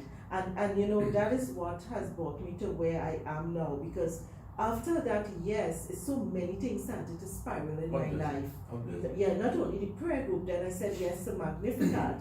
Then I said yes to Women of Grace. You see? Authentic Femininity for such a time like this, run by John and Benkovich of EWTN. I'm also the Caribbean Rep for Women of Grace. We have over 200 women who have done a study program on authentic femininity and the call of women. When we did that program in about 5 or 6 parishes in Trinidad, we had some Pentecostals joining because you know they have no real theology on women. They depend on us for theology. Obviously. Yeah. So I also then had that women's meeting. And so then after that, I also then had running my another women's meeting called Growing in Grace, which I then founded within the Caribbean. And so then coming here, now being part of the Council of Catholic Council of Women for the USCCB. So I could see that call in terms of one yes, and really a sense of call into women's ministry, really bearing fruit. Okay. Fruit that will That will last. last. And that's one of the roles of the laity, to be that witness. So that yes, you need to say yes, even though you don't know what is going to happen. That's true. You have to trust. You need to allow. Somebody gave a very wonderful description. He said, just sit in the car and allow God to drive. He's the driver. Just sit in the car. Great Don't ask technology. questions. Yes, then you could go to exciting places because we are limited in our vision. For what God wants us to be, we can't see it. In the world, we are told to study, and if you want to become an electrician, a lawyer, you do this and that, and you're going to become a lawyer. Good. But with God, you don't know where you're going. You don't know. But it's exciting. It is the journey is. The journey is When you look at the exciting. journey of the bishop, Yes. from a small village in Fonakoko in Cham, not Yes. far from my village, Mhm. to the Virgin Islands. It's Exactly. long way. So God, Look where the Lord has brought can you him. imagine? And look now, he's a representative on the U.S. Conference of Bishops You see, in such a wide area in terms of serving church. So you really don't know where God will call you from. You don't know. The Blessed You never Virgin know. Mary in a small village. Can you imagine? He always chooses the person The who, humble. the simple, Simple. the person to give his message. Peter, a fisherman, just Yes. fishing. So he builds these people and puts them into positions. That is true. This is the document which the Bishop put second. It's actually Christi Fidelis Light on the laity. Yes. Yes, I didn't say it was. Christi Yes. Fidelis Light. On the laity, yes. And so we are living in a time that the laity must be involved. In the morning. Yes, to spread that news, to be witnesses, to be part of the church. They have a yes. place in the church. Yeah. You know, I had an interview with Cardinal. He was the prefect for divine worship. Cardinal Francis Arinze. Yes. And he has written a lot about the laity, the role of the laity in the church. He has his famous statement. He says, George, the lay person has a distinctive role. The role of the laity is distinctive. He says it, that is distinctive. Yes. That is the church, like a body, has different functions. The laity has a distinctive role in the secular, in the society, among people. The priest, the priests have a power of orders. They celebrate the mass. They have the power of orders in the church, in mass, in the Eucharist. The lay person has a distinctive role. He's there. He's not. So that's the important thing he was trying to say. He was trying to say there's nothing like superiority, inferiority. It's a distinctive role. No, it's a distinctive By the baptism, role. we are the same. Yes. Then each person has his role. The Pope is the Holy Father. Yes. He has a distinctive role. That That is what makes him different. Yes. It's not by being Pope that makes him different, but it's the role he has. Yes. Because we are all the same by our Yes. baptism. Yes. And like the body, and like what Corinthians tells us, Yes. some of the hands, Yes. some of the feet, some of the eyes, but the body will be able to move If and one is sick or so something, that distinctive role of the laity, it brings church alive, he does. gives us a lively faith. Even from the children running around in church, Yes. the babies crying, the Exactly. voices of those things tell you that the church is alive. It is. And so it brings what God intended to be church here on earth. Thank you so much. We are supposed to be what it is, the church in heaven, the church militant on earth, and glorious in heaven. I'm trying to remember that. But once we come to the diversity of our faith, it's so full. It is. Remember one Archbishop told me, he said, the church is like a plate with all different types of food on it. Right. You have the carbohydrates, you have the protein, so you have Yeah. the meat, you have the fruit, and so some people say this in America, don't be cafeteria Catholics, Oh, really? where you pick. Oh. I don't want that, I want this, I don't want this. Okay. We have to take all that the church offers. Because Right? all that just offered is good. Exactly. Or we just want to say, well, we don't want this, we don't believe in that part of it. Oh, I don't want to be that part, I only want this. We're not supposed to choose. No. So the cafeteria Catholic chooses this, and because then you are leaving out. But the one who embraces everything, you have to believe everything that the church teaches, so that you can be an effective Catholic, that you experience the fullness of the joy of the Catholic Church. So you cannot say, I'm going to communion, I'm not going to confession. Exactly. The two doesn't, then it doesn't it makes you a broken Catholic. You can easily, but when you take everything that has been left us and passed on to us, right, through apostolic tradition, then you can be that Catholic and active and full of, full of life, full of grace. But I really feel that this is the time that Catholics have to wake up. The time is now. And lay people, you have a distinctive role. No, that word, I enjoy it. Cameroonian, as I told you, I was written a lot about. I will make sure. I'll try to see how I can connect you with him. You'll be very happy to see him. Yes. Oh, yeah. And it's an example he always gives of a football match. Yes. And he says there are 11 players. Yes. There's a third person here who his goal is to kick. Then there's a defender who makes sure that the goal does not come in. Then there is the goalkeeper. So everybody has a distinctive role. There are spectators who are watching. So each person there has his goal. Yes. If the goalkeeper is not there, goals are going to enter. If the defender is not there, so he was relating that to the distinctive role of the laity. Yes. That the church is just like a football team. That's right. The cardinal is there, the priest is there, the laity is there.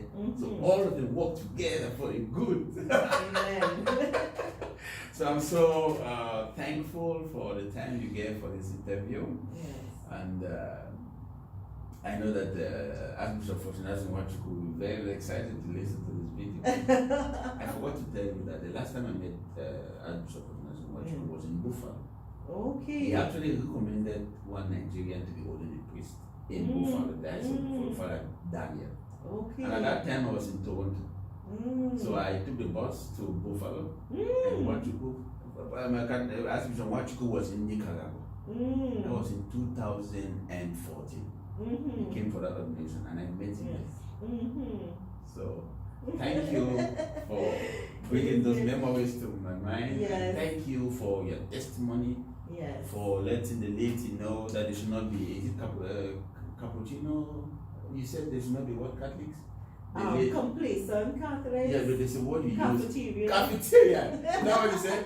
Yes, cafeteria Catholics. Good, please don't be. No, right? no. Okay. Don't be Catholics. Otherwise, you'll be unhealthy. We'll either be too fat or too thin. We won't be able to survive. And you'll be unhealthy. Exactly. And we don't want you to be healthy. Thank you, Bernadette, for your time, for all you do for the church, for the experience you've had as a lay person. Female lay person. That is a tremendous impact that our viewers are going to learn from you, and are going to know that you can make it. If you follow what she has elucidated to us, you just have to say yes. Amen. That's all. Forget about the formation. Just say yes and believe, and God is going to take you to places. Amen. Places you never imagined. Exactly. Thank you so much. Bernadette, and we look forward to having a wonderful experience with Bishop, praying for him to continue his prayer. He has a very huge responsibility, and thank you for all the role you played before the consecration and during the episcopal ordination. And after that, and thank you so much for your testimony. Thank you. It was a pleasure to meet you. Same here. I wish you the best in your ministry, in your disciple ministry. Yes, my missionary discipleship. Missionary discipleship. Yes, that's it. I'm a missionary discipleship. That's a distinctive word. Thank you so much, Bernadette. Thank you, my pleasure. Yes. Thank you.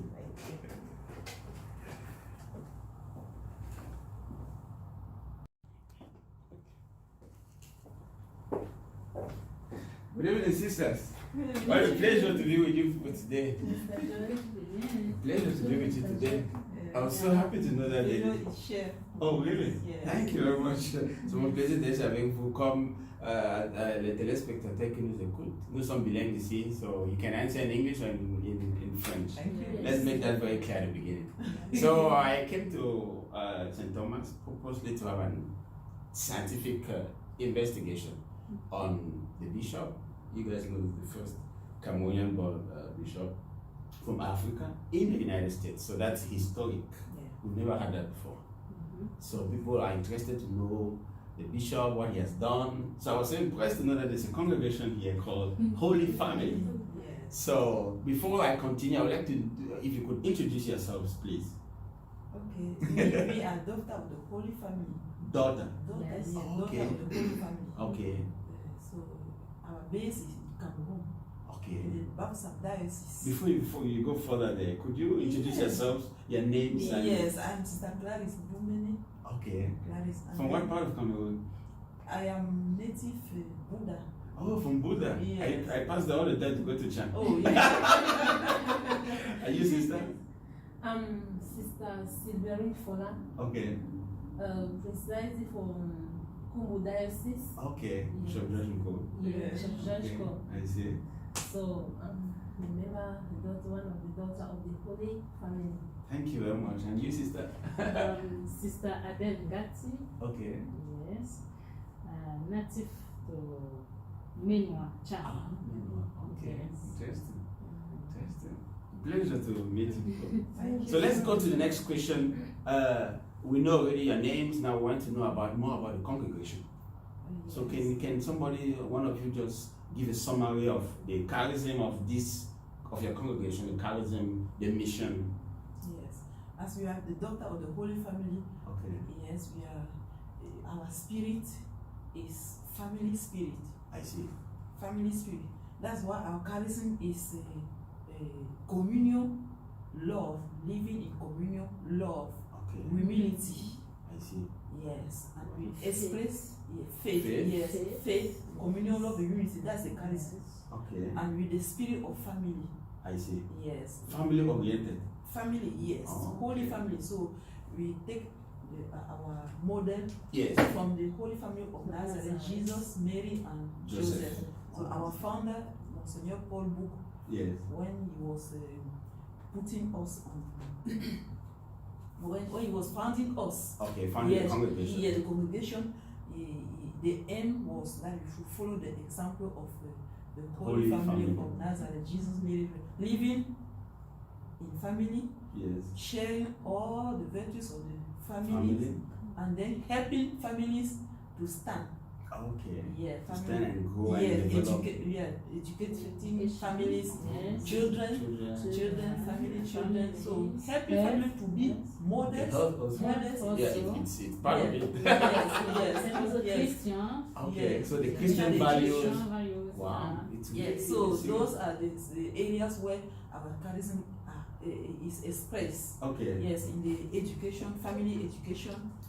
Yes. I see. Health education. Health Health also. education. Okay. So health, family, Christian. Christian Christian. education. I see.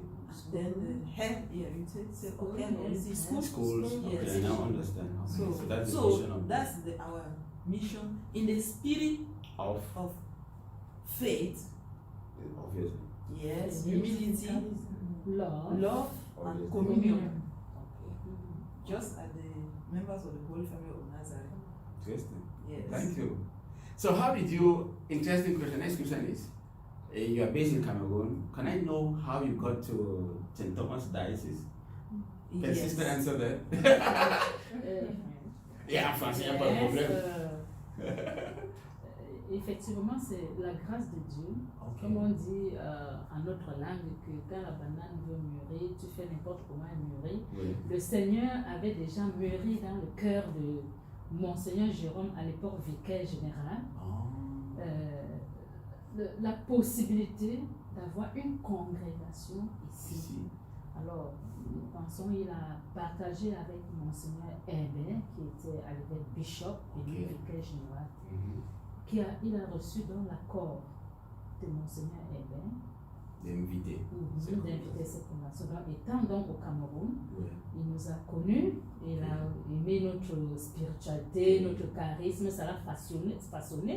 Ok. Et il s'est senti dit, bon, ça c'est une congrégation, j'en ai besoin, parce qu'aujourd'hui, si nous regardons la vision du pape François. François, qui nous invite à construire Une famille concrète. à vivre une famille concrète.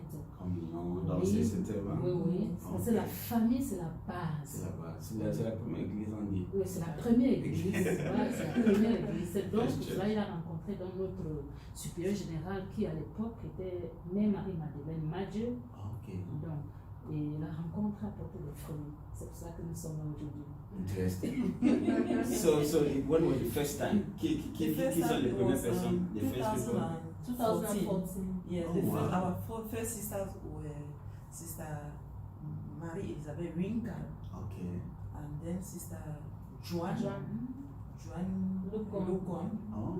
Yes, and Interesting. Sister Gisela Kindle. Okay. Yes, So the those first were the become- three first in 2014. I see. So which group are you called? We are Yeah, the the fourth. fourth. Oh, the fourth. Yes. Interesting. Yes. So when did you arrive St. Thomas, if I may I ask? arrived first, so I was. I there. didn't come We are together. just- No, they just came. Yes. Okay. 3 months ago. Yeah, Oh. they were there since July. 1st August. Oh, really? First Oh, this year? Yes, Yeah. yes. Is that serious? Yes. So you are pretty new here too? Yeah, I was there first. Okay. Yes. So you came before August? Yes, I came as a third promotion. Oh. Yes, so Interesting. yes, so I was there, and then they joined me. They just joined me. Okay. Yes. Interesting. So we have, as our spectators who are listening to us, we know the charism now is family oriented. There's a lot of scattered families today. Families are scattered, Yeah. children Yes. born out of wedlock and all that. The Yeah. Pope There's is insisting. divorce. Divorce is so rampant nowadays. Yes. So you people are very, very Yeah. important in the mission of the church, and your activities are just extremely wonderful. So what are the challenges you face here? I know each of you have different challenges, right? Let's begin with Sister at the left. Challenges. What's the difference between St. Thomas and Cameroon? Are there some difficulties you faced when you just came? Really, there are some challenges that we are facing. Okay. First of all, adapting in their culture. Their Okay. culture is different too from. Can you be concrete African. in what sense? The food or what they? You know, culture is very vast. The culture is very vast concerning the respect or the liberty given to Exactly. the For children. children in school, right? Yes, you have to like obeying the children, Okay. trying to go to them like gradually to get them, Can you because imagine? if you just go towards them with force, it's like if you are too harsh to them. So it's like the And children. they might call the police. Yes, they might call Yeah. them. They have the phone in class. Can They you imagine? use the phone. So it's not like with us that the children have respect for their They elders. have. Now, When I come into yes, class, here the students stand up. yes, You don't do that here? No. Can you imagine? Well, very difficult, but Okay. for the innocent one, like in Point Elementary, Yeah. Yeah, Okay. they they try. are still having that spirit of respect. obedience. Yes, it's Okay. getting to instructions. Okay. But for the As elder they one, grow, Yeah, that the more they grow, Yes, they yeah. just They have no change. more values. Yeah. Oh, Yes. that's a serious challenge for you yes. as educators. So how do you cope with that? How do you cope with that? you can say that by the grace of God, Okay. because our strength is the Lord. That's true. Yes, we want to reach. We want to reach first their soul. Yes. That's something very another challenge. Okay. Is reaching that area because the faith experience is so low. Yes. Yes. So the Wow.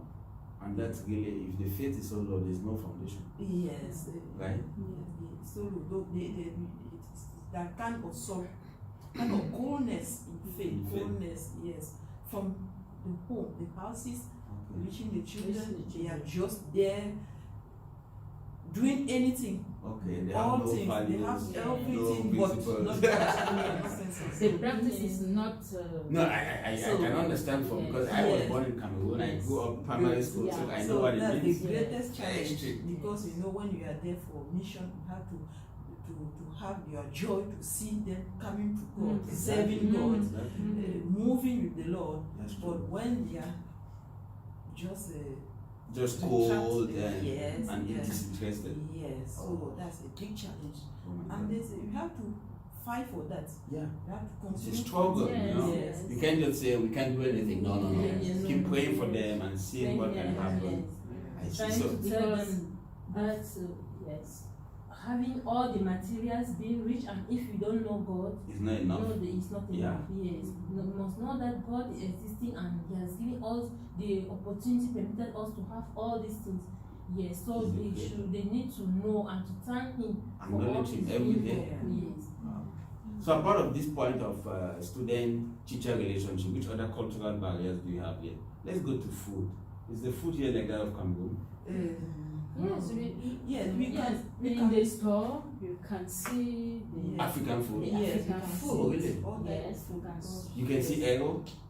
Yeah, we have some African stores. Oh, wow. African Yes. stores here. Yes. Interesting. Yeah. So that's very If cool. you have a Yeah. little money, it's just a But it's more, it's a bit expensive. Like, yes, since it's it's imported. expensive. Yes. It's very expensive. But if you want to eat, Once in a you while. have it here. Yeah. So the culture, we have talked of the student, teacher, food, which other cultural Yes, challenge? and concerning the family, as we are Yeah, family struggling to aspect. build up Yes. family, Christian family. Yes. That's another area of struggle because the families are just like scattered. Okay. Monoparental family, and we are dealing with the children who are living either with the father, Father or with Yes, the the mother. mothers. You cannot see structure, very built structure families. Father and Yes. mother. Yes, Oh, yes. Then you have to know them as Yes. they are Exactly. and help them just As yes, they are. Yes. Oh, wow. And then the other families, you say they share Yes. the time of Mhm. the moment of the child can pass with the father, father, then and with the the mother. next week with They are the with the mother and Yes. Oh so my God. That's So and really so. difficult. yes. yes, and they are used to. Wow. They- It's a normal life. yes, it's normal for them. Yes. Divorce is a normal life for them. Can you imagine? Yes, it's something Wow. Other things in the real drugs. poverty. Oh, drugs too. Drugs. Yes, Okay. drugs.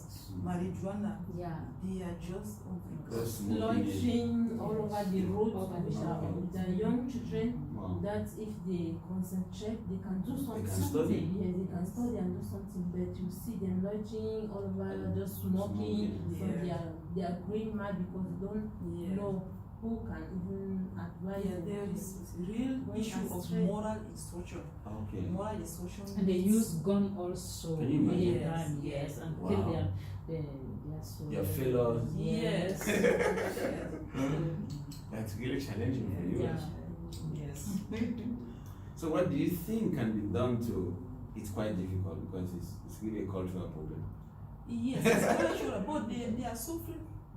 They are also suffering From it? From Yes, Obviously. from It's just that, that they are yes. just get into the culture like that, and then they need extraordinary, like the strength of God. They need supernatural power from God to remove them from the issue. That's why our prayers Yes. are also Very important. Yes. Important.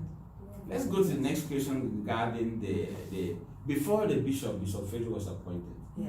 Did any of you know him as a priest before he was appointed bishop? Quelqu'un de voulait connu comme prêtre? Oui, je l'ai connu non comme vicaire général déjà. Oh, déjà. Okay. Did anybody know him? Vicaire général. Oh no. As a vicar general. Oh no. Really? Yeah. Okay. So as a vicar general, can you share your experience that you have with him? Each of you. I know it's each of you. Yes. First of all, in charge of the vocation, Yes. religious in the Diocese of St Thomas, Okay. he facilitated his He contact. facilitated Yes, okay. facilitated his contact with us, Oh. and then he's a father. Really, He's a father. father. So the first thing is interested in vocation. Yes, Okay. yes, interested in vocation. He was in charge. Oh, okay. As a vicar general. Yes, yes. Yes, so- that's true. I get that in his biography. Yeah, so- He had a lot of duties. Yes. Oh. So second is a father. Yes, he's a father. Okay. He's a father because So we share. Okay. yes, Very always listening. yes, Yes. he's really a father. Father. Which other qualities does the bishop have? Yes. Which other qualities? Apart from being a father, apart of being interested in vocation. You can say that he has. I used to notice something him, Yeah. he forgives easily. Yes. Okay. He If forgives you make a easily. mistake. Yes, yes, Easy. you get, I know, yes. He's a human But, being. but when you ask for Forgiveness, no, forgive. forgive. So he's really a true Forgive. father You because can God walk, is. you can walk with any person. Okay. Wow. Wow. You know, Pope Francis has insisted on forgiveness. Yes. Merciful. Yes. He said God is always ready to forgive us. It is Oh, us who yeah. find it difficult to ask for forgiveness because He's always there. So that's wonderful. Okay. One thing on him too is that he's very quiet Okay. and he does things It takes gradually. time. Even to Yes. talk, he take it It's time, gradually the in a words. good way. Yes. Okay. And he likes to see everybody doing something. Okay. He likes to see that everybody beside him is He's trying doing- to be occupied. Okay. Because an idle mind is the devil's Il workshop. met Tout le monde à l'aise. Okay. Il aime voir des gens À l'aise. Okay. And happy in Sans your stress, sans tension. being joyeux. in happy in your ministry. Okay. Okay. Il est Yes, toujours en train it's de the- demander est-ce que ça va? Est-ce que Okay. ça va? Okay. Telle chose ça va? Il regarde des teams go. I see. Always Yes. worried about. Yes. Oh. You know, the three people I interviewed today, and not insisted, observed that he's very close to people. He's always with the people. Yes. And that's what the book was insisted, that the Yes. shepherd should have the order of the sheep. Always the people serving water, serving people who not even know that he's a Yes. bishop or a vicar general. Yes. Okay. Very likely Even now. with the Christians. Oh, really? Yes. Okay. Especially with the Christians. That's good. That's good. No, that is because I asked Mr. Warren, Mr. Bush, you know, he has been here for long. So he said this is a special characteristic of Cameroonians. Cameroonians are so charismatic. People like them easily, they're easily get loved by people, they're so down, but very learned. That's what he said. Ils sont très très intelligents. Yes. C'est quelqu'un qui travaille. Okay. Yes, it's Et il a l'amour du travail. Yes. Okay. Il aime travailler, c'est pas que on Non, est- il aime. Même si c'est à la cuisine, Ok. il est là. Ah Même bon? si c'est le store, il aime la perfection. Okay. Il aime que tout soit. Wow. It's It's Partout. Tout. Okay. That's interesting, huh? Yes. Is there anything we have forgotten about his qualities? If you want to write, you We can write a book. Okay. Yes. Oh my God. I see. So, what was your reaction when you heard the announcement? Quand vous avez entendu l'annonce de sa nomination comme évêque? Where were you, by the way? Let's begin with sister. Where did you get the announcement? Quand est-ce que vous avez? I get the announcement Où vous parlez en français? in Banjul. Oh, in really? our community. Okay. Yes. And then So who announced My it, reaction. or you read it somewhere? Qui a I annoncé? saw it in the In the- message. Okay. In the message. Okay. And then somebody called for me and said, open the link Okay. and And here. and here you are out. Okay. Then understand directly Okay. the announcement. Yes, and so I was very happy. So you were in the community. Yes. What was the reaction of the other members of the And community? I convoke my other sister in the community. Okay. Let us go. I received some message to invite us Yes. to wait for some information. Oh wow. Yes. Really? Yes. Interesting. And then all of us. Yes. We are there, and then I open the link. Yeah, because the link it was streamlined here in the Yeah. cathedral. Yes. Oh wow. And then I was very happy. And Très, what? très content. Très content. Très content d'apprendre parce que le Seigneur ne faisait que confirmer Oui. ce qu'il était. C'est qu'il est en train de faire son travail. Wow. Le Seigneur ne faisait que confirmer cela. Makes me say. And you, sister? Yes, I got the information when I was here. Oh, really? Yeah. Yes. Oh. I was here, and Yes. then he gathered the parishioner. I was aware of nothing. Okay. He gathered the parishioner one morning. Yes. It was partying on Tuesday, if I can remember, Mm-hmm. that there is a great announcement. Wow. Who is going to pass through the Magnitude. Yes. So we gather after the morning mass. You were in the cathedral? Yes. Oh, wow. After the morning mass, somebody Yes. came forward Okay. and read the letter of the Holy Pope. Father.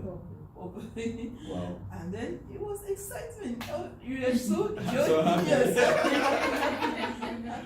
Oh, how about your sister? Were you here already? No, I was not here. I had the news when I was still in Cameroon. Okay. When we are in the community, Okay. and I never knew him before. Exactly. Yeah, I've never seen him. Okay. So I was just happy because our sisters were already here, Here. and it was really something good. And you knew you were coming already? No, not Okay, yet. okay, I never okay. knew that I was to come here. Oh, wow. It was with time that I was appointed by the congregation to come here. Oh. So I was very happy that Okay. we have had the bishop, by God's grace, Yes. the first Cameroonian. Yes. Yeah, that's Yes. why In the United then I was States. in the United First. States. United States. Can you imagine? That is For what all these years. Yes. Can you imagine? So, Not only Cameroon, the first African. First Because we never had any. Yes. First Africa. So you were very proud of him. Yes. very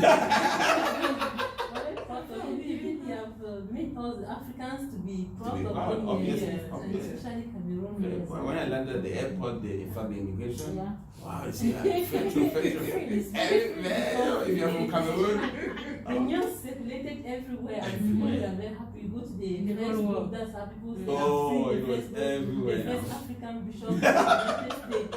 How can that Exactly. happen?" So it was amazing. People were so happy. Yes. Yes, when we thank God for it. Okay. So, sisters, you people from your mission here, you people do a lot of work in the school. Yes. Which other areas do you We do work your in mission? church, sacristy. Okay. Oh, no wonder it's so orderly. I passed it today. Yes. I'm preparing for mass. And we also work with in visiting the sick. My sister was visiting the sick, but with the challenges they had was the COVID. yes, that Yes. came. Oh. Sister could not go to Yeah. Not doctor continue. again to continue. 6 Okay. years of families. So you visit families too? Yes. Yeah, Yeah. by visiting the sick people, you are in touch Yeah, with the it's your families. family. Yeah. So give me an impression about the reaction of the people towards you as from Cameroon. How are the people? Are they hospitable? Yes. Are they accueillant? Yes. Yes. Yes, they welcome Here, yes, Yes, yes. they welcome. As missionaries. Yes. Yes, They welcome. they are really welcoming people. Okay. Yeah, they are So they're very welcoming. Secondly, are they hospitable? Because to be welcoming. Yes, they are not hospitable, but they are hospitable in some sense Yes. because Okay. they have everything to give you Yeah. to make you feel good. Yes, but if they don't welcome you in their house, it's just the culture of individualism who is Which is already in the yeah, Yes. it's a normal, it's a culture Yes, here. yes. Everybody in his house, and you can't Yes. compare with like in Yes. Cameroon, where you don't even need to call somebody Yeah. to Yeah, visit. that is you have to Where if you even see a though Reverend sick- sister coming, you're Yes. happy to visit Yeah, them. even Oh. though sick, you have to call them to call the sick and say I'm coming this day. And this time, Yes. can you imagine? And you're coming for their good. Yeah. And yet you have to follow other. Yeah. I can imagine that the COVID really affected your Yes. mission. Yes, it affected our mission, especially in the health area. When visiting the sick, everything is stopped, Okay. but we are preparing to resume. yeah. What about the school, sister? Did it affect the school too? Yes. Oh, students- Also. Oh. Yes. Students will not come to school. They have Yes, to do they it are internally. just coming in August with elementary, and then the elementary started on August, and then Okay. the middle and high school Yes. they are starting on October. Okay. Yes. And then the distance. Yes, this Social 1.5 social years. distancing, yes, distancing. we can respect it. Okay. Mhm. Wow, I'm happy about that. I'm happy about that. So we have another question here. The reaction of the Bishop of you have answered that question. Another question that I had to do with, so this diocese is not only St. Thomas. No, sorry, it's not only this Thomas Yes, city. Thomas. We have other islands. They are Have you guys visited the other islands? Have you? only, Have St. you? Paul, So St. Paul, we went to Cross. Tell me the experience. How was I want each of you to tell me how was the trip? Are we What? cheap?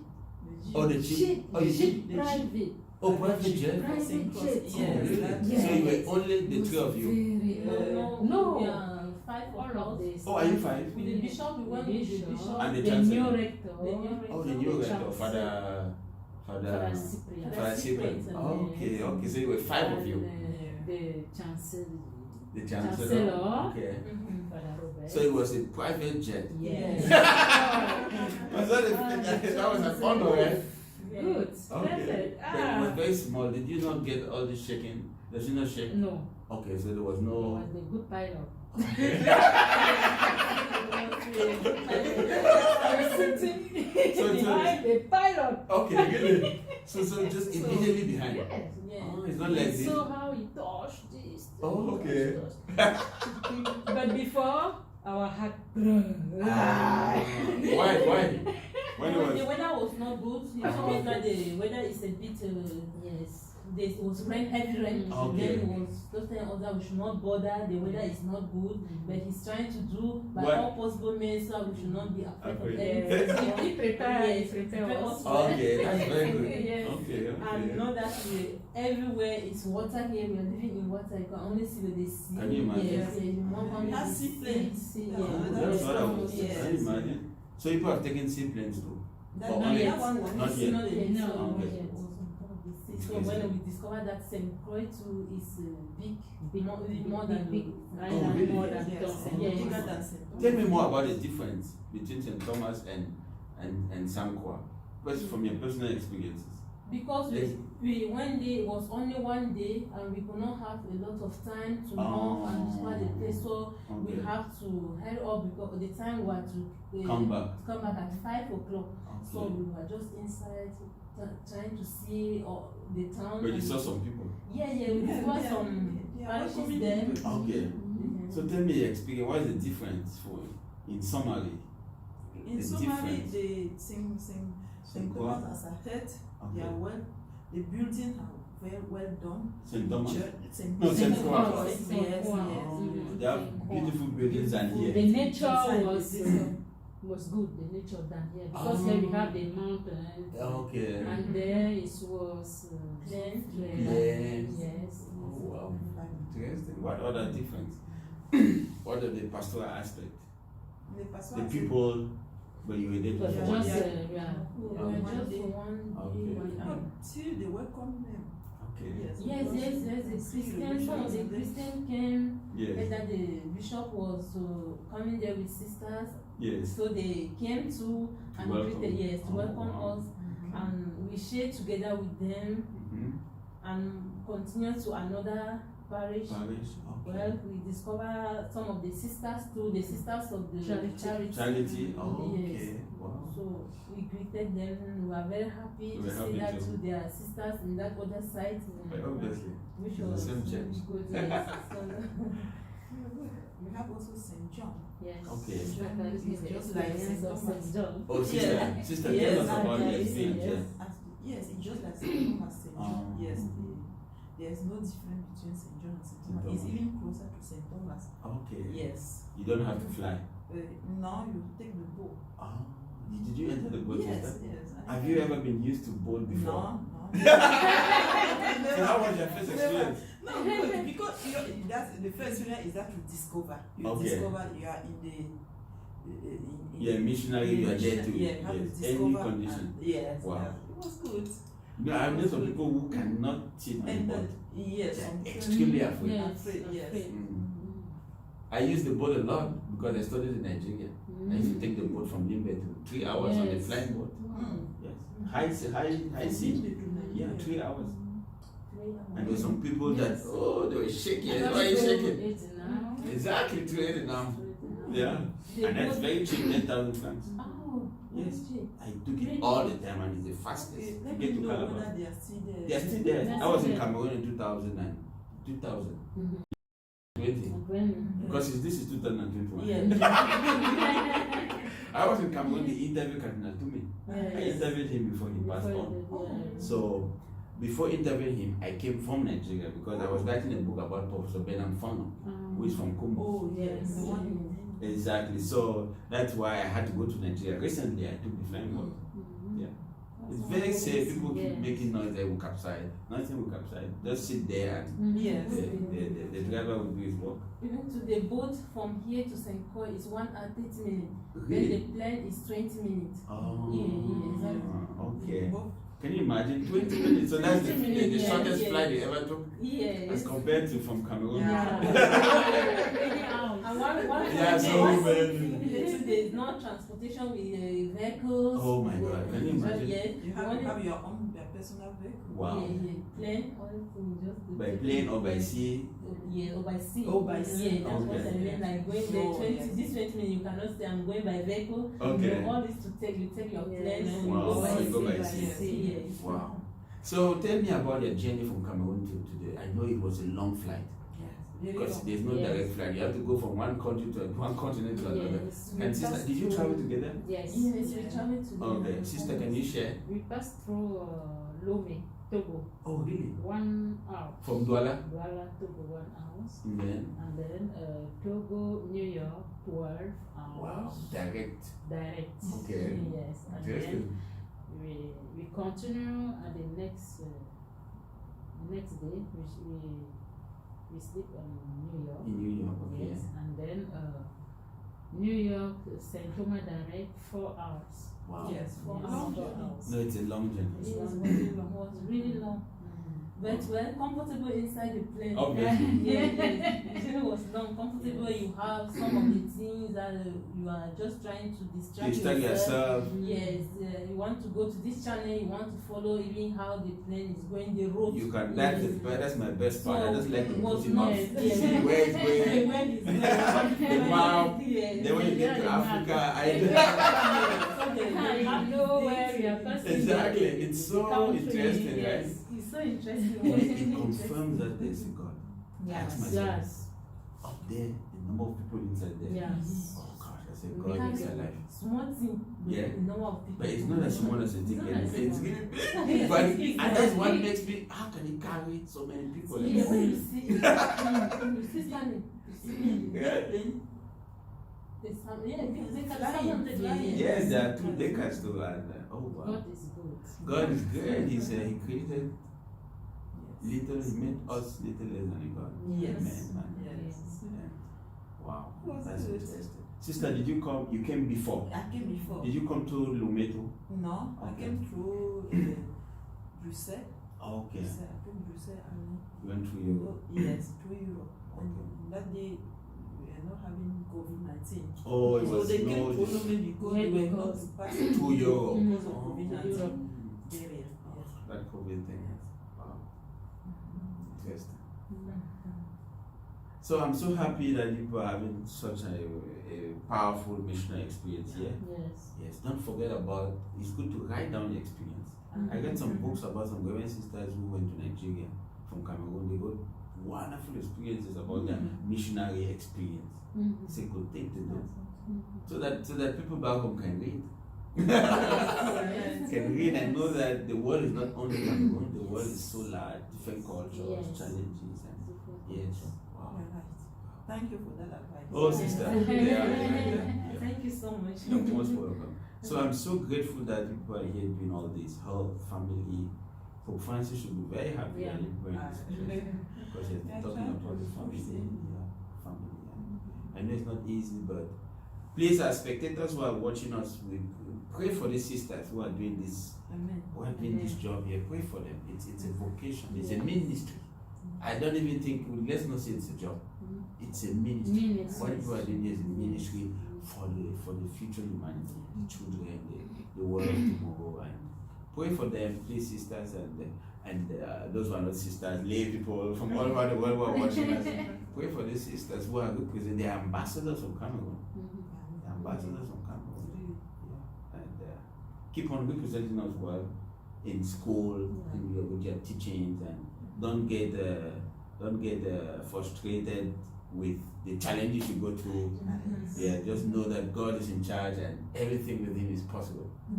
Thank you so much, sisters. Thank you. It was a pleasure. It was a pleasure. And let's also pray for our bishop. Oh yes. Because it's not easy for him. Let's wait for a bishop. Yes. You know, yesterday we went out and everybody, Bishop, you don't visit me anymore. And I told them, Bishop is a bishop Bishop now. now. It's not easy. You know, they don't understand. They keep calling him father, but he's a bishop now. You know, and they were saying, what's the difference?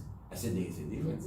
When you're a priest or a vicar general, you're only here for the part for the cathedral. But when you're a bishop, it's for the whole of St. Croix, St. John, and yeah, so they really love him and we're very proud of him. Yes, we keep praying for him too. Yes. So that his episcopal ministry will be very fruitful. That all those who are around him may collaborate to attain the projects for the diocese and the mission. Thank you so much, sisters, for your time. Thank you. Thank you, and thank you for the wonderful cocky of yesterday. No, I slept so well yesterday. I have not eaten cocky for so many years.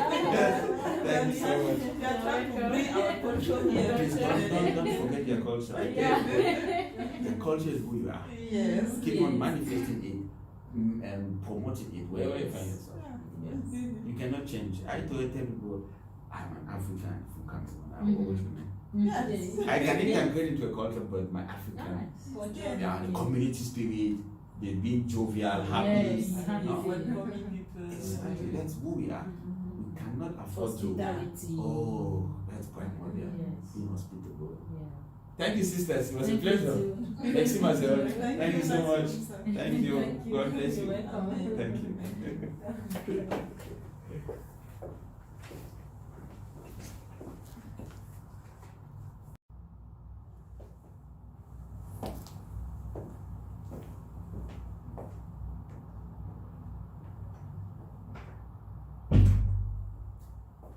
Good afternoon, Mr. Jean. Good afternoon. How are you doing today, sir? Your name again? My name is George.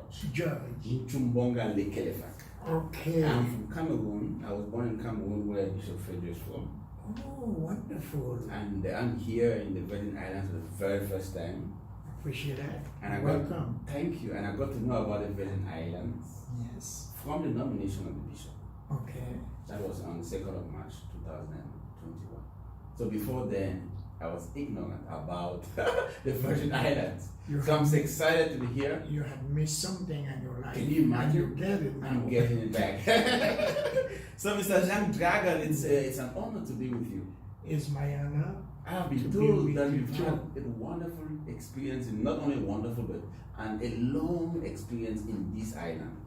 You're a man who knows all the A news. little bit. A little bit. But I thank the mighty God to bring me in St. Thomas. I born in Guadeloupe. Oh, really? Yes, I born in Guadeloupe. Okay. And I have 2 aunts was married living here. Yes. And they got a time I had need to go on a vacation Oh, I see. for a month. So I have family and children in Paris. Wow. So they had want me to come there. But I said no. Okay. I never been in the Virgin Islands, just like you said, Yes. and I could not speak English. Oh, what could you speak? French. Donc vous parlez français. Yeah, oui, je parle un petit peu Ah, français. c'est ça. Mon plaisir. So, I said, okay, I'm going to come in St. Thomas. I could see the movement and how it's operated. Exactly. So I came, I lived here 1 month on vacation. Okay. And with my 2 aunts. Yes. And then I fell in love with the place, just like you say. Okay. And I When said, was that? this is, I think it's 68, 67, 68. 68. That's long way back. I wasn't born. 54 years ago. Wow, 64 50 years years been in this island. Yes. Wow. So I fell in love, and you know, I was young, and this boy, you know, you want to talk to the girl and things like that. Yes. So everybody talking to me, You were not answering because you couldn't understand. I don't know what they're talking about. So I say, really? I say, I don't come back here Okay. to To learn. My idea, Yes. I thought it was going to be used like that. I say, okay, I'm interested in language, Yes. so I don't come back in St. Thomas, Yes. spend some time, speak English, and go to Puerto Rico, And teach. learn No, Spanish, Spanish. and get back to Guadeloupe. Okay. Because at that time, trust me, I had a good job. Okay. In Guadeloupe. Oh yeah. I had So it's an island. Yeah, no, Guadeloupe is a big country. Oh, it's not an island. No. Is it far from Virgin Islands? Yeah, maybe 2-3 hours fly that way. Wow, it's really far. Yeah. I thought you came in with a boat or something. No. So therefore, I say, okay, I gotta come back to learn English. Yeah. It was not the job per se. Okay, that brought you here. No. You had a good job. I had a good job. The fact is, when I was in Guadeloupe, yes, and I had a job, and they were paying a driver to drive me. Can you imagine? Imagine that. Wow. I had a guy named Amédée Dorion, and this guy had to drive me every day to go to the work job and come back. Wow. Yes. So when I go back, and I tell the people the experience of the island, and the island was not like now. So how was it then? Then it was sweet like sugar. In what sense? St. Thomas was sweet like sugar. Okay. The people, you're talking at the people good now, you should have been at this time. Okay. The people were so good, door open, you could get food, you could get amusement all over to the island. Okay. It was amazing. Wow. So at that time, this is the type of life I used to have in Guadeloupe and Malgalant. So I say, well, I got something matching where I come from. Okay. So when I came there, it was a lot of fun. Okay. A lot of fun and good people. People would not kill people. It was nothing. So becoming a solution, I used to be teaching my grandmother to be in church every Sunday. Wow. So you came Even though we have to walk mileage and mileage to go church, but we have to walk. Take our shoes, put it on our shoulder, and walk barefooted. For how many because hours? we don't want the shoes mash up too fast because you can't get shoes. So therefore. So you had to walk to church. Oh, in Guadeloupe. How many hours? Oh, we used to take sometime almost a half an hour to go church. Oh my God. And you got to walk back and forth. So, but with my grandmother, you have to go. Yes, it was an obligation. No complaint that you have to go. And be in church at time. Wow, punctual. Because when at that time you didn't have no telephone, no radio. Exactly. But if you misbehaving, when you wish back home, your grandmother know you misbehaving. Oh, she will know. People will tell her. Nobody know how they use to know. So, when looking, you better believe some tamarind, a bamboo line, prepare for you. Oh my God. That's the childhood you had. Oh yeah. Very strict, Christian. I'm telling you, and let me tell you, I could say far, my mother never touched me. Okay. But my grandmother put some blows on me. Wow. Because when you're young, you're disgusting. That's true. But when I appreciate what my grandmother do is now. When I wish older, and I say you right to give me this blood because he make me a man. Exactly. Yes, my man. Yeah. And I will never forget. And my grandmother died. My mother died, but every day I got to pray for them. Exactly. And because he do me well. The formation she gave you was a Christian formation with values. Exactly. The value of God and life and respect for people. And that's why you transmitted it to others. Exactly. I was told that you are a parishioner of Holy Family Parish where Bishop Feudjio spent a long time. Yes. And I was also told that you're in the finance committee. Yes. And that you're the chair of the content and the money. The money whenever the collection every Sunday I am responsible with a group of people to count and to go to the bank and deposit and everything. And this is thank God we never have an incident. Okay. Everything well, transparent, perfect. Well, very well. God is the mate of everything. God is good. So that's working good up to now. And you are also a captain on Saturday. And Saturday Mass. Oh, the captain checking. And Saturday Mass, you are the captain for the other usher, and to make sure the door closed, the door open, and greeting the people, usher. the- Usher the- people to greeting the parishioners. before they enter the church. Yes, and either you locally here Yes. or you are about coming, especially tourists. You're supposed to have a very special way of talking to the tourists. Exactly. So that they might come again. Oh, that's right, that's right. And you are also a member of St. Vincent de Paul. St. Vincent de Paul, and because I always believe you have to help in the Pope. So when St. Vincent de Paul come in, Yes. and we have a priest named Father Cashman. Okay. He was from Philippines. And this priest with me was just as I with Monsignor Jerome. Okay. So he taught me and told me Yes. I need to go to Paris to visit Saint Vincent de Paul.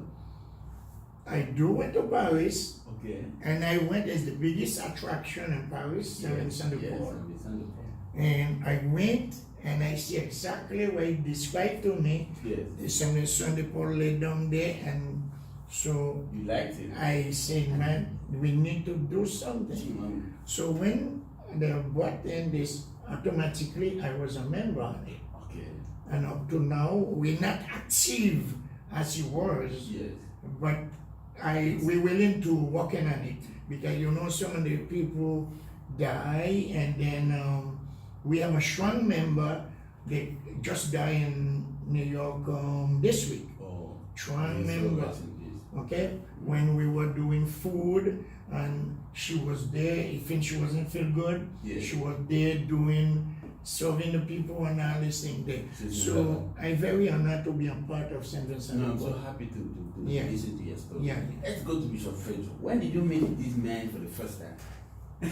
Don't laugh at me, Bishop. He's always laughing. Yeah, you're laughing with me. He jokes with you. Yeah. We say I got to begin from when was the Father, first time? Father Jerome Feudjio. So you knew him when he was a father, Yeah. not a deacon. No, before he was a father. Good. Yeah. That was 1989. Yes, he was a deacon. Can you begin from there? But I was more or less an Holy Family at that time. But whenever we was coming, Yes. and I see him, but at this time we was speak a little French together. Oh, that's what attracted you. Yes, we was and so at this time we becoming very friendly, very friendly. Wow. When he was to Odin, Yes. I guess 1990. 27 years ago almost. Wow. Yeah, and for, I think a bishop from Bishop O'Malley. Mali. Good. And then when I said, what you about time for you to be a priest? Okay. Okay, so we stayed there, and then we begin to be closer and closer because he got more responsibility in the church. And then I have my responsibility, and I always having a little business. Okay. So whenever he needs something, he called me, and if I could do it for free, I do it for free. If I could say, give me a little money to pay the people, we've been operating very good. Okay. He becoming Bishop Thomas. Yes. When Bishop Thomas becoming bishop, Okay. and Bishop Thomas signed him after a big hurricane there Okay. to be going Holy Family, and Bishop Thomas telling him, you need to go to Jean and to make in the assessment for the insurance.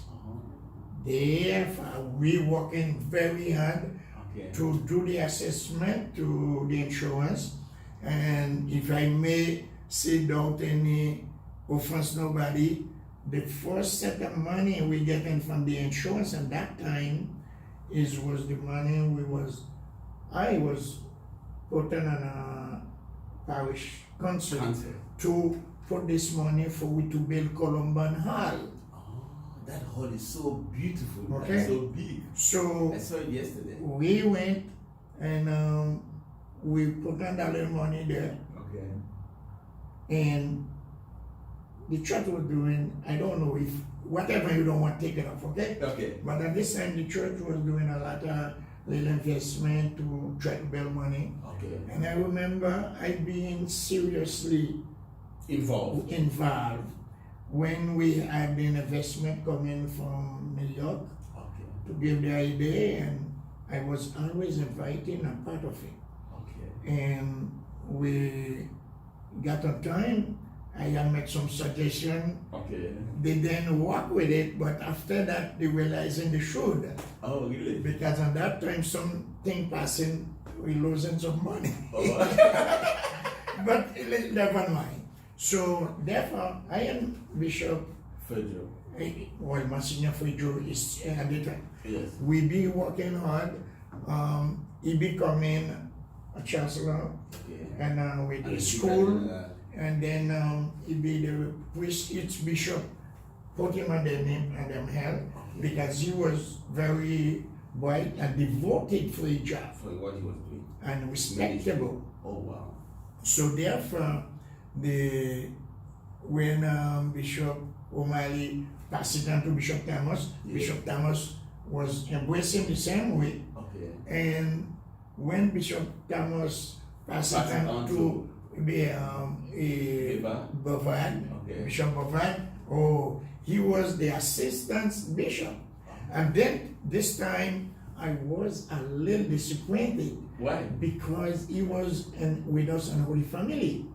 And we were doing very well. So why were you disappointed? Well, when I'm glad they gave him a better position in town, but when he lived there, we were trying to build up the Holy Family. You were disappointed that he left. Yes, so when Bishop Bavard come in, he sees something in this place. Wow.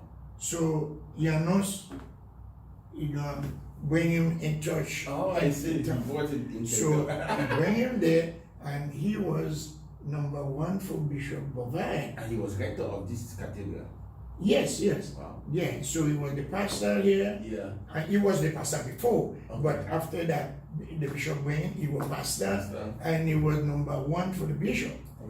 I remember when one time the bishop was traveling, and all the people come to, the bishop never here, and Monsignor.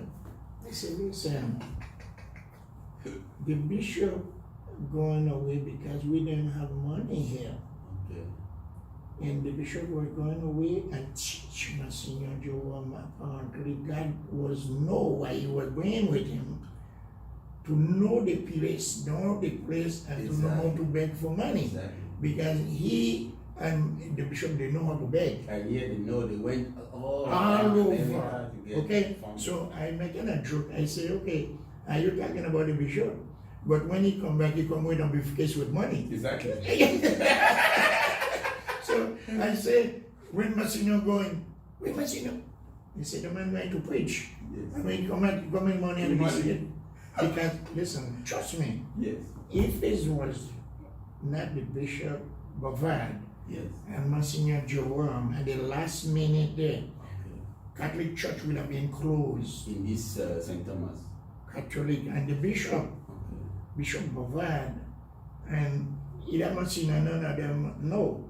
He was calling me, invite me in his private house, and sit down and talk to me just like I am talking. Okay? And I remember at the time he said, Jean, I've been head of how many schools in my parish, and I love it, and I could do everything in my power to keep Catholic school open. And he work hard on that. He and Monsignor.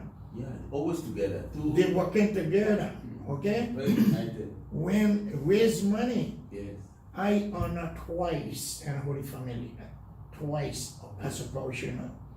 I honor one time with Bishop Thomas, and one time with Bishop Bavard and Monsignor Jerome. So you were honored twice? Twice. Tell me more about that statue, the Holy Family statue. Why was it constructed, and why was it installed? The Holy Family statue. I do that. You did that? I do that. Wow. Both of them. You see one on top there, and one with Virgin Mary is. Exactly. Now, that's a story. I want to get that story. When we was working, I tell you about Father Cashman, Father Cashman. Who was from where? Guadeloupe? I was from Guadeloupe, but he was from Filipino. Ah, he was a a Filipino priest. Okay. So we were working hard, very hard. I see. So he got on time. I can't remember which bishop come in decide. Okay. All the church got to bring the money to the cathedral. Exactly. So Father Cashman called me. Yes.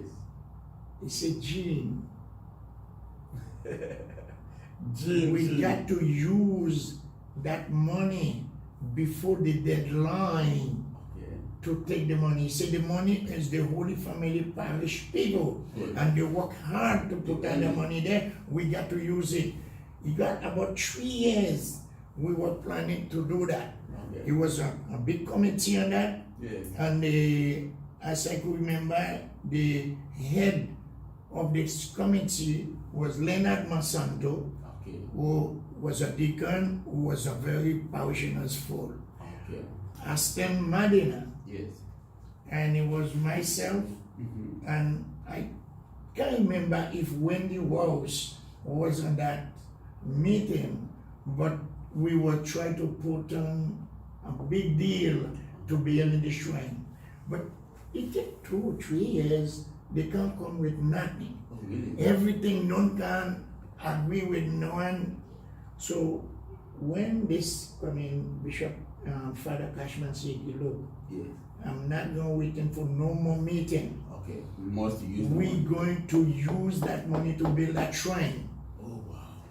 So one day I over to my place, Father Cashman called me. I think it was about 10 o'clock.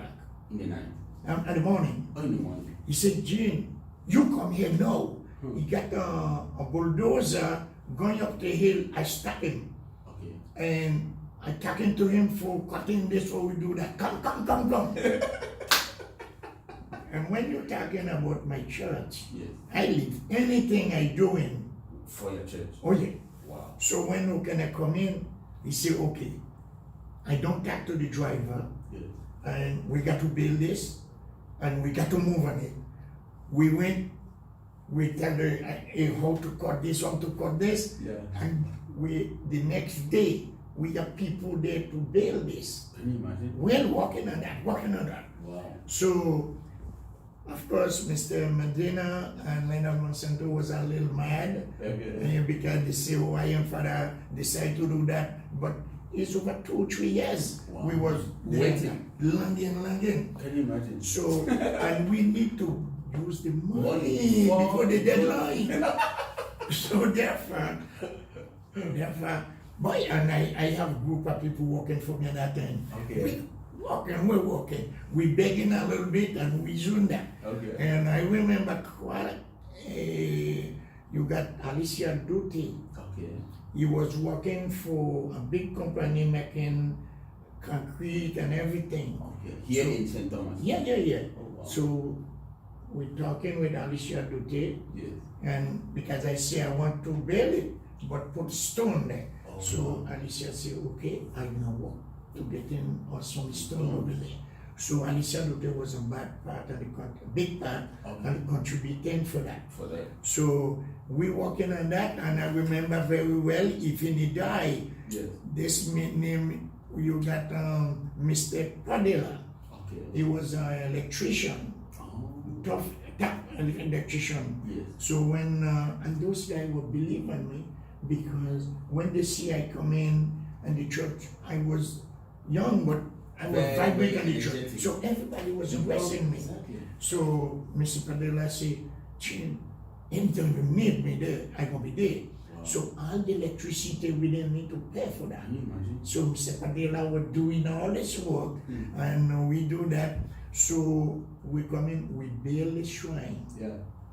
And if you look there, you could still see Father Cashman name there. You can see, and there's this other shrine with names of people. Yeah, a lot of people donated and contributing. And then was the shrine given the statue of the Holy Family? Yeah. Was it a gift to the bishop and his family? Yes, it was. I don't remember if Wendy was doing a lot on those too. when there was, and even the Virgin Mary inside of the church. Yes. Yeah, he contributing for that Children of Mary. Okay. Children of Mary do a big part of the church. So the Holy Family statue was given to the then Father Feudjio as a gift from the Bishop Beva and the Christian community. Right. So and his family. And the Holy Family. Wow. So when Bishop Bavard come in, Yes. since he was living at the east, Oh, so really? he say, yeah, you see what Bishop Yes, did. yes. So this is what Bishop Bavard. I went there yesterday. Yeah, he was living there, Nice. and I do a lot of work there too. Oh, right. Oh yeah, I do a lot of work there. Nice house. Okay, so therefore, when Bishop Bavard come in, Yes. and he said to the people, he was a member of Holy Family. Oh, did he? Yeah, because he living at the east. Exactly. Okay, so to come back to my bishop now. Exactly. Yeah. Wow. So my bishop, when I jump in a little back, Yes. when Father Bishop Thomas sent him over there, and first thing he tell them on Holy Family, Was? Ginger again is my friend. Okay. That's the first thing he told him. First thing he tell Holy Family parishioners. Okay. He introduced himself and he said, Ginger again He's is my my friend. friend.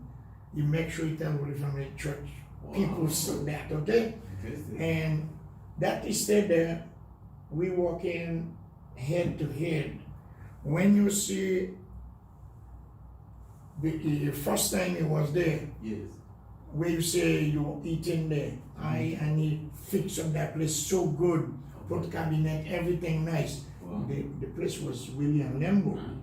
So they would decide they're gonna demolishing the whole thing. Oh.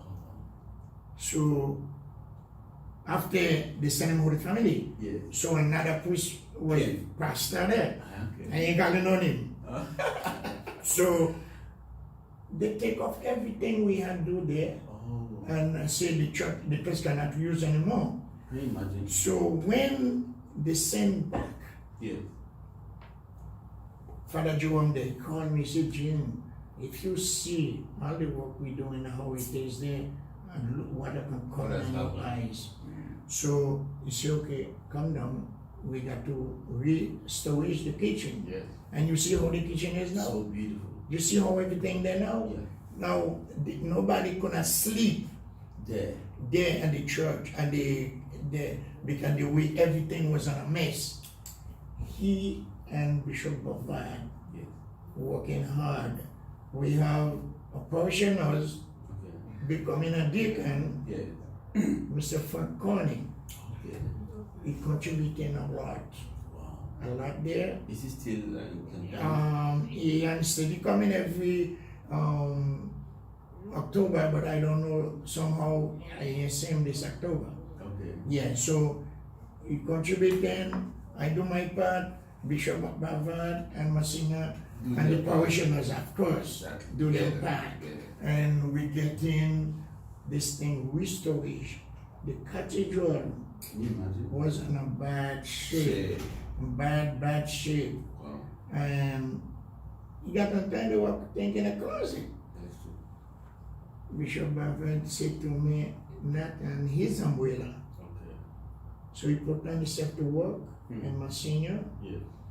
they come in with appeal for bishop appeal, and they come in with some fundraising, Yes. and they choose Mrs. Quinn, you meet her, Yes. and Mrs. Charlotte, Okay. I show you meet them. Charlotte Madier. Charlotte, a white lady, there was there, and Mr. Butch come in and work hard too. Wow. So therefore, start to raise money. Okay. For the Cathedral. And So we are finished with Holy Family. yes, Holy But, Family, Holy Family, like I said, something I must say about Holy Family. Okay. When Father came, Holy Family, Yes. of course he sat down with me just like you. Okay. And I said, man, Jane, how we can do to bring Holy Family the way it is. Because he got a time, Holy Family was almost the cathedral. Oh, wow. You could ask anybody in the cathedral or Holy Family. Holy Family were progressing, Okay. and the Holy Spirit was there. Wow. And when you're looking, people get healed in Holy Family. Of course, it's Okay. a Holy Family. Okay? And that's why I love this place, because I forget to tell you the beginning. Okay. When I came here, I said, Holy Family.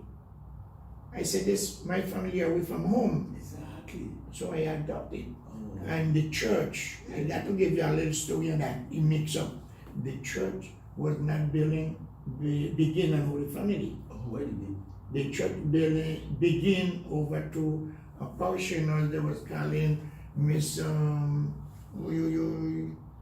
Blanche. Blanche is our husband, Larry Boyan. I see. Larry Boyan. This is where the Holy Family started. And right there opposite the church, it was what this lady named Miss Michael. Okay. Her husband was a judge. Oh, wow. And this woman was Very hard work. saved there. And we began the church, and then the church was begin there. He got a priest, I can't remember the name of the priest, and Yeah. was living right there. So Okay. we were doing the church there Yeah. and there. I remember well where you go in the church from the parking lot, Yes. right at the entrance there. Entrance. It used to be a little plywood house we built there with plywood. Wow. And this is, yeah, it used to have a red work there. Okay. And we were working sometime more than our foot to go to church. It was like a little.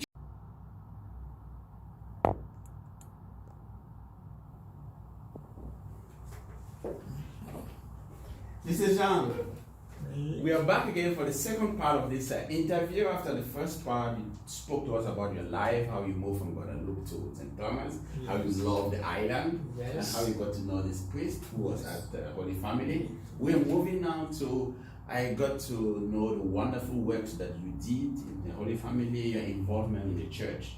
Let's move to St. Thomas. To the cathedral. To the cathedral. Yes, tell us more about the cathedral and how you and all the work and involvement that you had in relation to the man you see here.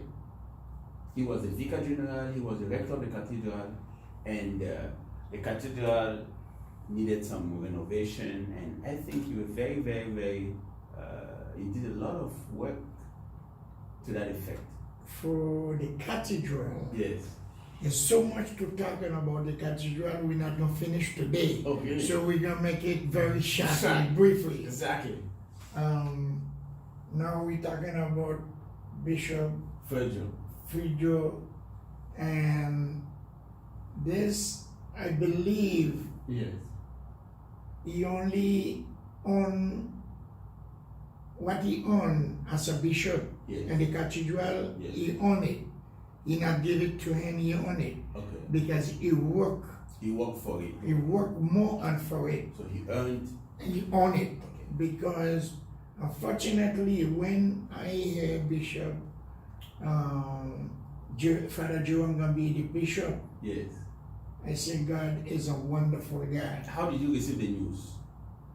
How Well- did you know? Well, I had a little pinch, but I keep it on a secret. Oh, really? When that was announced, Yes. I had How was it announced? well, no, before it was announced, they announced it there. Okay. But you know, when there was a little melee going on, Oh, I had yeah. looked. But I give that prayer. Okay. No, and I could wait the day Okay. for the honoring Yes. because all I thinking about a man works so hard and you need to enjoy the flowers. That's obvious. And this is what happened to Mr Jerome becoming a bishop. Okay. And I think in general, Yes. he owned it. Again, I repeat that. Okay. Because like I said, the way this place was, Yes. worked so hard Hard. and begging. Sometimes I get a lot upset with him because I don't have the money, but he want that to be done, he want that to be done. Exactly. He don't have the Highly money. possible. But I squeeze in, and I work with him, and because I had wanted to be success. Yes. Before too late, I want to pass this publicly to the parishioners of the cathedral Yes. and the priests in general and the diocese, St. Croix, St. John, and St. Thomas. Yes. We're looking forward to see all and every priest work with Mr Jerome, the bishop, Yes. to finish his job. We want to improve this island Okay. and improve the diocese, Yes. and I want them to work together with him. By talking with the two priests here at the cathedral, Okay. I was amazed after a meeting we're talking, and they are willing, I feel, to work with Mr Jerome Okay. to achieve a lot of things. And I tell them, Yes. I will be there and willing to work with them. With you. Because, believe it or not, I'm not bragging about myself, Yes. but I'm pretty good at negotiating. You're good at negotiating. And I've been negotiating for those church for years. Wow. Everyone, So apart from Holy Family, you Apart from Holy for Family. Cathedral. cathedral, Mafoli, Where's Mafoli? Mafoli, or you then go to Mafoli Church. Is it St. John? No, you have St. John, Yes. but you have Mafoli where Father Mark is. Ah. Yeah, and Father Mark is my good friend. Okay, Father Mark from where? He's from St. Croix, Okay. but he's over there. And I see. tell Father Mike, I want to come see him personally, not call him, Okay. because he's just a part of me. Okay. And my family come there one time, Yes. they adore Father Mike. Okay? So I want the parishioners, Yes. all the dioceses of St. Thomas, Okay. join with me to welcome Monsignor as a bishop. So you can tell the people who are listening, you want everybody. Everybody. Okay. Everybody, I want them to join Monsignor to let us have the best In this in the Virgin Island and diocese. Sorry. And I believe they're going to do it and they're willing to do it, because I will do anything in my power to help to see the diocese improving, the church, Okay. because of course we are Catholic and we have no place to go. Catholic is still number one in the community, either any part of the world. You find a Catholic church. Is when I thinking only church in the world, correct me if I wrong, Yes. only church in the world have mass every day, every hour in the world as a Catholic church. I don't know, my book is the best, Okay. okay? Well, the Catholic Church is found in almost everywhere in the world. Everywhere in the world. Everywhere you find a Catholic Church, and Mass is the Every source single and day. summit of the Christianity. Exactly, Mass is the most exactly, important. There's exactly. no other So, and I personally, I pray every day Okay. for bishop, priests, Okay. parishioners, pastor, everybody, because we need it right now. No, we need prayers. I was a little boy when I had to say prayer. My grandmother was one of them. Mary, pray.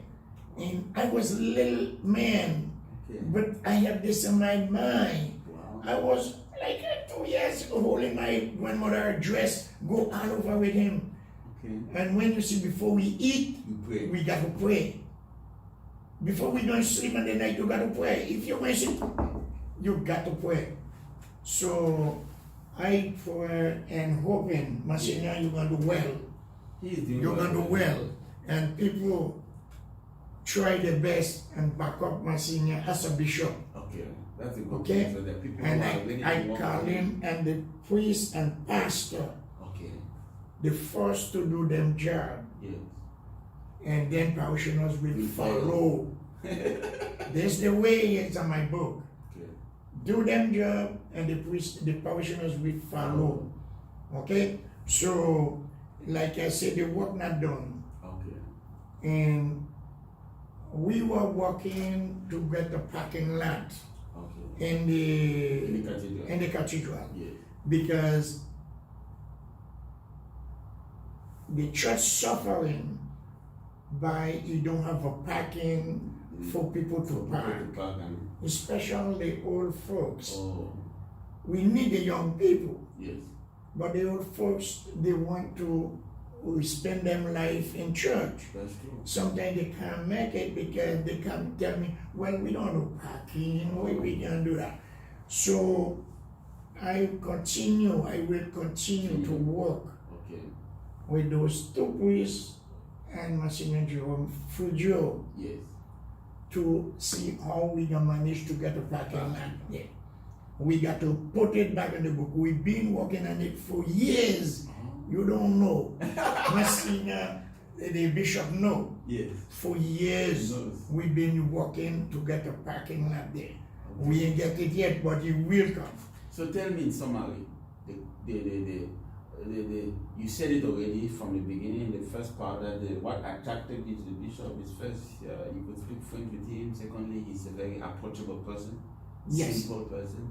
Yes, the bishop impressed me. Yes. He was he speak French, Good. and then wherever he had met me, we had to do a little French. Oh, really? And then in St Thomas, you didn't have too much people speak French. Oh, So when you meet somebody exactly. Who speaks a little French, You're so or you happy. feel you're home, Yeah. and you feel, hey, And you feel, yeah. you're proud of yourself. Exactly. Okay, so I always was proud of him because every minute when he see me, Yeah. we were talking a little French. Okay. And so many people maybe say, wow, but I enjoy it. Exactly. To speak a little French. Understand it. Because this is my language, That's and my original French people. That's So when I meet somebody, I So he thought was your pastor in Holy Family. he got a time he was a pastor there. Were you there in Holy Family Of at that course. time? Oh yeah. Tell me about his qualities as a priest then, as a pastor. Well, like I tell you, Yes. when he came there as a pastor, the first time assignment he had there, he tell the parishioners, Jean Dragon is my friend. Oh, really? Yes. He let the parishioners to know that after church. So he was your friend before he was pastor? Oh yes. Before it was an Holy Family, we've been friends. So where was he before Holy Family? He and the cathedral. Okay, The cathedral. But I was going cathedral, Holy Family, all along. Okay. And when I start to get in to do work for them, Yes. and he's the one wherever I'm calling when you have a problem. Yes. If it's something I can't do, but I got to send a plumber, send an electrician, Wow. send somebody. Okay. Okay? And if I could go send one of my guys, I Yeah. have to come. And sometimes if you have a lot of meeting you have, Yeah. and big important meeting, he invited me. Oh, wow. Okay? So he was your close, you were a close yeah, collaborator? very close. And I remember he got a time, Okay. the diocese of all the island, Yes. they had sent people to conduct a meeting, seminar Okay. for the parishioners, and they asked him to send 1 or 2 parishioners Parishioners. and each parish Okay. to representing them parish. Where? That was here. Okay. And we have the meeting over at Memorial Beach there. Oh. So, even suddenly, Monsignor Yes. make me to go represent the Catholic, the St. Peter and Paul, Oh, wow. In that- The cathedral. and the cathedral, and the meeting. How was the meeting? Fantastic. It was about maintaining and a lot of things. Okay. And this was wonderful meeting. And I went there and I enjoyed it Oh, I'm sorry. because we have in this church, but we're not maintaining. That's the problem. And this was a very important. And they have those people had come in all over to the diocese, coming to conduct that meeting. It was not locally people. Okay. Yes, I was a part of it, and I'm proud to be a part of it. So you worked so hard with Bishop? Oh yeah, as a priest? the bishop, not yesterday, not because you're bishop now. Okay. We've been worked before. Yes. From the time being a priest, we've been worked very hard together and very good cooperation. Anything he need in the place, if he have to ask in a little advice, if he need take it or not, but we are talk together. Is it dialogue? And the key thing between parishioners Yes. and priest or bishop Yes. is the dialogue, is the communication. Okay? That's the key. If no communication, Nothing nothing. can happen. Yeah, you got to get that. You got to get that, and when you communicate, Yes. that is the key. It is. Yeah, When you got to- communicate well. Yes, you communicate. So we do very well, and like I said, I will continue as long as I 82 years. Yes. Okay, but I still have something to offer No, you still to have my church. your wisdom, Okay. your experience. Okay, so I will be working with my bishop until I make sure he got a parking lot. Exactly. Yeah. You got So to- parishioners, we got to all join together Yeah. and work to get in that parking Parking lot. lot. We need it because we need to attract the tourists. The tourists coming, they don't have a parking to even a car stop them in it. They got to drop them and things like that. So we work hard, the Holy Family, we have some parking. Okay. And the But it's cathedral, far, yeah. It's about 30 we got minutes. to work in for the cathedral. We got to get a parking lot. So in conclusion, I was told that the bishop is very close. Is very very close to the people. Always Yes. with the people. Yeah, well, Can you talk more on that? the money fact is a lot of people call me, and some of the old folks, Yes. I got to go pick up them envelope to bring it to the church, at the cathedral. Okay. I said to them, I said, listen, I is a parishioner of Holy Family, so I can take the money, I can bring Holy Family. No. And he got some parishioners really willing and work with Father Bishop So yeah. and makes the little money they could, nothing much, but they could That's try. okay. And the bishop said something at the meeting we have there. It was very pleased to me and important. Okay. And when he said, is the money is a key factor, Yes. but the key factor, how you're treating how you make the visitors Exactly. feel good and the parishioners. That's true. That's the key factor. Treat them. And a priest, the way you act, and the parishioners, and plus the visitors, That's true. because at that time, Holy Family, we used to get a lot of money from visitors. I see. That's interesting. Yes. So Bishop Feudjio is a very, Pope Francis said the pastor should smell the sheep. Not smell, should have the odor of the sheep. Exactly. That means that he should Yes. be among the people. Exactly.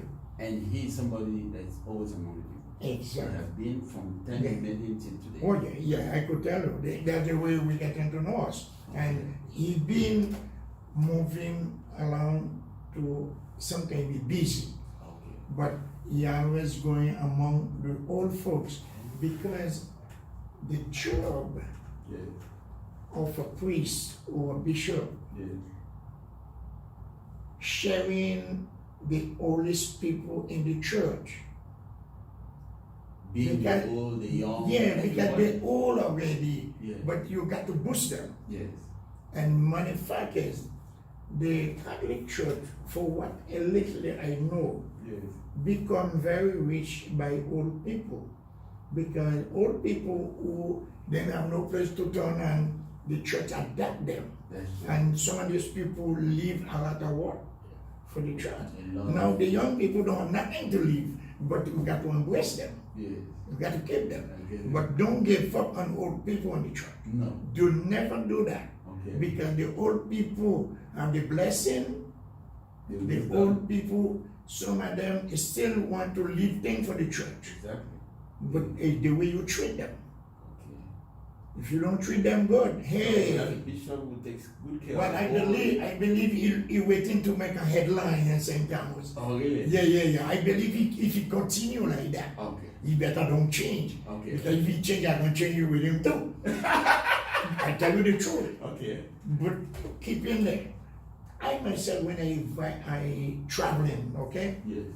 I looking for the oldest people and any part I traveling to visiting them. Because the old people, they have something to offer. That's true. The mouth is blessed. They have the elderly. Pope Francis just created a special.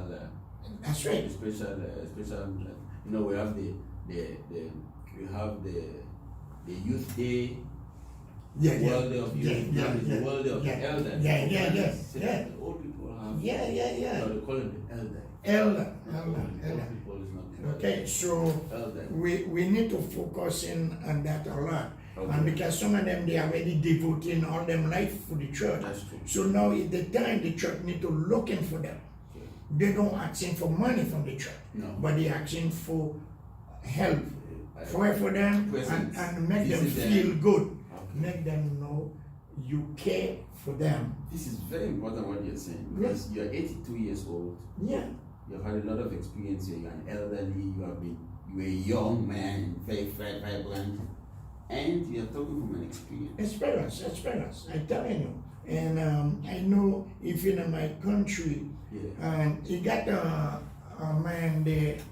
He was 104 years old. I live here. I went and I inviting that man for a lunch. Oh wow! He came. 104 years. Old. Wow. It was my mother. Yes. This man, it was a couple parishioners. And let me tell you, there's nothing that man was so happy in his life. No, it's very simple things that bring profound joy. Now, in the church, whenever the man coming to church, Yes. the pastor would never stop talking. He was a priest from Haiti, Okay. but he would never stop talking Talking about this about- man. After church, we Yes. have a little together over to the priest, Okay. and that man come in there and he eating among the people like anybody. Oh, so happy. 104 years. Old. And this Okay. was in Guadeloupe. Yes, that was in Maryland. Okay. Yeah, and I'm telling you, Yeah. whenever after that I invited that man, Yes. whenever I leave here, I'm going. Yeah. I never went to go visiting that man. Wow. So that's an example you're giving to all those who are listening to us. Please visit the elderly. Elderly, Visit them, listen make to them feel good. Make them feel good. Yeah. That's Let it. them know you love them. Okay. That's an Because important- this is all you need at that time. This is all the people need at that time. Okay. They gave them life already for the church. Yes. And others, now is the time to give them back some of this love Okay. and Thank you treat for them that. well. Thank you for bringing that up. Okay? And a lot of those people, I know Monsignor visiting them. Okay. Now, I know he extra busy now, Yes. but I will still tell him he need to make time No, for he, those he, people. he does make, because I interviewed Mr. Bush. Bishop Bush told me the Yeah. bishop is the bishop of the young, the old, everybody. Everybody. No, he fits into any group. Yeah. That's very, very exceptional. Yeah. He has that capacity. But I'm telling you, sometime I have when he was on Odin, and you could see the children how they was happy, and then they had the picture and everything.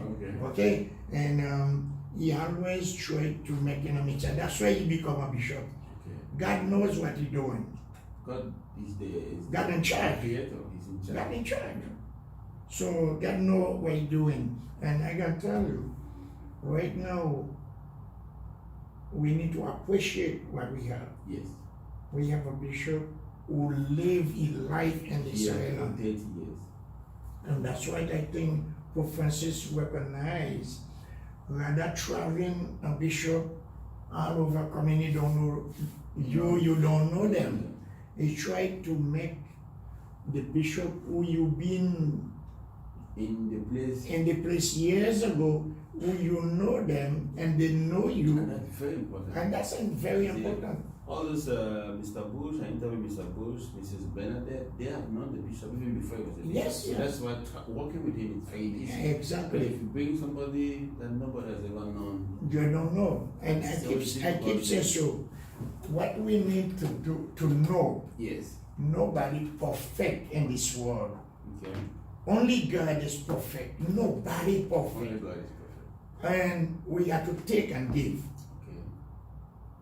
You got a time, not every day you eat a steak. That's true. You got time you eat chicken and something you don't know chicken, you eat rice and peas. Exactly. So we need to give and take. The bishop, sometimes he got a lot. A lot of people don't know responsibility until you have it. Exactly. The reason I talking like that, I've been operate a business on my own for years. Not all the time you can please everybody. No, you never please everybody. Because we have different backgrounds, different histories. You got to do that. But the responsibility you have when you're out a business on your own is different to when you're working for somebody who have a business. That's true. It's very different. And they said the same thing with a bishop. When a bishop, the responsibility he have as a bishop, not the same responsible as a priest. No, it's different. It's different. Because now he's a shepherd of the whole diocese. Okay. So every problem is his problem. Before he was just a pastor of one parish. Now he's all the So when you're a pastor, you only hear around here. But when you're a bishop, it's all over. Sankwa. so that's St. John, Lafole, St. Vincent. So This is a different thing. it's different, and it gives him more work, more duty, more function. And you had different people come in, and our people will come in mainly left and right. That's true. So you could have melee from there. So you sometimes how you can a bishop have a lot and need umbrella. We're going to be praying for the bishop. And that's what I say. And you said, I say it too, we're going to pray for the bishop so that his episcopal ministry You could perform a place of the ability. Yes, so they will be successful so that the Church of St. Thomas is going to grow to greater heights and that That's right. Christianity, baptism, people are going to come more to church. We need to join together and say, okay, we got a bishop on our own, Yes. and we've been know very long. Who knows? This is the time to embrace it and help him. Wholeheartedly. Yeah, Help him and to help get him to the to go destination. forward. Thank you so much, Because, Mr. Jean. not only the bishop, we help ourselves too. Exactly. And if we defend Catholic Church, we got to defend it in general. Yes, true. And we asking the priest to do the same. I get it. Thank you, Mr. Thank Jean. you, Father. God bless It us. was wonderful. Okay. I'm not a father, I'm just George. By George, I'm a lay you person like you. okay? So But it's- what you work at the church? A researcher. I'm just a researcher Okay, and a journalist. okay, a It's journalist. a pleasure to meet you. Journalist, I wish journalist. you the best Okay. as an elder, and please keep transmitting this wisdom that you have to others. I thank you so Thank you very so much, much. and God bless you Thank to you come for in, your time. and God bless you to go back safely, and give our sympathy to the priest over there and the bishop. I will. Give them all, And my friends and yes, family yes, members. and especially your church. Thank you. Tell them we love you. Okay. You need to be careful because when you We have a nice Cameroon community in Dallas. That's where I Really? am. And So, Dallas? Yeah, Cameroon community. Catholic Cameroon community. So I'm going to tell the parish priest That's for the wonderful. first one. And tell them we love you. I will. And we love him Well, too. there's one deal. Thank you, Mr. Diabo. Okay. All right, God bless. Thank you. Thank you for this interview. Thank you. Okay, very good.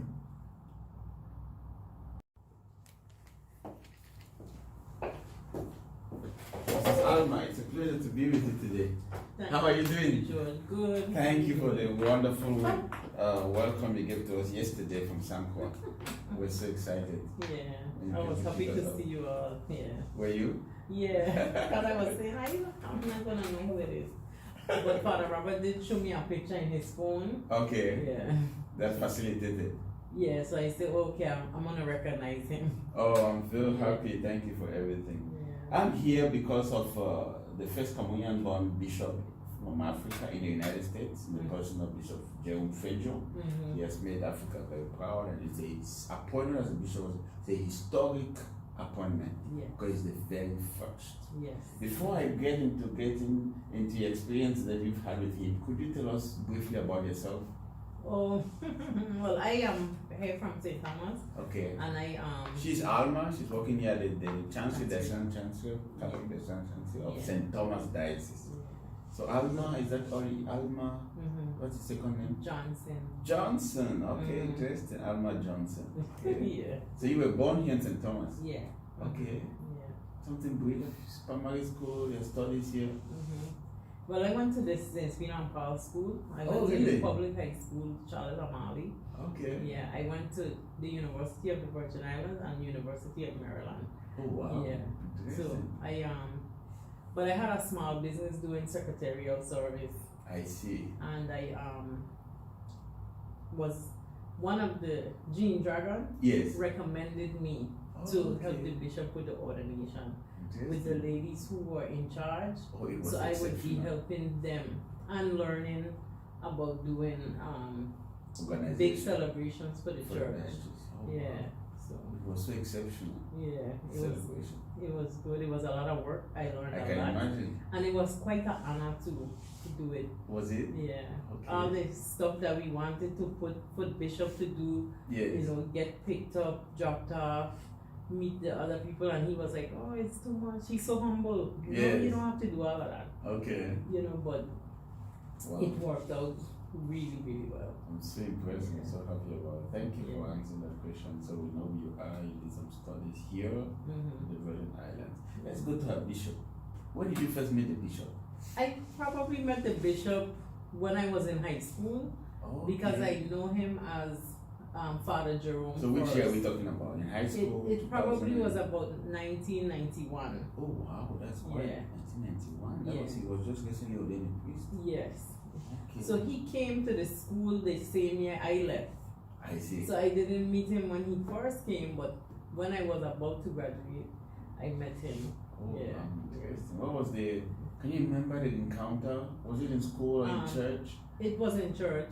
Okay. Yeah, and I think when he just became ordained, not too long, he was visiting other churches. So you just, meet him, and he was friendly. Just coming out of church, he stopped to speak to everyone. Okay. And maybe a few years later, maybe about 96 or 97, he was the pastor at the church I attend. Which church is that? Which is Holy Family. Okay. Yeah. I know he went to other churches, but around that time he came out there. I see. So then I really get to know him because he's friendly, Okay. And he was the pastor? Yeah.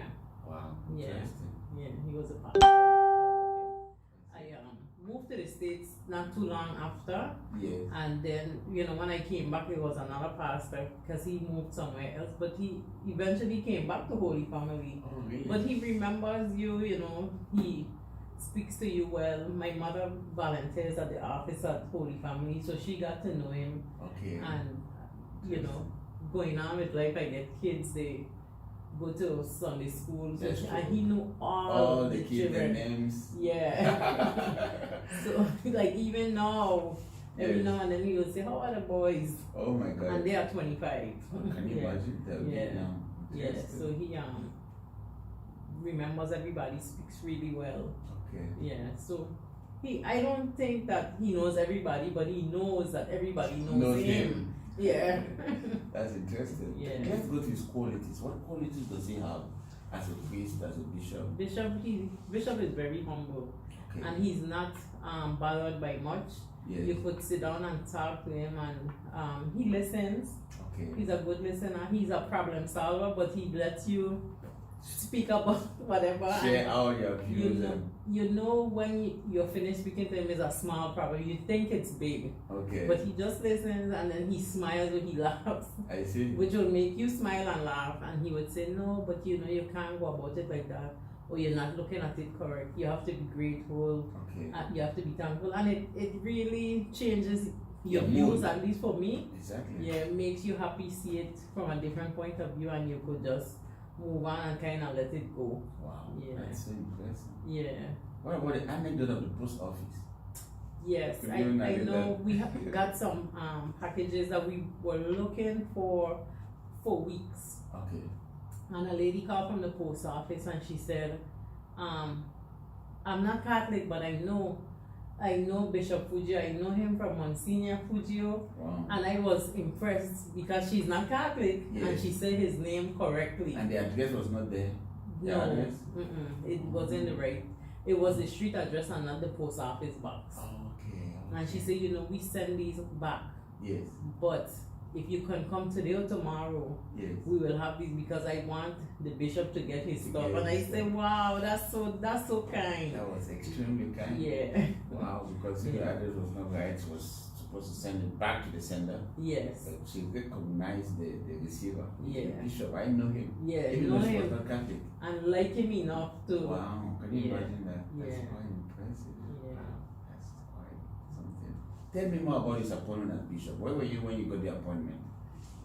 The announcement, sorry, of the appointment. The announcement, I attend Holy Family, so at Holy Family, our priest at the time Yes. announced that, Okay. yeah, he became bishop. And even though he's from Cameroon, by this time he's been here For almost almost 30 years. years. So he is one of us. Okay. So we are so excited and proud because the other bishops have been from the States. You don't know the person, Exactly. but here Where at the somebody- time Monsignor Feudjio is going to be bishop, one of our own. Wow, who has been pastor to every Yeah. church, Wow.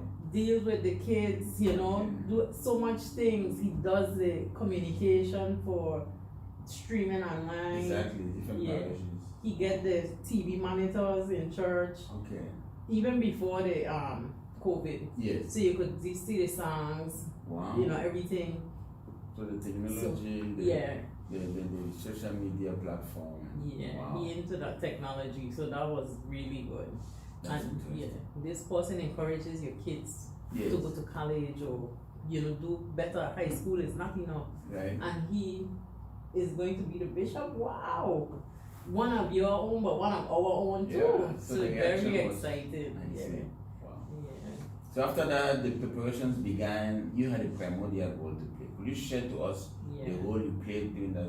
Well, that was for me learning. I worked on one of the committees, which Okay. was fundraising, I see. with a young lady named. her No, you are name not is part of Kia. the financial officer, no. No. Okay. We did collect money because it was a small committee. I was one of the co-coordinators along with Bernadette Okay. Patrick. Yes. Yeah. So I learned from Kia about the fundraising. I learned from the other two ladies, who are elder ladies, Yes. Lilia King and Charlotte Banks. Okay. Yeah, they were really in charge, but they wanted to share their knowledge with a younger generation. Okay. Yeah, so we got all the dinners, lunches, Okay. advertising, fundraising, so people could get money. Wow. We had to get the COVID protocols in place, Exactly. security in place, because we were to have 2 nuncios, but the nuncio for the Caribbean couldn't Yes. come because of COVID. Okay. Yeah, Trinidad had shut down. And Bishop Yeah. Machuku. Yes. Yeah. Wow. We had Machuku. yeah. So you have to make sure that these people are secure. That's true. Very But important. to come People coming safely in. and go back safely. Yeah. What of the priests? Who are do you know some names of priests who were there behind the scene for the preparation of the Well, Episcopal? Father Louis, who is Okay. Saint Anne from St. He Mr. came Mario. over, yes, Oh wow. and he did a lot. Okay. Yeah, he helped us with everything. Anything we needed help with, he helped. Anything that because I've never worked in the church, needed guidance on or Yes. how to go about this correctly, Mm-hmm. I could go to Father Louis Yes. and he would guide me, make suggestions, even call people, Wow. to deal with different things That's good. within the church. And yeah, so it was good. Everybody pitched in to help. Everybody in the chancery, Yes. yeah, did their part. Did St. Stephen Paul Church office. Okay. Yeah. That's so amazing. It was amazing. It really was good. EWTN called. Yes. Yeah, because they say this is going to be any place that has EWTN. Yes. This is going to be live on air. Wow. So the world is gonna see it. Wow. Of course, streaming on YouTube. That's you know, true. everything. Wow. Yeah. That was a great. I'm so happy about it. So he was consecrated bishop on the 17th of April 2021. Yeah. And after that, what has been a working relationship? Well, he's trying to get the chancery his own, and it's a lot because he has a lot of conferences to go to. There's a lot of things for new bishops to attend. Yes. And they were not sure that they were doing them. Some of them they did on Zoom, but they say we have to do in-person meetings, trainings, different things. Like now he's in Washington for the Westfälische bishops. Yeah, so he is up and down. He pulled every which way. He's gonna come for a couple of days. Yeah. Every church is gonna want to see him. He's gonna have to fly to St. Croix. And St. Croix is pretty big. Really? So you have to spend 2 days, you know, go to this parish, that parish. Wow. If he goes to do mass, Yes. we would book a flight maybe 2 or 3 o'clock for him to come back. Okay. But everybody wants to take pictures. Yeah. They want to have lunch. Oh. You know, a celebration that Okay. he is there. So it has to be the next day. Wow. Yeah. Wow. Yeah. So the people Because they are really- really joyous to have him. Yes. Yeah, and it turns into a big celebration. And Bishop always is like, you don't have to do all of this, you Okay. know. Wow. But they feel that they have to because they love him so much. They're so happy, you know. They are. Yeah. I was in St. Croix. They said the bishop is so visible. We see him all the time, and they really like that. Yeah. They like to see their bishop. Yeah. Their bishop with. Being that I'm his assistant, I get a lot of letters just thanking him for coming. Okay, so you're the assistant to the bishop. Yeah. Okay. Great. Thanking him for coming. Yes. They were so happy that he spent the time. Yes. With You them. know, he writes letters for the high school seniors for scholarships. Oh. You know, they call and he knows the person. You know, they say their name. I want to do this. Bishop is in a meeting, whatever. Yes. I tell him. He would, you know, write a letter. Yes. And I'll type it up. Wow. He will call them back quickly because he's in a hurry to do something else. But believe, you know, it's gonna be ready tomorrow. It's gonna be ready in 2 days. Okay. Yeah, he takes the time to do that. So that's really important. Wow. Yeah. Yeah, he's So very it's, encouraging, very positive. Okay, hard working too. I've heard he's extremely hard working. Yeah. Always working. Yeah. I think he don't work too much. Oh really? Yeah. So you think he should calm down a bit? Yeah, but I don't think he can. Everybody wants to see him, he has to go. Exactly. Yeah, to It's all just the part of churches. him. He has always been a worker, a hard worker. Yeah. Wow. This year I have to do the schedule for the Thanksgiving masses for all the schools. We have 4 schools. Okay. Here One in in St. St. Thomas? Thomas and 3 in St. Croix. I see. So St. Croix Yes. usually has 1 mass for all the schools to one of the churches. Yes. But because of COVID, they're gonna have 1 to each school. Exactly. Yeah, so they don't have a large crowd. I see. And so, and St. Thomas will have the 1 here. Yes. And so I have to schedule him Hmm. to do a mass here, fly to St. Croix, do 1 mass, the next day do 2 masses. Okay. But then he still will have to take the time to visit the churches there. Okay. So he'll have to come back the next day. Yes. Wow. Yeah, so he's gonna be busy and then also getting prepared to go to Cameroon Go the to next week. Cameroon, that's another interesting thing to go to Cameroon. Yeah. Are you going with him? No, but I would have loved to. But I said, financially I'm not ready. Okay. But I said, if he goes next year, I'll make sure that I am ready because I would really love to go. Why would you like to go? I would like to go to Africa. Why? Well, to me, that's where all of us come from. Okay. And it's some place that I've never been, but I always wanted to go. Okay. And so this would be an opportunity to go Exactly. with a whole positive trip, you know. Mm-hmm. Yeah, visiting the churches, going to mass, seeing a lot of people who happy to see the person that you are with. Exactly. Yeah. Talking about Africa, have you met some African priests apart from the bishop? Yes. In the Diocese of St Thomas? Yeah. Yes. One time we had the Virgin Islands Yes. a prayer day against COVID. Oh, really? So all the churches had to send a representative, and the people who were doing it, Bishop was a new bishop, Yes. so they wanted the bishop to come. They insist that the bishop Insist do it, as he must come. but he was away. Okay. So he got Father Jacob from St. Croix. Yes, this is Longford. Yeah, Longford. to do it. And I had only met Father Jacob on the phone. Okay. Yeah, I never Met him met him physically. before. Yeah, this was before the ordination actually, so he was bishop elect. I see. Yeah, so they said I got Father Jacob in touch with the people who were in charge of putting this together, Yes. and the lady was very pleased, Okay. even though she wanted bishop. And so Father Jacob came over for the ordination, stayed Yeah. at the rectory, so I would go next door every now and then to make sure everything is fine. Yeah. And Robert Nkenfa. Father Robert Oh. Nkenfa, who's the chancellor? yeah, but for Father Jacob, Jacob. when they said, "Oh, Father Jacob, this is Alma," because I don't know him, he doesn't know me, just Yes. on the phone. Yes. He ran back and he gave me a hug. "Oh, Alma!" Oh, So I was so happy, to get that kind of reception from him. Okay. Yeah, Father Robert, Yes. who is the chancellor.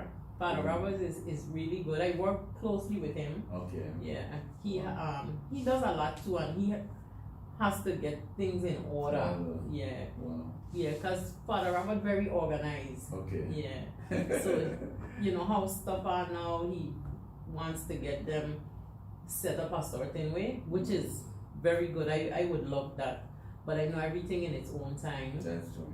Yeah, Father Louis is also from Cameroon. Yes, Bishop Yeah. Mayo. Yeah, yeah, Parish priest of St. Anne. yes, Okay. yeah. So you And work then- with quite many of them. Yeah, and the sisters who are here. Okay, the sisters of the daughters of Holy Family. Yeah. Okay, tell me more about your interactions with them. Well, I know Sister Clarice because she helped with the ordination. Okay. But Sister Silverine and Yeah. Sister Adele came maybe about 2 months ago. So Okay. I knew of them from correspondence, Okay. and then when they finally came, it was really good to see them. Yes. They were happy to be here. They came to see the bishop a couple of days, and I think they work in the school now, so I don't see them as often. As of. Yeah, I see. but they're really very nice. Interesting. Yeah. You have a lot of work as an assistant to the bishop. Yeah. Could you share what you do actually? Well, I do the bishop's schedule, Okay. travel arrangements, Wow. if pickups need to be done, Yes. yeah, pickups. I open his mail and try to answer the letters. Okay. I try to organize bishop's files, but the work of a bishop is It's enormous. really serious and have a lot of responsibility. Okay. And some of the things are confidential, Exactly. so you don't have access to certain things. Yeah. So I have to be very careful. Like if I'm going in his office for something, Okay. let him know. Yes. See if it's okay. Just because you never know. That's true. Yeah. That's true. So yeah. Some things are very confidential between the priest and Yeah. everything. So Wow. yeah. But That's I a lot of work. Yeah, great letters.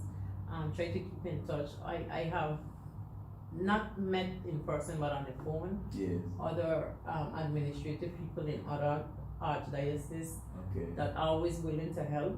I And see. just by speaking to me over the phone, Yeah. I said, this is what I do. I have a small business doing this. I've done it for many years, but it's different From in this. the church. Yeah. So, Quite different. Yeah. Oh, thank you. You are doing a good job. Yeah. I love it. I think Bishop is really wonderful. Okay. So you need to come next year Yes. when now everything is in It's order. In order. But I Yeah. think it's already in order. I was impressed by the organization. Yeah. Yes, seriously. So Yeah. what wishes do you have for our bishop? Wishes?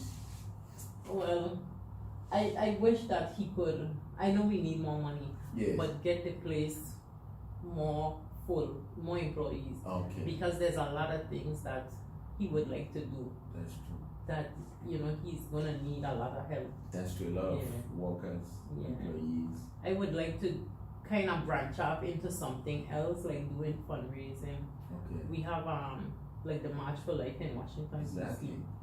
I have went to it when I was young, and I think young people, teenagers, Yes. high school students, even college students, they need to go and They need to go experience out. that. That's true. Then they have the World Youth Day That's true. that's been on hold for 2 years. Can you imagine? Yeah. So they Because of the pandemic. yes. So they can fly. I think it's gonna be in Austria this year. Yes. I think or Italy. I'm not sure. I don't But- remember the exact country, but I think it's going to be announced.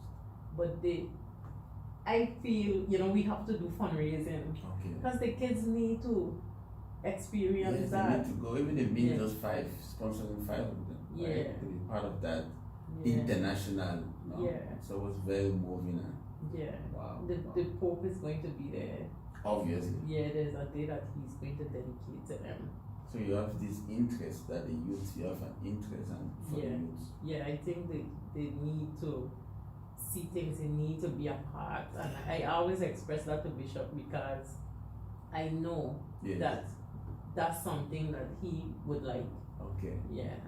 Yes, And that will keep them in the church, Yeah. keep them coming. Keep them. They're gonna go away to school, Mm-hmm.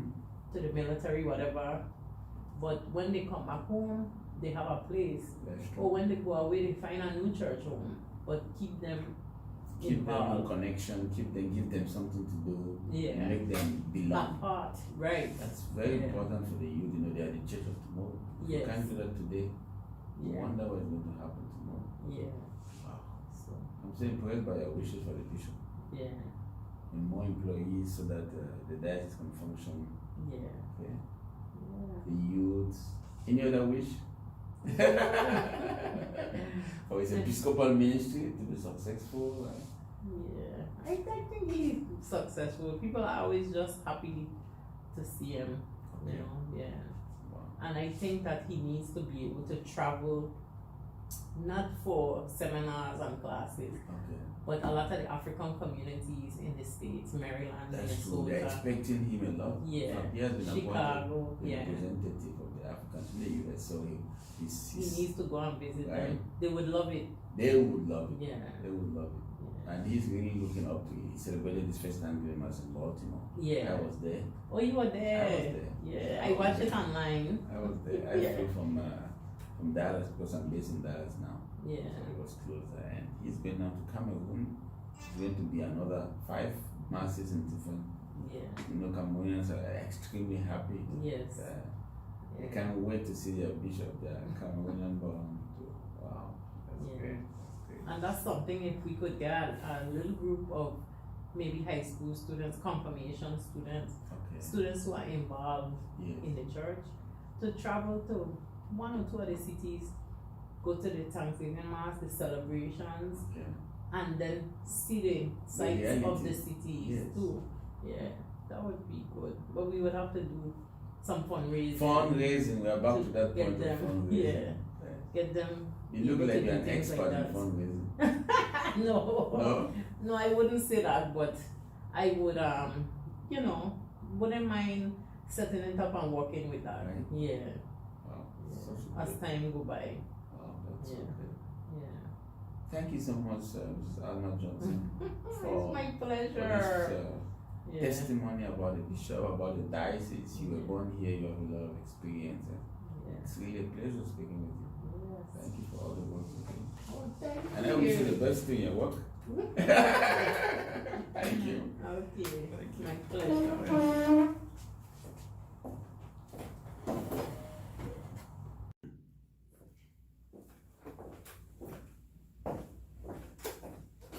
Mr. Headman, a pleasure to meet you. How are you, sir? I'm good. How are you doing? I'm great, thank you. Thank you for accepting my invitation for this Yeah. scientific interview. Yeah. Dear viewers, I have the honor to be with Mr. Headman Rostan Happy.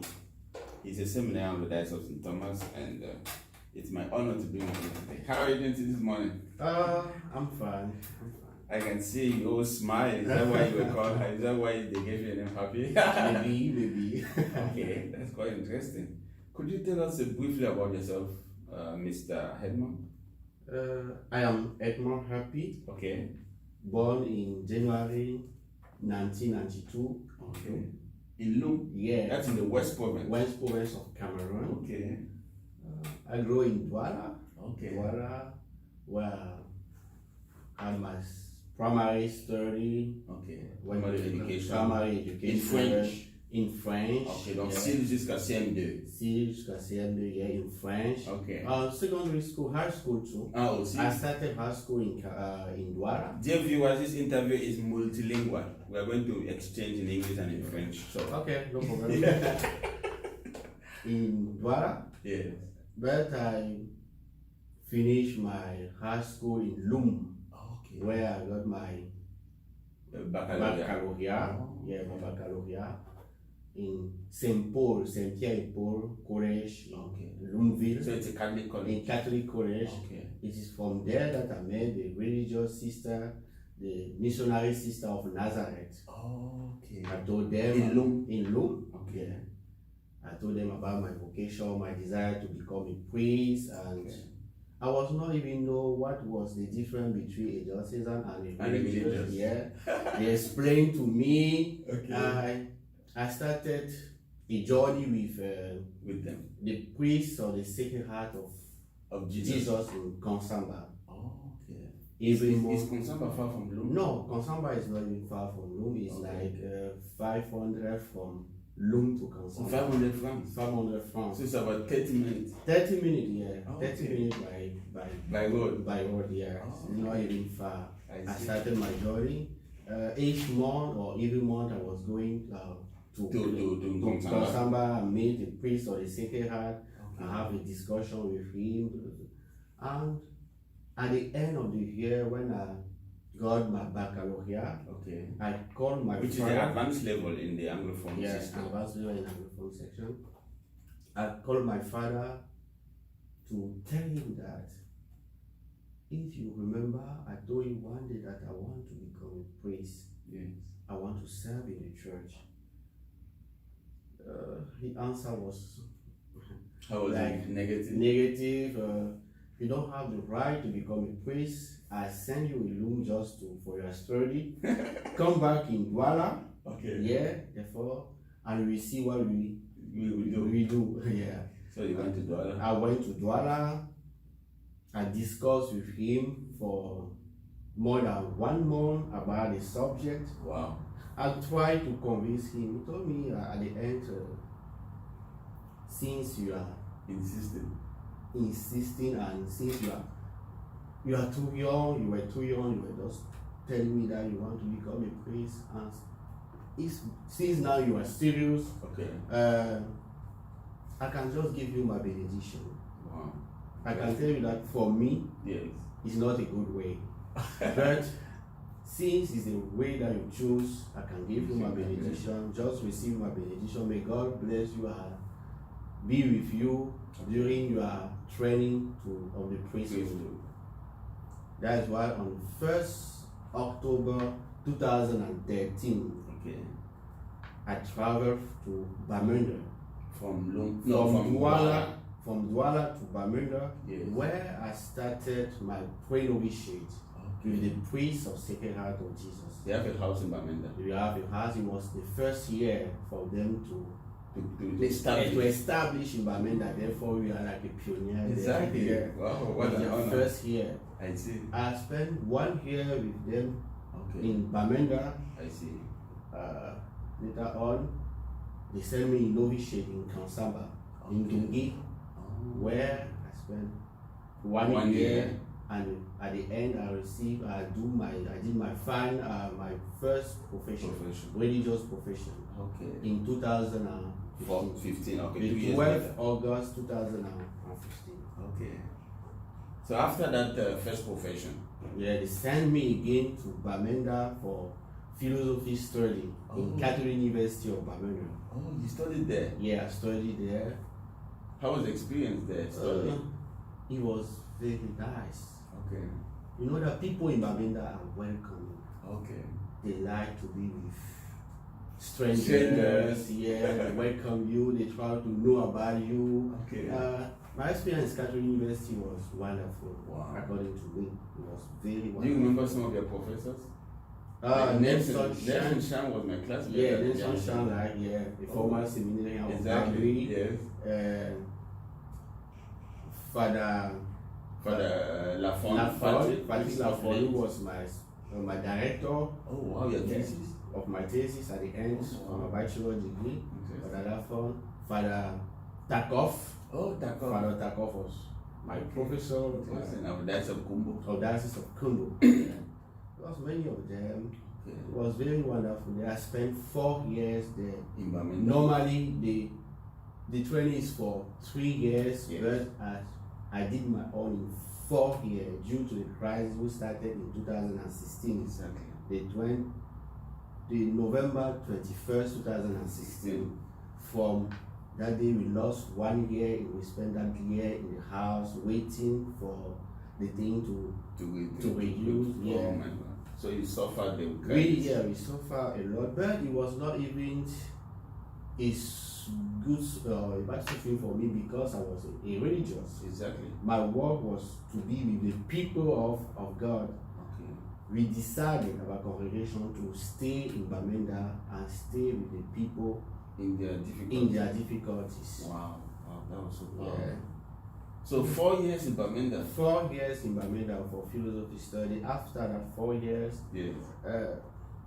They sent me in Bafusam. Before we continue, what were your responsibilities in those 4 years in the community? What were you responsible of doing?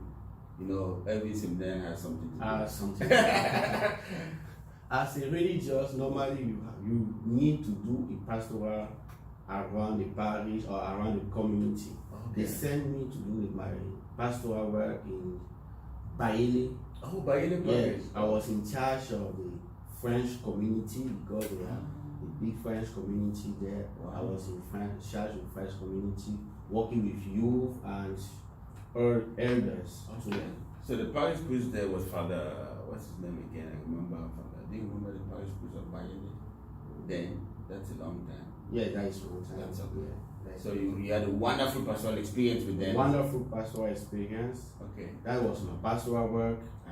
Outside the community. Yes. But inside the community, I was in charge of the sick.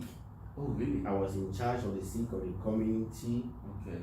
So if any religious is sick? If any religious was sick, I would be in charge of him, to take care of him, to bring him to the hospital, to buy his drugs, and to stay with him if he was hospitalized. Yeah. Wow. It was my work. Okay. For that duty, I was working for the sister, tertiary sister, because since they have the hospital around the convent, and many doctors around in Bamenda, even outside of Bamenda. Okay. I was working with them. Wow. Yeah, that was one of my charge in the community. The second one was I was in charge of food. Oh, really? Yeah. Buy food, taking care of everything like material need in the community. Yeah. Going outside and buy.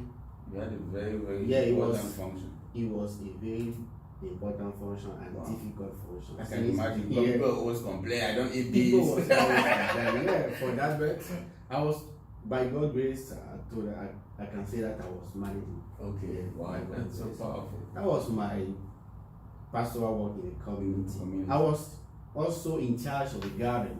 Oh, really? Yeah. What did you guys have in the garden? Food? Tomatoes. Oh, wow. Yeah, watermelon. Okay. We call it different celery. Okay. All those spices, green spices. Interesting. Yeah, we were doing in our community because we have a big community in Bamenda. Okay. The priest of Sacred Heart of Jesus had a big community in Bamenda. Did the Archbishop ever visit your community? Archbishop Cornelius Bishop Fontaine. Oh, did he visit? He was always coming to the community. Okay, tell me more about the Archbishop. He's now retired. Oh, he's not retired. He's a good man. Okay. Very simple and humble. Okay.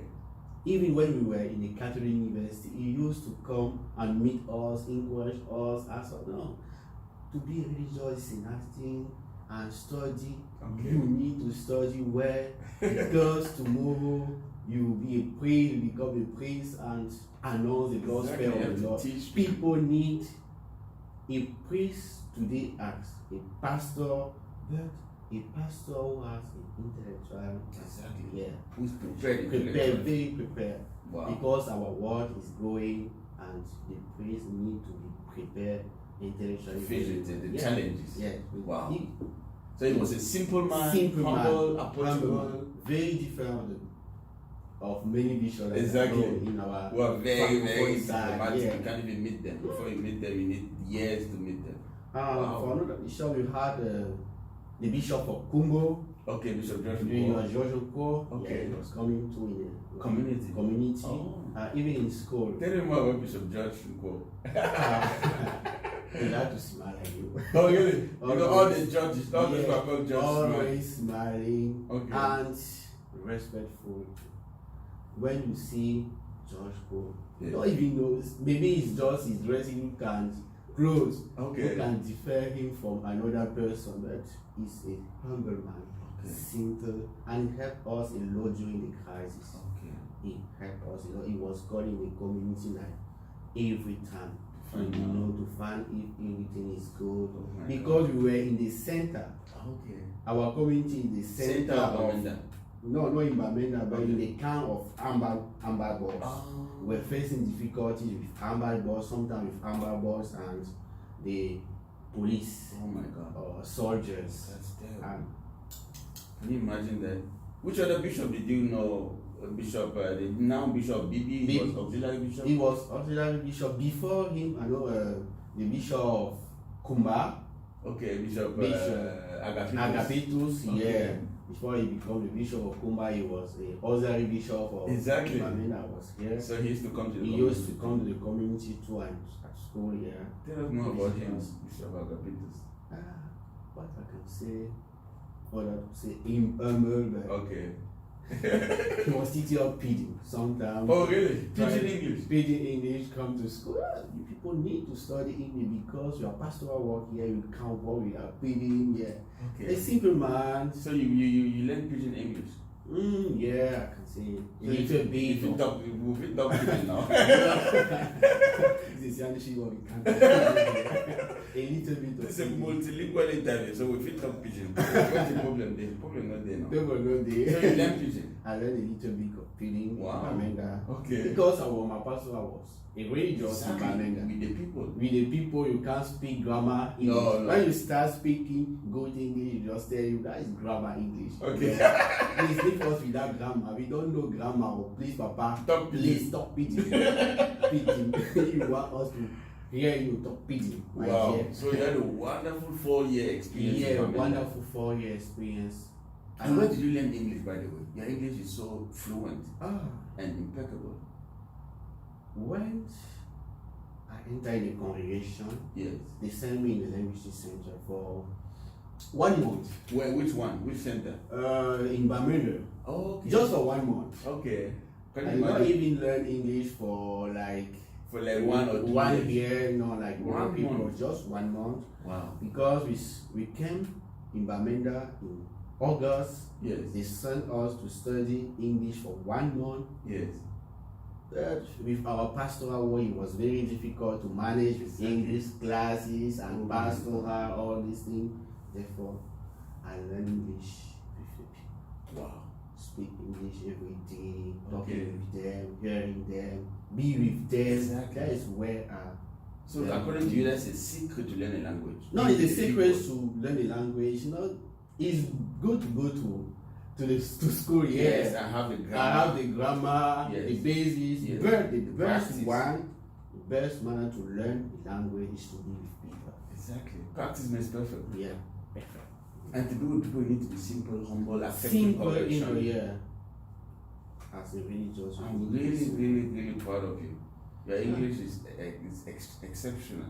In 1 month you learn the English. 1 month.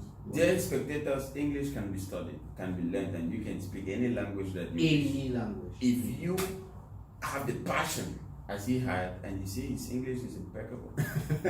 Son anglais exceptionnel. Oh non, je ne veux pas. It's good.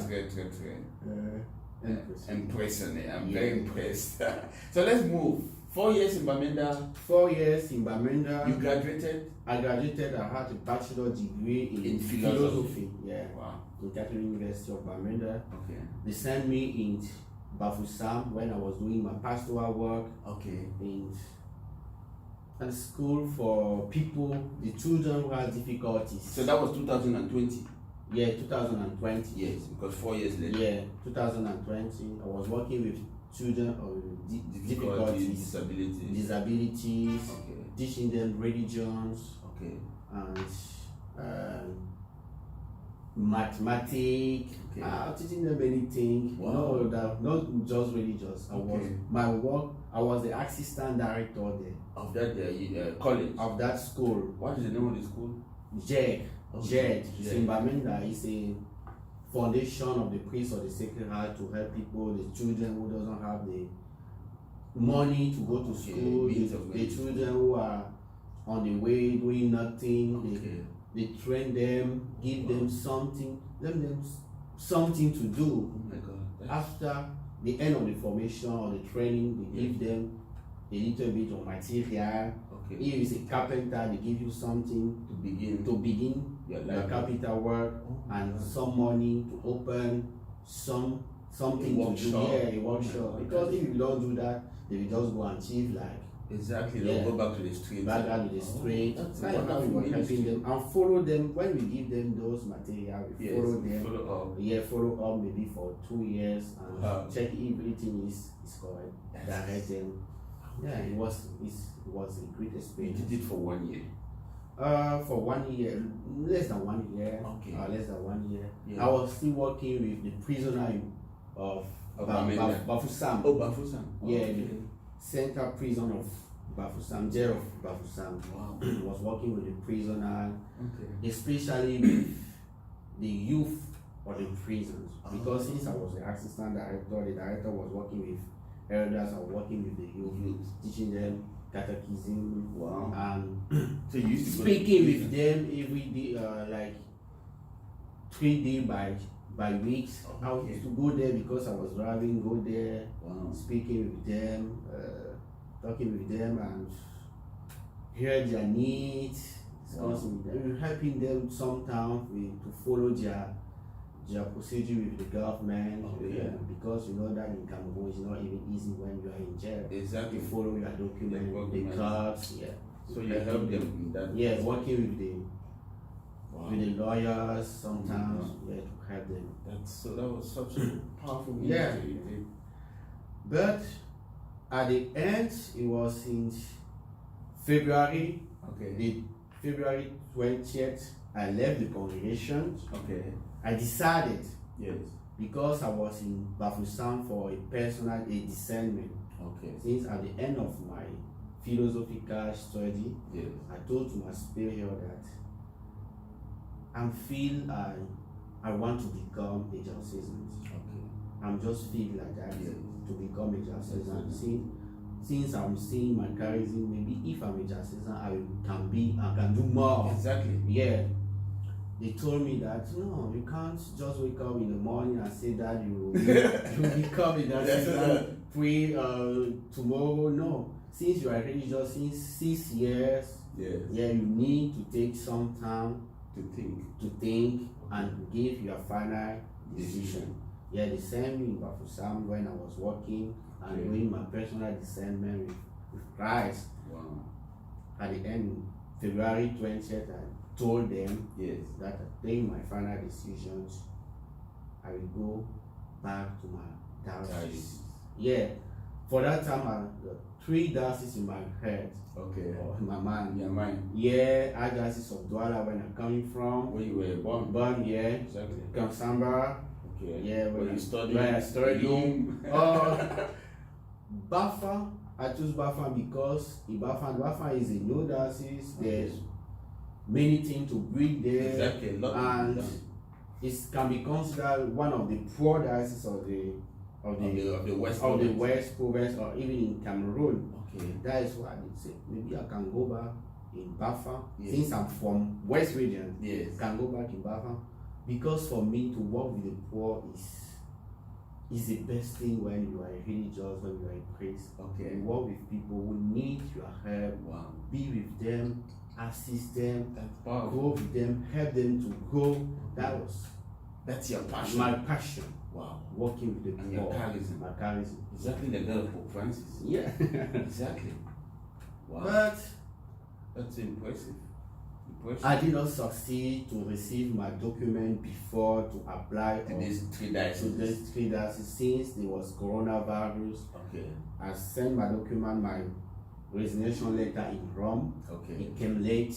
Okay.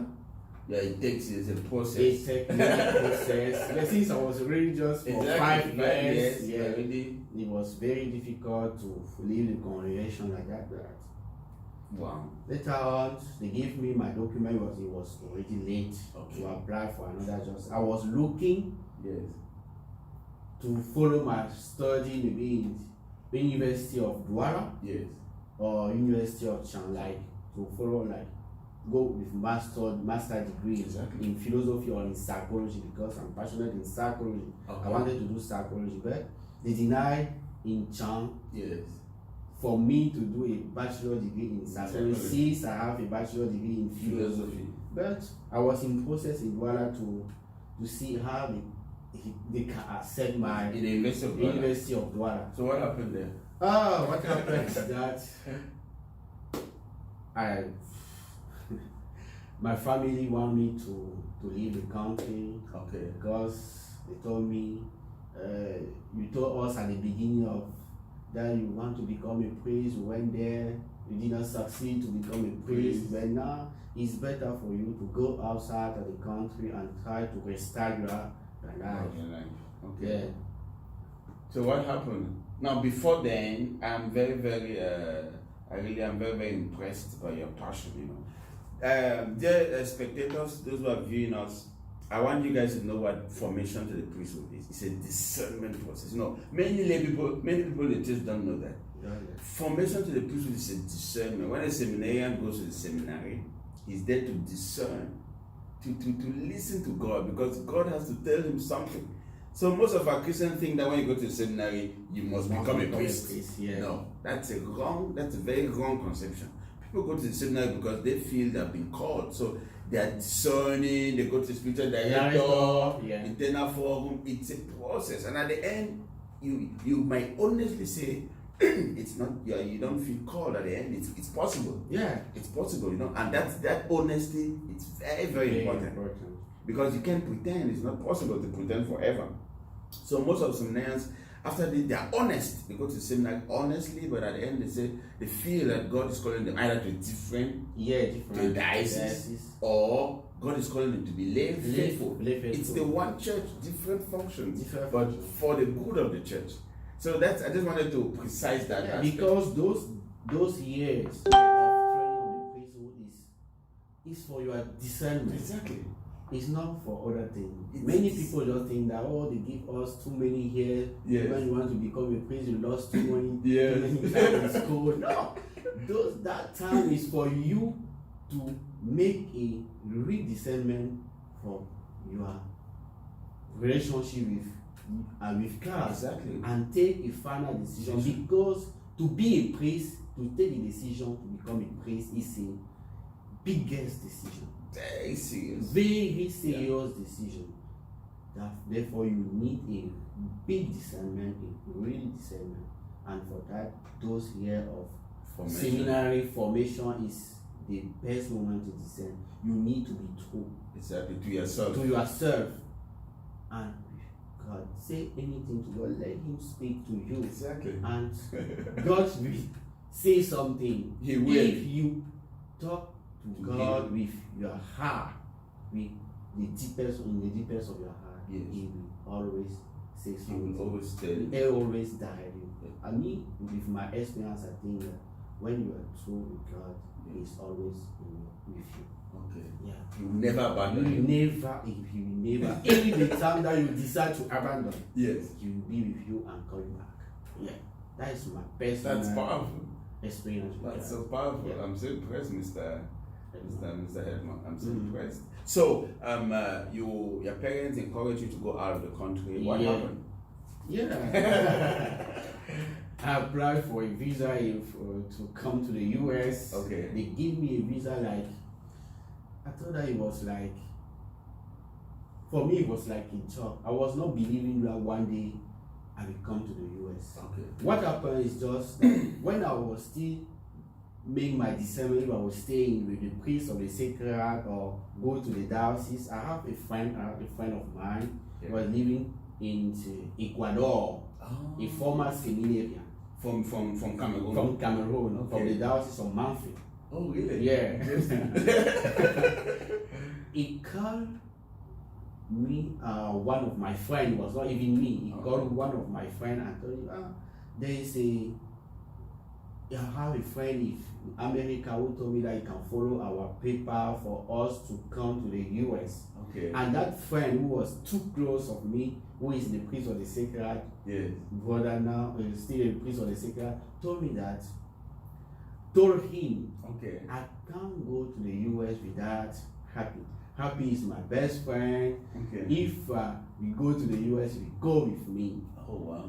He said, no problem, just discuss with Happy. When he told me, I said, I can't go to the US. My family cannot afford from all the money we each all know how it's expensive to follow your paper to come to the US.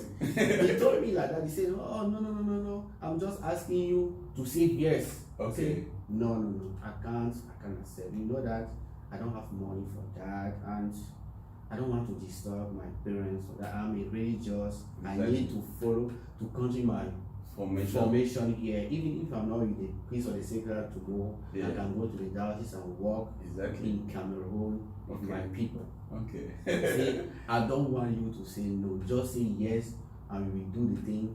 Okay. He started the procedure by himself. Can you imagine? Yeah, he just said, give me your ID. I gave him my ID, my phone. He took my ID and my phone number. I sent to that guy my email. Yes. He started the procedure process without even asking me. For me and him. Yes. Later on, when I was with the priest, still with the priest of the Sacred, when I left the congregation, it was in the month of April. Okay. Yeah. That friend who was in Ecuador called me and said that your document is well in the well processed. Therefore, maybe by the end of July, you can be invited to the embassy for your interview. I said, are you sure for that? He said, yeah, I'm sure, but I was not believing. For me, I was not believing that thing was real. For me, it was like a job. Okay. You know that there are many thieves who just lie you that you can, to take your money. Exactly. But I don't say okay. It was all like that. He followed my papers. Yes. I was not even believing. At the end, it was in September. Yes. He called me. I said that, check your email. Yes. I checked my email. I received an email coming from US. I said, I don't understand this email. What is that? I sent that email to someone who was following my documents. Yeah. He told me that is your appointment for the interview in the embassy of the US in Yaoundé. It was on Wednesday. I received that email on Tuesday. Yes. My appointment was scheduled for next Tuesday. And you know that to go for your appointment, you need to go to do your exams. Exactly. Yeah. He asked me to go directly. I was in Lome when I received that email. He asked me to go in Douala to do my exam. Is it the medical exams? Yeah. When I went there, they told me that I'm late because to do a medical exam for an interview appointment in the embassy, you need to do it 3 weeks before. Wow. They told me that I was very late. But it was not my fault. They sent me that email. It was on Tuesday. Exactly. it's not also their fault. But if I want to spend my money, I can give my money, but they can't assure me that I will have my exam, my result before my interview. Will be in Tuesday. Exactly. I said, since I'm here, just take my money and God will provide. I gave the money and passed the medical exam. But once of the nurses was there, just said, Tony, just call us on Friday. We will see what we will do for your situation. I called them on Friday. They replied me that no, we will call you on tomorrow Saturday by 9 a.m. And on Saturday they called me and told me that you will pass to a clinic to collect your result on Monday. They asked me when I was going to travel to Yaoundé since I was in Douala. So then on Monday, yes, come on Monday by 11 a.m. and collect your result. Yeah, I was very surprised. I did that exam with many people, but I was the only one to receive my result for the interview. Yes, I took my result. I went to the to Yaoundé, and the next day I went to the embassy. I was waiting for many questions like that. No, they didn't ask me many questions. They asked me about my name. What is your name? Where are you going to stay in US? When I answered those questions, they just say welcome to the United States. I was even surprised. I asked me to come on Friday to collect my visa. Yeah, I was surprised. I was not even believing. It was a miracle. It was a miracle. On Friday, I just called my godsons who were living in Yaoundé. Please come with me. We go to the embassy. They asked me to come and collect my visa. But I don't even know if that thing is really true. And when we leave, they give me my passport with all my documents. When I went out, I gave him my passport to open for me because I was just ticking, my hand was ticking. He opened my passport. I said, in French, voici le visa des États-Unis. I said, what? I took my passport, my hand was shaking like this.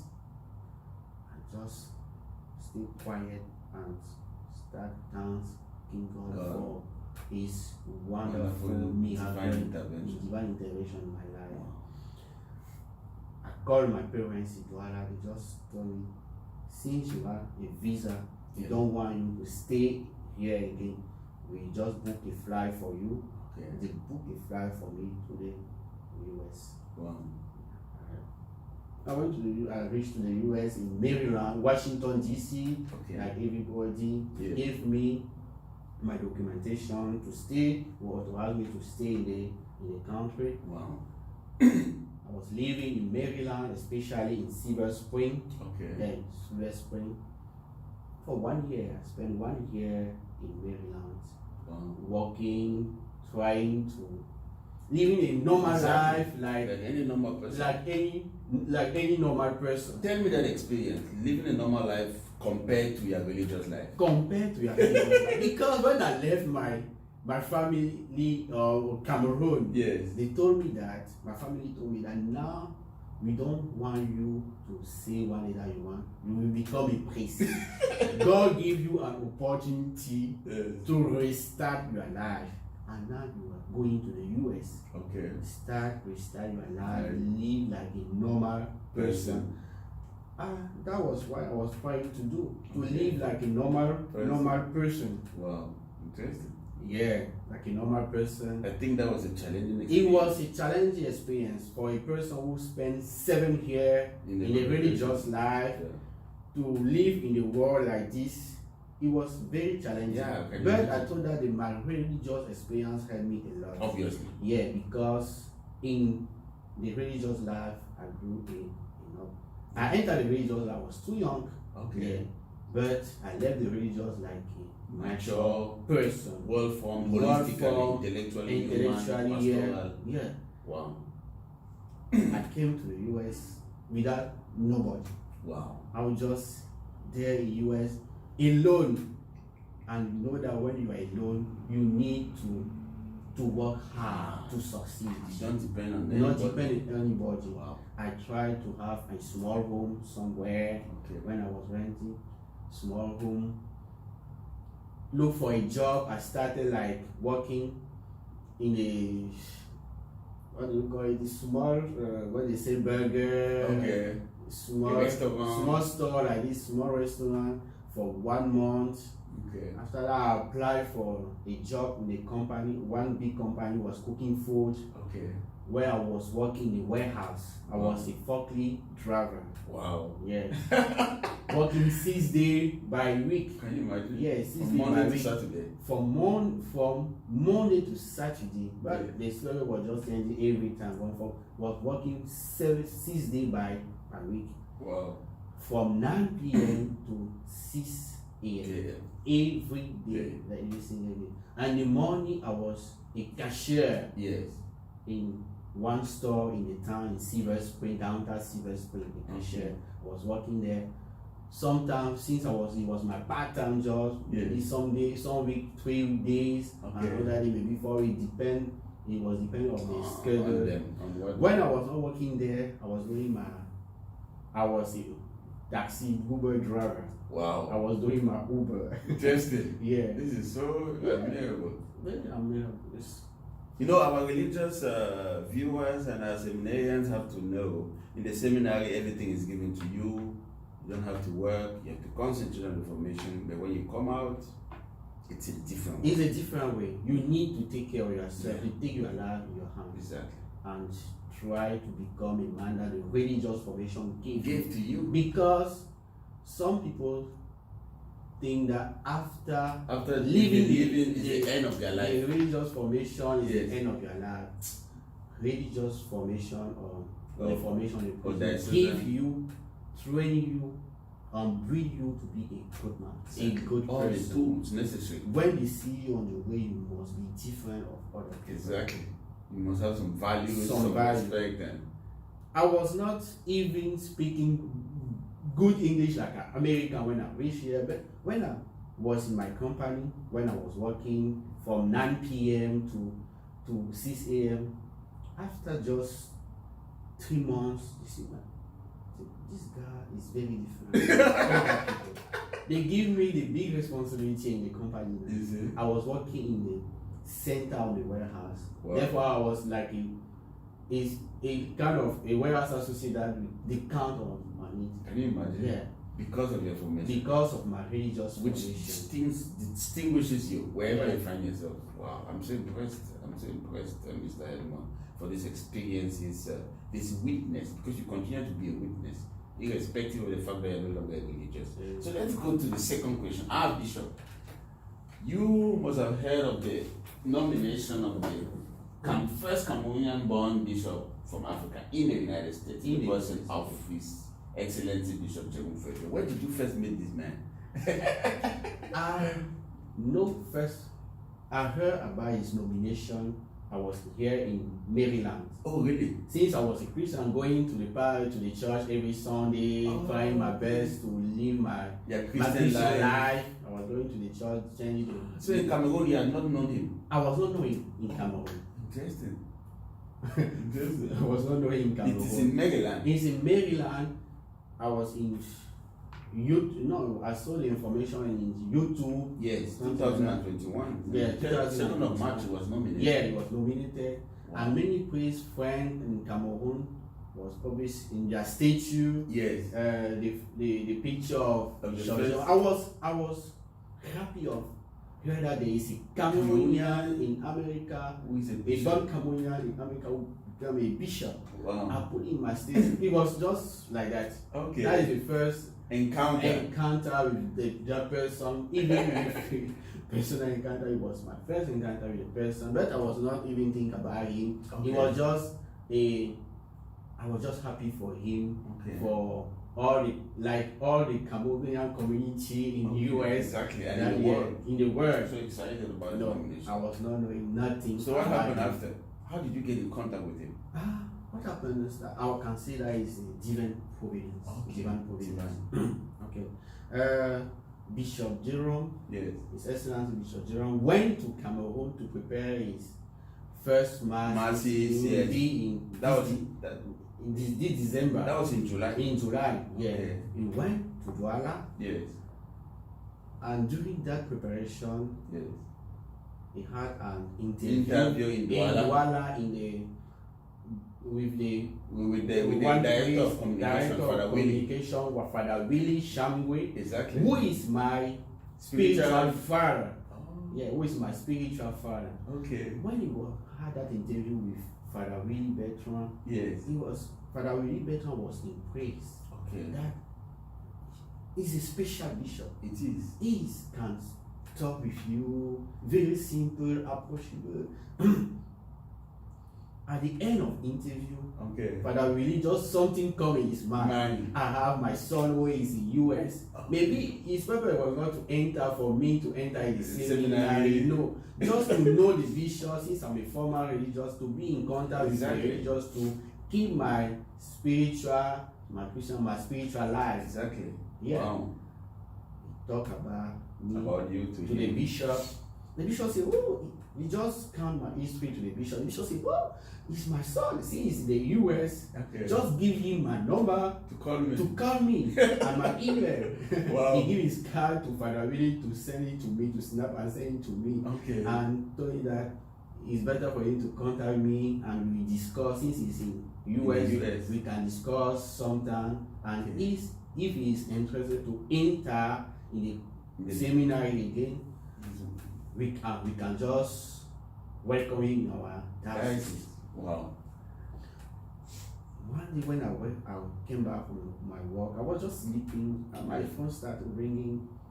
It was Father Willie Bertrand. When he called me, I always answer, even if I'm tired. Okay. He called me and said, "Austin," because he speaks in French. Okay. Comment tu vas? Je veux bien. He dit, "Oh, ok, c'est bien, si tu vas bien." I will say it in English because our followers Exactly. we are just English. Yes. How are you doing? I say I'm doing great.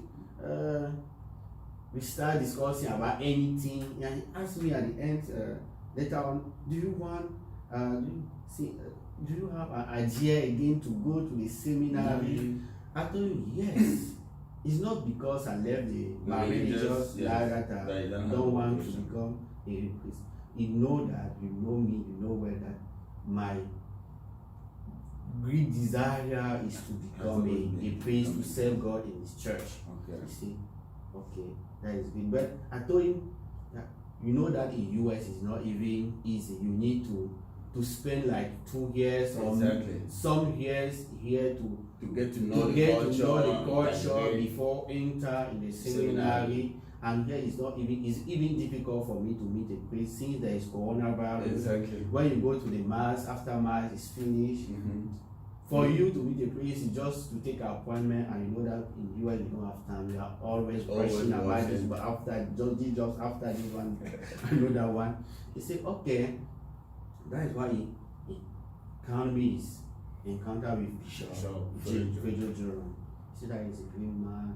I asked me to give him his number, you can call him or send him an email. I said, okay. For me, I was not even so interested. I just take the number, put in my phone, just continue my life like that. But after some days, I said, okay, I will try to call Bishop Jerome. Yes. Yeah, because Father really told me that he's already back in US. I called Father Bishop Jerome. He answered. Wow. I told him that he's head more happy. Father really will get, when he heard that he just start speaking French. Talking with me like he was knowing me since. Exactly. Yeah. I was very surprised because you know that in our side, when you want to talk with the bishop, you need to prepare yourself. I was already prepared to discuss with a bishop. Therefore, when I was giving him a call, I was waiting that it was a formal thing. Exactly. Like, Very formal. But the way that he answered my call, wow, so simple. my heart just said, easy bishop. Yeah, it was he's a bishop. Wow. Yes, he was. He that day gave me another different perspective of bishops. Wow. Yeah. Simple. Because it was my first time to discuss directly with a bishop. Yeah, On the any phone. bishop on the phone. Can you imagine? It was very welcoming, Very. discussing with me like he was knowing me since. So what did he say? How are you doing? I said, oh, yeah, Father, really talk me about you. Yeah, he said that you are a good man, you are religious. Oh, no, you know that life is like that. Yeah. Just try to live your normal life. He was just giving me an advice to live my life. Yeah, it was not even discussed about it. The first call was not like that. No, it's just say, okay, but just feel free. Okay. Just feel free. Just know that we are here in US together. Okay. If you feel again that desire to become a priest, just let me know. But you know that without that you can call me anytime if you want. Wow. Yeah. I was very impressed. I said, okay. He asked me about what I was doing in Maryland because he told you know very well Maryland, Washington DC. Yeah. You told him. Give me many advices. No, just try your best to live like a Christian. It was helping me. It was for our first call. Okay. But for me, it was just like that. You know that for me, to call a bishop, it was very difficult for me. I stayed for like almost 2 weeks without giving me a call. He called Father when he was discussing with Father Willie. He said, your son is not even calling me like I asked him. Yeah. Father Willie said, man, the bishop is told me that you are not calling him. Call him sometime to give him your update about you. Yes. And when Father Willie told me that, I said, okay. I gave the call to Mr Jerome. He was not available that day. Okay. I sent him an email because another way to reach him was by email. I sent him an email, telling him to know how he's doing, and he answered. Okay. Maybe 3 hours after greeting me. He gave me a call. Okay. After replying to my email, he gave me a call. Okay. We discussed about everything, and that is where I told him that I'm feeling that desire again to go to the seminar to continue with my formation. I know that it will be a shock with my family since they don't want me to be a priest, and they are waiting for me back in Cameroon because you know that when you are in US, your family in Africa, you are expecting many things from you. Yeah. So what did the bishop say? The bishop said, if you desire, you have that desire, you still have that desire in the deepest of your heart. Yes. Don't wait for tomorrow or after tomorrow. Since I told him that I was preparing to start a certificate in IT and cybersecurity in IT, I was already paying for my training. Wow. Doing that, yes, you will have that certificate. Yeah. Maybe you will work and earn too much money. Yeah. But if you know your vocation, you won't be happy. You will not be happy. But if you feel that desire, yes, in the deepest of your heart to become a priest, I can just tell you, don't wait for tomorrow or after tomorrow. Okay. Just do it today. Okay. So that meant? I told him, okay. How can I? Or what can I supposed to do? What are you supposed to do? Since I know that you have too many procedures to do, he said, okay, you have your document with you. I said, yes, I have my document with me. Just say, scan your document and send it to my email. I will send it to my office in charge of your vocation. We will study your file and give you a call. Or me, I will give you a call. I send him my document. But after that, I will just call him sometime. We will discuss about anything. Okay. One day, I called him. I said, okay. He told me that we saw your document. Everything is good. Do you want to come now with us to join us now. I said, okay. Since I was not prepared for that, yes, I'd already engaged myself to many things here in Maryland. Just give me 2 months to finish with us, to learn up everything, and come to St Thomas. I was not even know St Thomas. Where was St Thomas? Since I was in US, but I was knowing nothing about St Thomas. Anything. I thought about that thing to my friends. They told me, no, it's better for you to go to St Thomas to see how the thing is there before take your final decision. I just told them, I'm seeing this thing like a divine providence.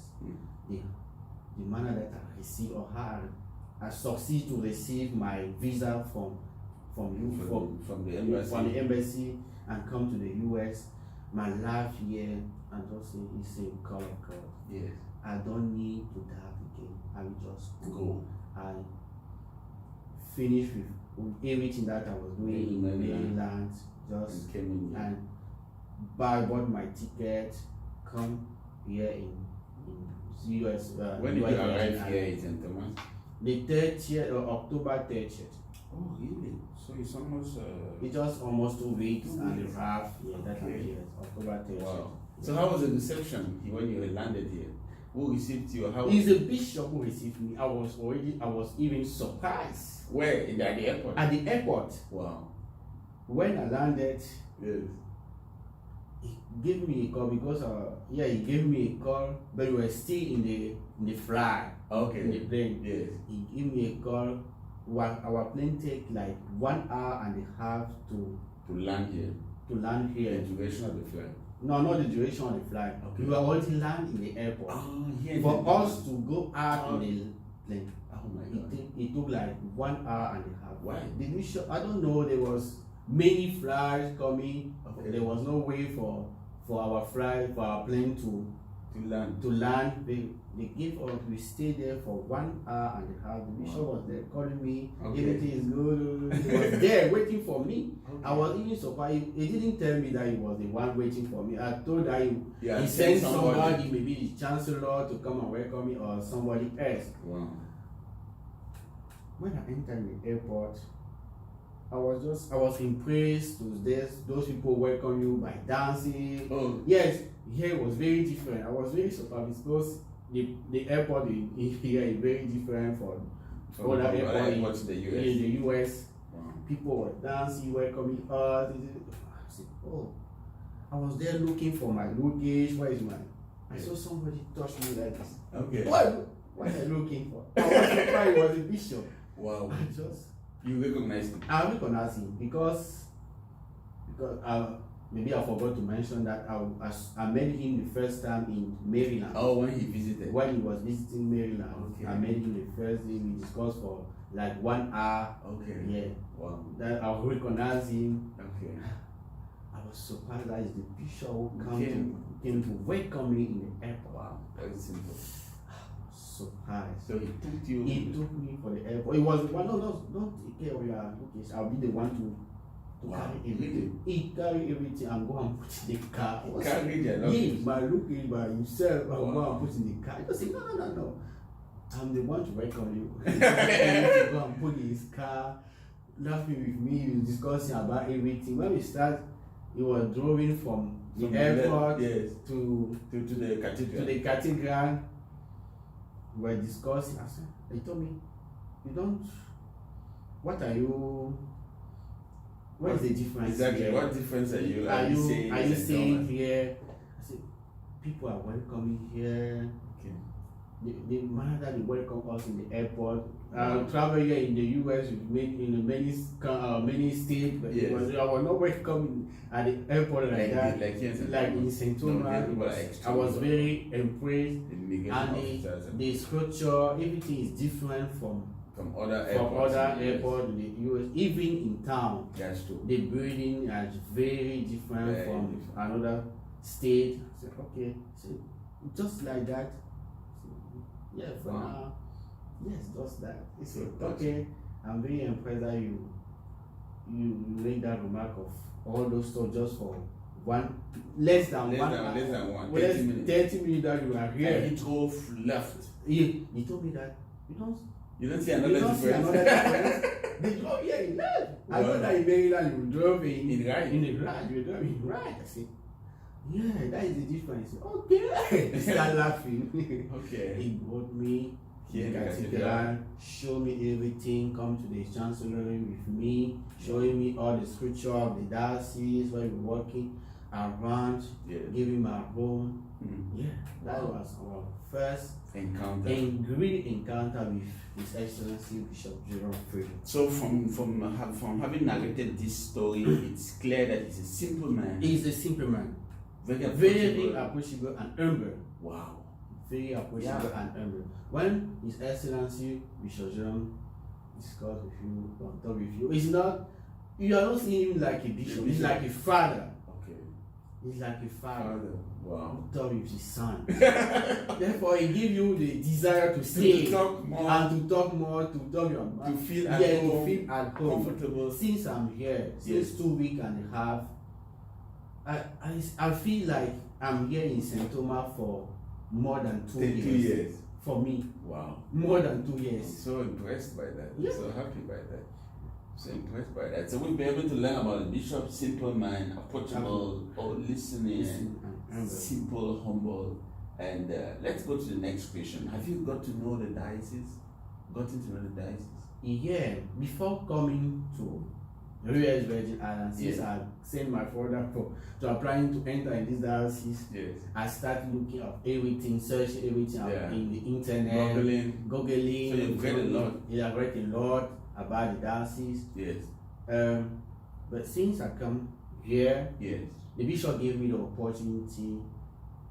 Even with him, we went to visit many parishes around in St Thomas. Okay. Yeah.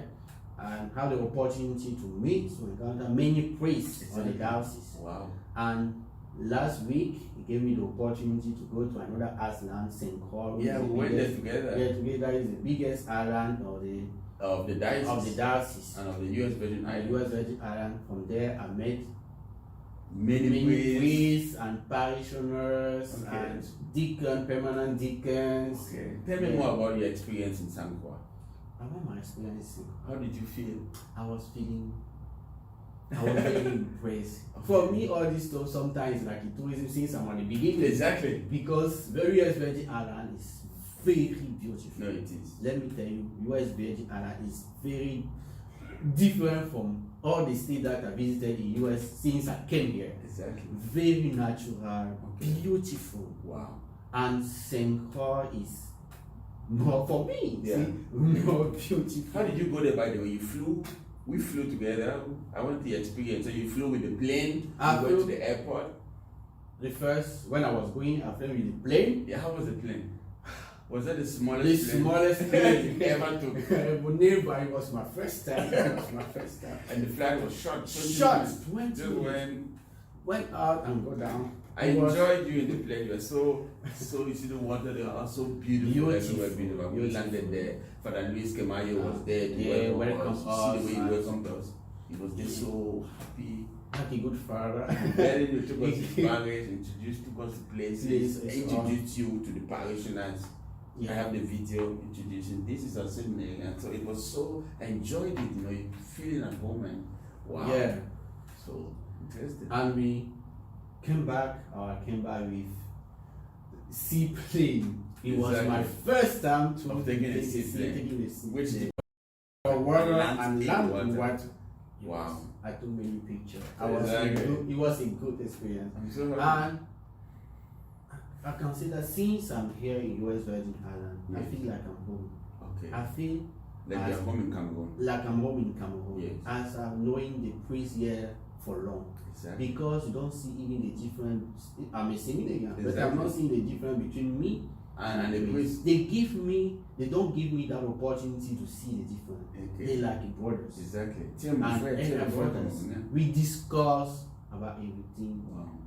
Even Cameroonian priests or other nationality, we don't see the difference Exactly. among them. Wow. Therefore, it gave me that desire to stay and to follow my Follow your vocation. vocation, my training, and to work with the people of the US Virgin Islands Yes. because they are welcoming here like They in are. Africa. They are welcome, you are at home. And now I feel like I'm home. I'm so happy about Since it. I'm US, Yes. let me tell you something. Since I'm US,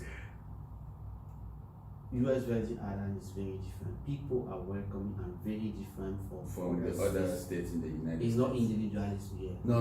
People It's live community. here as in community. That's true. That is the kind of life that I like. That you have always wanted. want to live. Wow. I'm so impressed that God, in His invisible hand and divine providence, facilitated your coming to the US.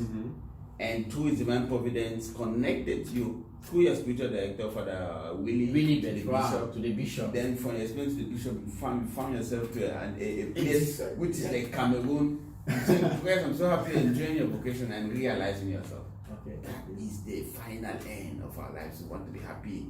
We want to accomplish what God has for us, His will for us. I'm so impressed, Mr. Hedmond, for this witness which you have shared to us. Let's conclude the interview with wishes. What wishes do you have for the bishop? What I wish to Bishop, His Excellency Bishop Jerome Feudjio. is a good health. Okay. Because the first thing, you can have all the nice ideas in the world Yes. to build the diocese and do everything. If you don't have good health, you can't Impossible. follow the Yes. society. You can't. Accomplish. I'm praying God to give him good health. Not just for his 10 years at the bishop, forever. To give him good health and opportunity to stay long, to live long life in this world. Wow. And I wish him a good pastoral work as a bishop. I know that to assume a function of service, because I call for me a priest, a religious, and all the authority in the church as diocesan is on the service of Christ. Service of Christ. To live that life of service as a leader, leader in the church is not easy. It's not easy. It's not You need easy. God's help, grace of I God. need pray just God help him and give him a wisdom. Okay, wisdom like Wisdom like Solomon. Okay. Because to direct people to be a leader, you need that wisdom coming from God. Exactly. You need that wisdom. And may God give him this life of a humble life like St. Francis. Because I like too much from St. Francis. Because of Assisi. St. Francis was a humble and approachable man. Bishop Jerome is a very humble man. May he keep that life of simplicity, humility. May God help him. I wish him that may all these Christians and priests, religious in his diocese and all that the world working with him be very sincere, because when you are sincere with the shepherd, he can listen and help you and help the people and even help the diocese and God and work like Christ want him to accomplish his work. Jesus is very simple. He's very simple, Very approachable. sincere. Therefore, I wish him all the best. Wow. All the best on this work. For me, he's my bishop. Exactly. I will always pray for him. I'm just asking him to pray for me too, because he's sinners. Exactly. May God help him, give him all the gift that you want him or you want for a bishop to use for the pastoral care of his diocese and all the work. Wow. Thank you so much, Mr. Edmond. Was stand happy. It was an honor and pleasure to speak with you. Could you conclude this interview with a prayer in French? In the prayer in French. Yes. Can you pray in French? Et pray. Ok. Mettons-nous en présence du Seigneur. Et adorons au nom du Père et du Fils et du Saint-Esprit. Amen. Seigneur notre Dieu, nous te rendons grâce pour le souffle de vie que tu ne cesses de nous donner, pour l'amour que tu ne cesses de nous apporter. Seigneur notre Dieu, tu es le Dieu magnifique, le Dieu merveilleux, le Dieu qui veut que tout le monde soit heureux. Seigneur Dieu Tout-Puissant, nous te remercions pour l'opportunité de cette interview que nous venons de passer. Nous te remercions premièrement pour notre évêque, Monseigneur Bishop Jerome Feudjio, que tu as appelé à ton service. Nous te prions que tu lui donnes la sagesse, l'intelligence et la force nécessaires pour diriger ton peuple. Qu'il soit ce serviteur que tu veux de lui, qu'il soit ce serviteur que tu utilises pour passer ton message dans ce monde, non pas seulement pour les chrétiens, mais pour le monde entier. Seigneur, bénis ton serviteur, aide-le. Bénis le diocèse de St Thomas, bénis les diocèses du monde entier, bénis les prêtres, les religieux, les séminaristes de ce diocèse, ainsi que les fidèles, et surtout, bénis nous qui sommes ici. Toi qui es un Dieu merveilleux et miraculeux, nous t'avons prié au nom de Jésus, au nom du Père et du Fils et du Saint-Esprit. Amen. Amen. Mr. Edmond, thank you so much for this prayer. You're welcome. I'm also praying for you that your journey to the priesthood will be, that your discernment will be according to God's will, and that if you're sent to the seminary, you may enjoy the seminary in the United States. I'm praying for you, I'm praying for your vocation, I'm praying for your family. Thank you. That God's will may be done in your life. Amen. It was an honor and pleasure to meet you. It was an honor. Thank you for all the pictures and the videos that you helped me in all the interviews I had in St. Croix, and here he was there behind the scene to make sure that all the beautiful pictures you saw, it was Mr. Edmond who was damn happy who took the pictures and all the videos. Thank you, and may God bless you. Amen. Thank you so much, Mr. George. Thank you. See you. See you. Thank you.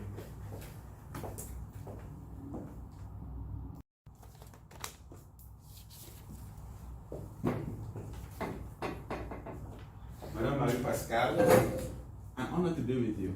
How are you doing? Fine. But I can see you're so happy. And what's the secret of being happy? Just take life as it comes and be grateful for everything. Everything. Forever grateful. Wow. For everything. Thank you so much for that. So, dear spectators, I have the honor to speak with Marie-Pascal the plan. But I really want to know more about her. What's your role in the diocese, Madame Marie? Actually, yes. I have been freshly appointed as the Safe Environment Coordinator. Congratulations. Child Protection Program. Exactly. And I'm also a musician, so really? Yes, I was do told. Music at church. In the cathedral? Yes. Oh wow. Yes. Interesting. Actually, I learned the organ. Oh, did you? Interesting. Yes. I've been trying to learn the organ for years. It's not easy to learn. But that's the most beautiful and powerful instrument. And you play the organ? Yeah, because I used to play the piano, so it was not too difficult, but I had to get my, some friends for my former choir director to, teach me how to understand each of the keys. Yes. Wow. Each of the keys. How many years did it take to learn? Oh my God, years? A few months. Oh really? Wow, so you're really talented. Wow, I'm so impressed. Maybe you can teach me. And this is that will explain you when I say that our bishop is someone that is, he's got this sight that he can find in you what you even know you have. Wow. And so is he the one who he said, "You do it." I said, "Bishop, how am I gonna do it?" Good. You do it. Wow, so it's the Bishop Jerome Feudjio. I'm here for an interview so that people can get to know the Bishop. The Bishop is the first Cameroonian-born from Africa in the United States, so his appointment is historic. And I'm so impressed that he taught you. And let's go back to that piano. So it was the Bishop who inspired you. When did that happen? Well, that happened when I came here. Okay. Which year do you last remember? year. Oh, just last year. Yes, just last year. Can you imagine, And, 220? we had an excellent musician here. Okay. Our seminarian, Ronan. Oh. And you know, I was sort of hiding because each time I would hear him playing, I would say, I would never be able to do that. I would never be able to, you know, conduct a congregation. Wow. But Bishop trusted that I could. Wow. And he said, you just practice. Okay. And I started practicing every day for a few weeks. Yes. Like 3 hours after work, I would practice. Okay. And I remember calling my choir director, my former choir director, and I sent pictures of the organ to her and everything. I said, please, wow. help me. And he was saying he helped you. She did. Okay. And what's her name again? Lucia Falco. Lucia. Yeah. Lucia. Falco. Yes.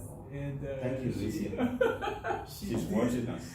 She did help, Okay. and thanks to her, I was able to, you know, well, stop being worried and scary each time I would, you know, be in a church, because I'm a guitarist. That's my first instrument. Oh, yes. So the guitar is my first instrument. Yes. So I thought I would be that would be enough. Right. You know, but the bishop said, Wow. no, you can do it. Okay.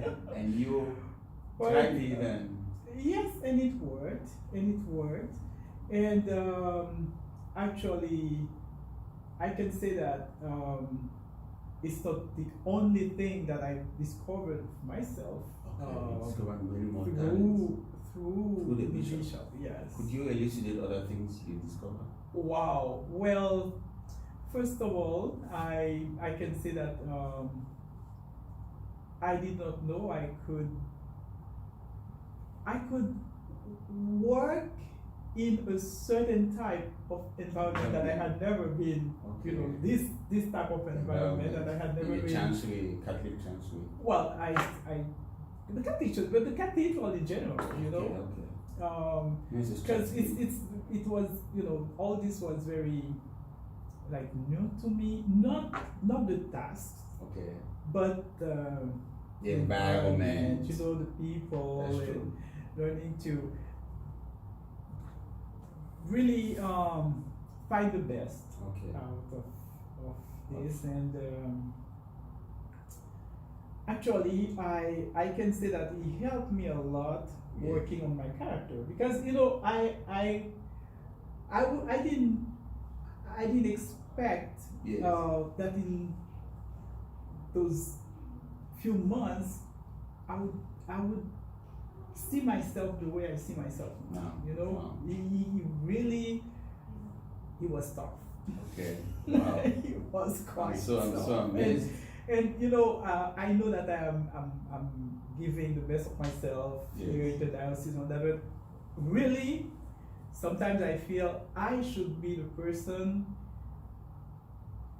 giving back to the diocese what I have. You know, I've found a person in myself that I didn't know. Wow. And I feel I would be the person that should be, you know, giving out a check to the diocese I'm not vice versa. Yeah.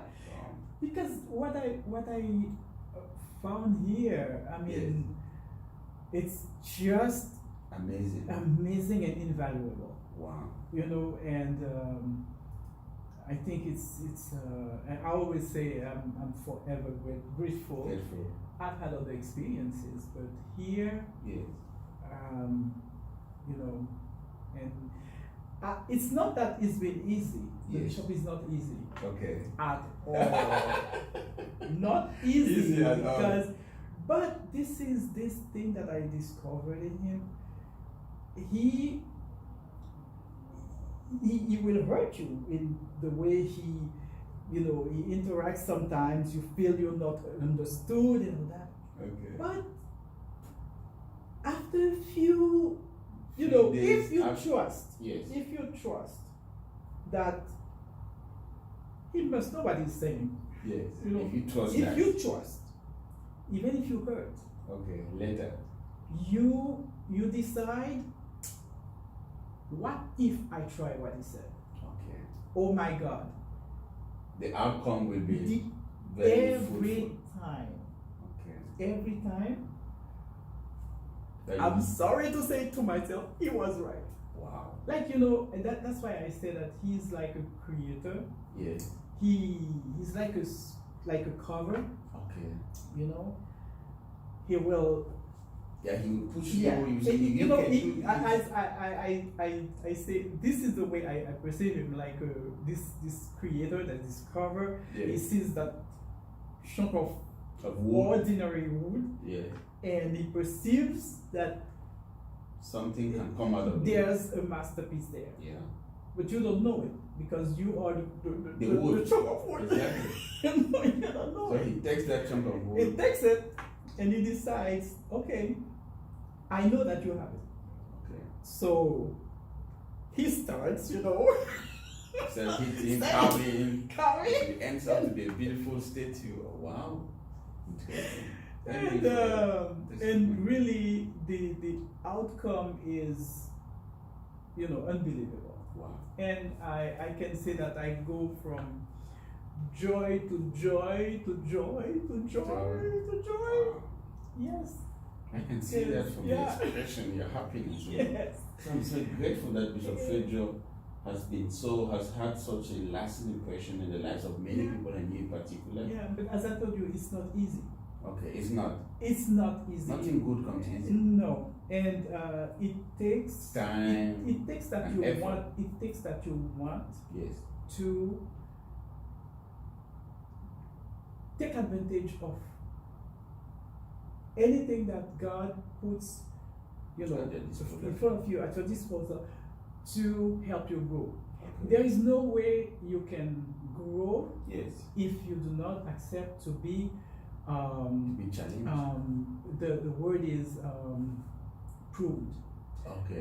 You have to accept it, but it's not, you cannot, if you gonna go you know under surgery or you're gonna undergo a procedure, Yes. you cannot tell the surgeon that you have to remove this thing, but do not use any invasive instrument. You cannot. You cannot. You're sick, so he has to use it. You cannot. So at first it was difficult. Okay. I'm telling you, it was difficult at first. But when I started, in my country, Yes. there used to Where's be. your country, by the way? I'm from Haiti. Haiti, a pleasure. Yes. I've met so lovely Haitians in Canada. We are special. They are special. We are special. Thank you. We are special. So in my country, there's this persona, they call him Shaluska. Okay. Like Shaluska is this persona during the carnival. Mm-hmm. Like he would come and frighten People. the kids, and we had this song Matigamba Pearl say Monoye, like I'm not scared of you because I know you are a human being. Okay. Yes. So it's like one day you find out that it's someone playing a role. And at first, as I told you, it was difficult. I came with all my superb Exactly. and each time he was like, no, this is not correct. No, this is not. Was like, and finally, and I tried to resist. Yeah, obviously. And at a certain point, I was like, you said you want to go. You're here because not just to serve, but because you want to grow deeper in spirituality. That's true. So, what if God is using that person to help you do what you would never think Exactly. you would do, or talk to people you would never think you would talk to, or be in communion with people you would never think. Wow. You know, it's not gonna work for everybody. Even Jesus, at a certain point, Yes. they said that he was amazed to see, stunned to see that some people did not believe him, and he could not make any miracle, do any miracle at those, you know, and he had to flee and go somewhere else because he could not, even though he was God. Can you imagine? You know, so I know that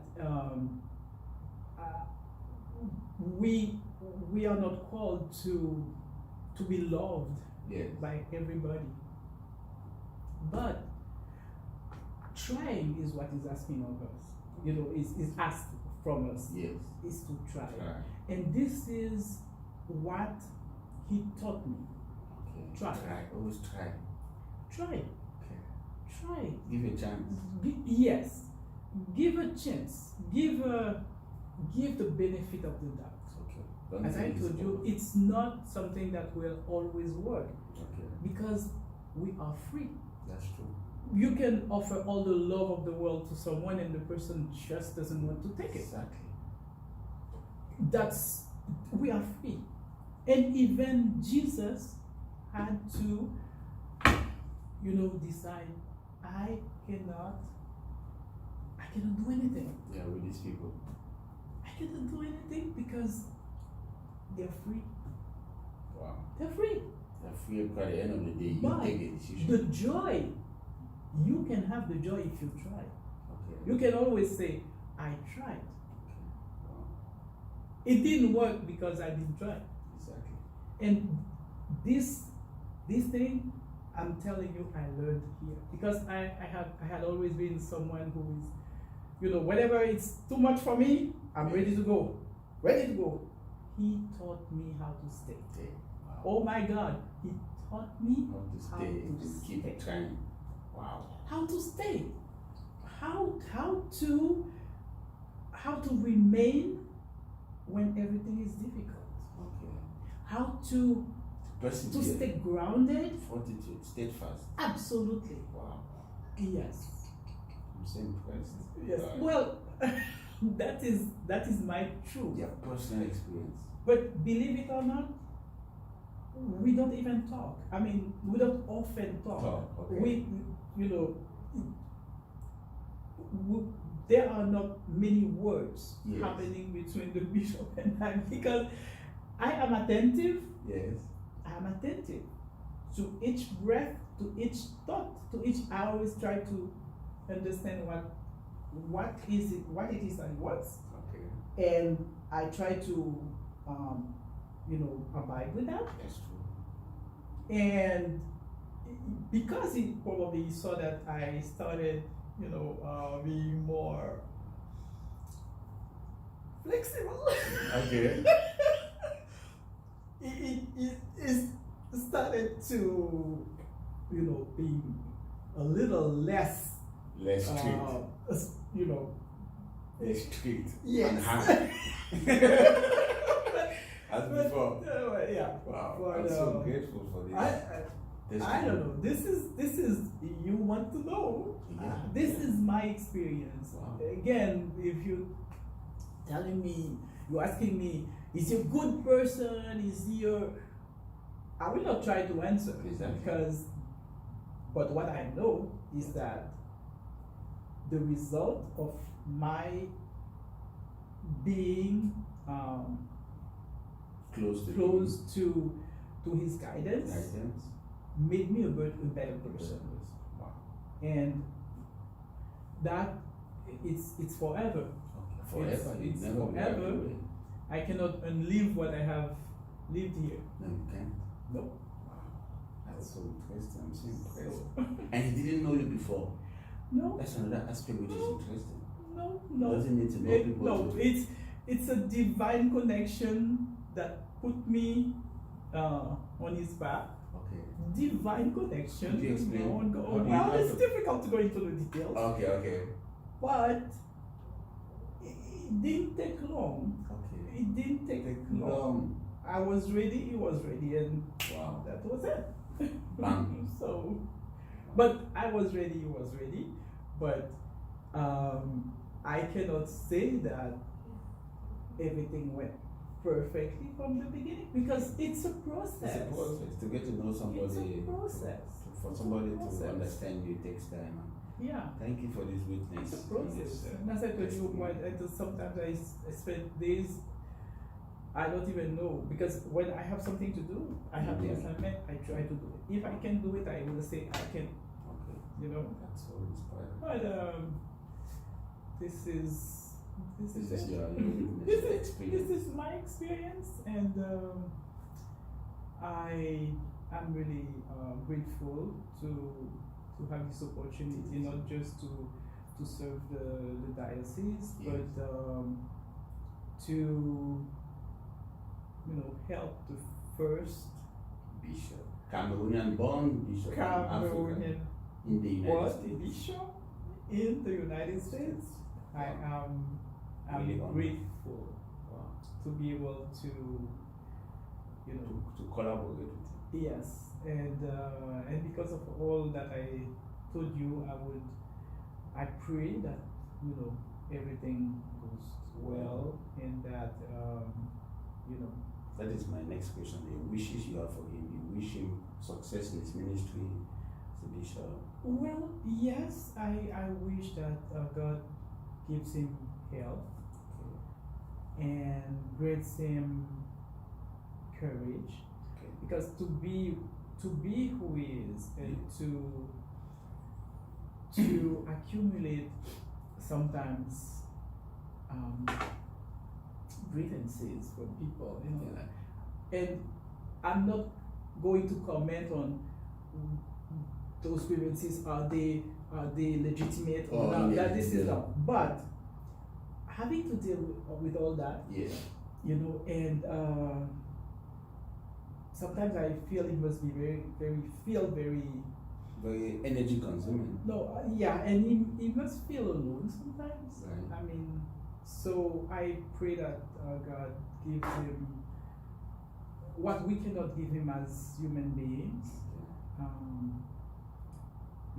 That God surrounds him with his supernatural powers and grace. Wow. And I say power too because this is a very demanding role that he is playing. Bishop. And I see him as someone that wants to really leave a legacy to these islands, and that's his life that he gave. And there's nothing material or human that could compensate the fact that he gave it all to the islands. So I wish that God gives him, all the guidance he needs, and some joy out of it. Some joy out of it. Because I told you, material stuff or even human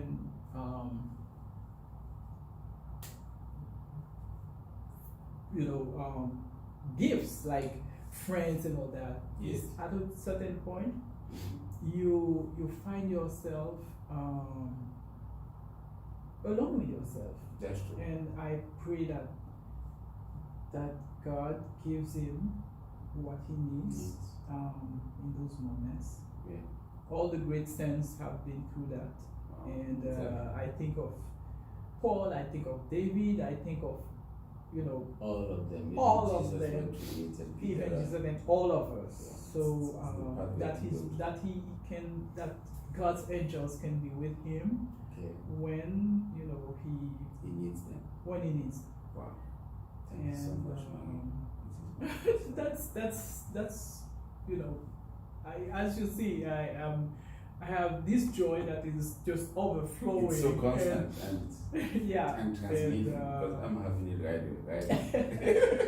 So to conclude, Madam Marie, you have a very important office, safe environment. In the church in the US, it's a very, very strategic office because of the scandals that happened in the past. Yes, but I must say that as I am going through, discovering this department, I have this feeling that this is a ministry that can bring a lot of joy to. You know why? No. Because, of course, we are working to create programs or implement programs that will protect the youth, protect the vulnerable. But even myself, as I was going through all this, I realized that it can help an adult have a new perspective of his own life. And this can bring healing for so many people, not just the one that we are preventing from being wounded, but, and this is why I'm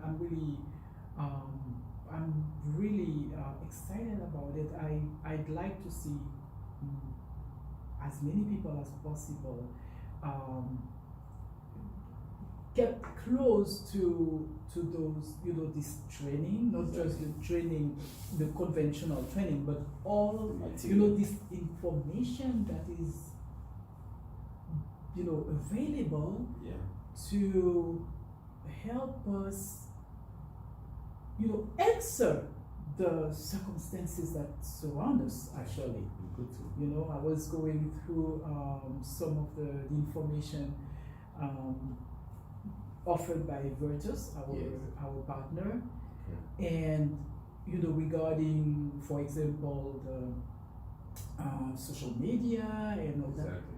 It's you are not born a parent, you are not born a person that knows how to do, but this is information that can help you understand yourself, understand other people, and understand your own life and why you were uncomfortable at that point for this.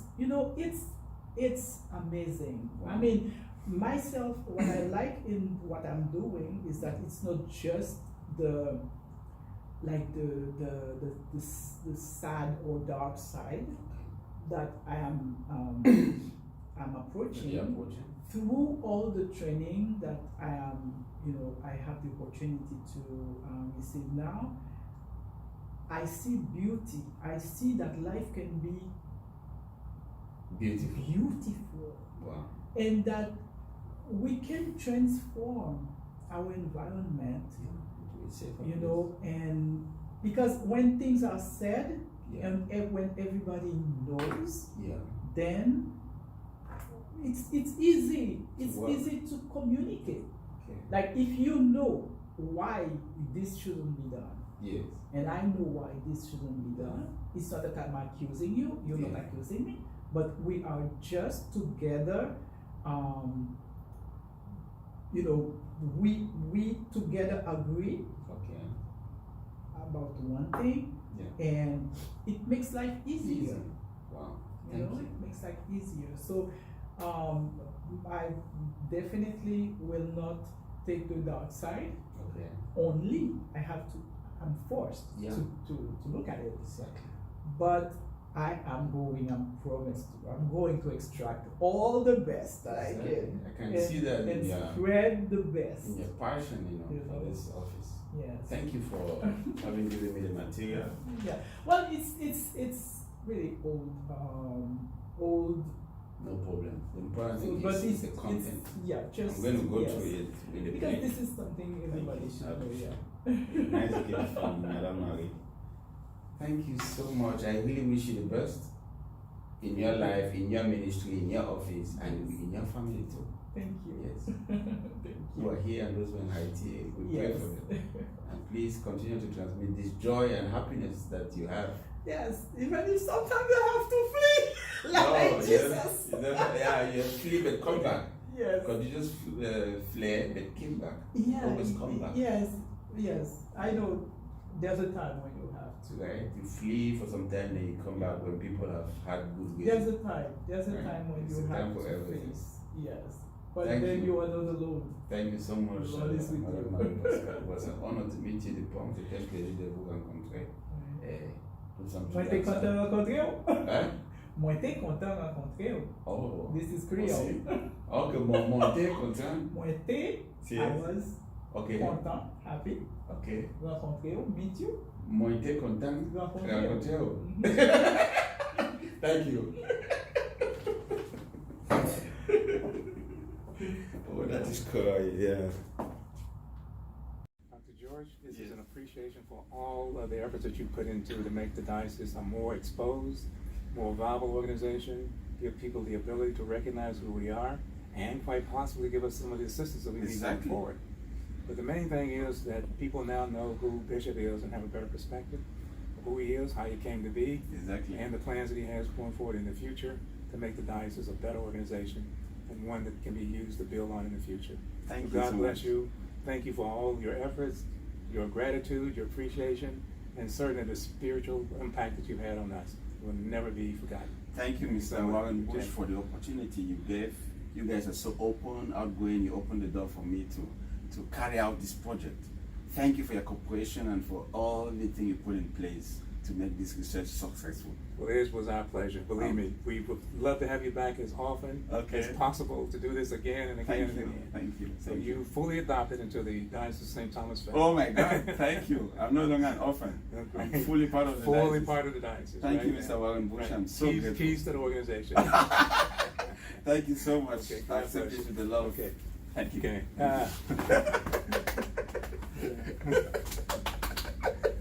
Yes. Thank you, man. God bless you. Thank you. Okay. Well, it's a shame we couldn't do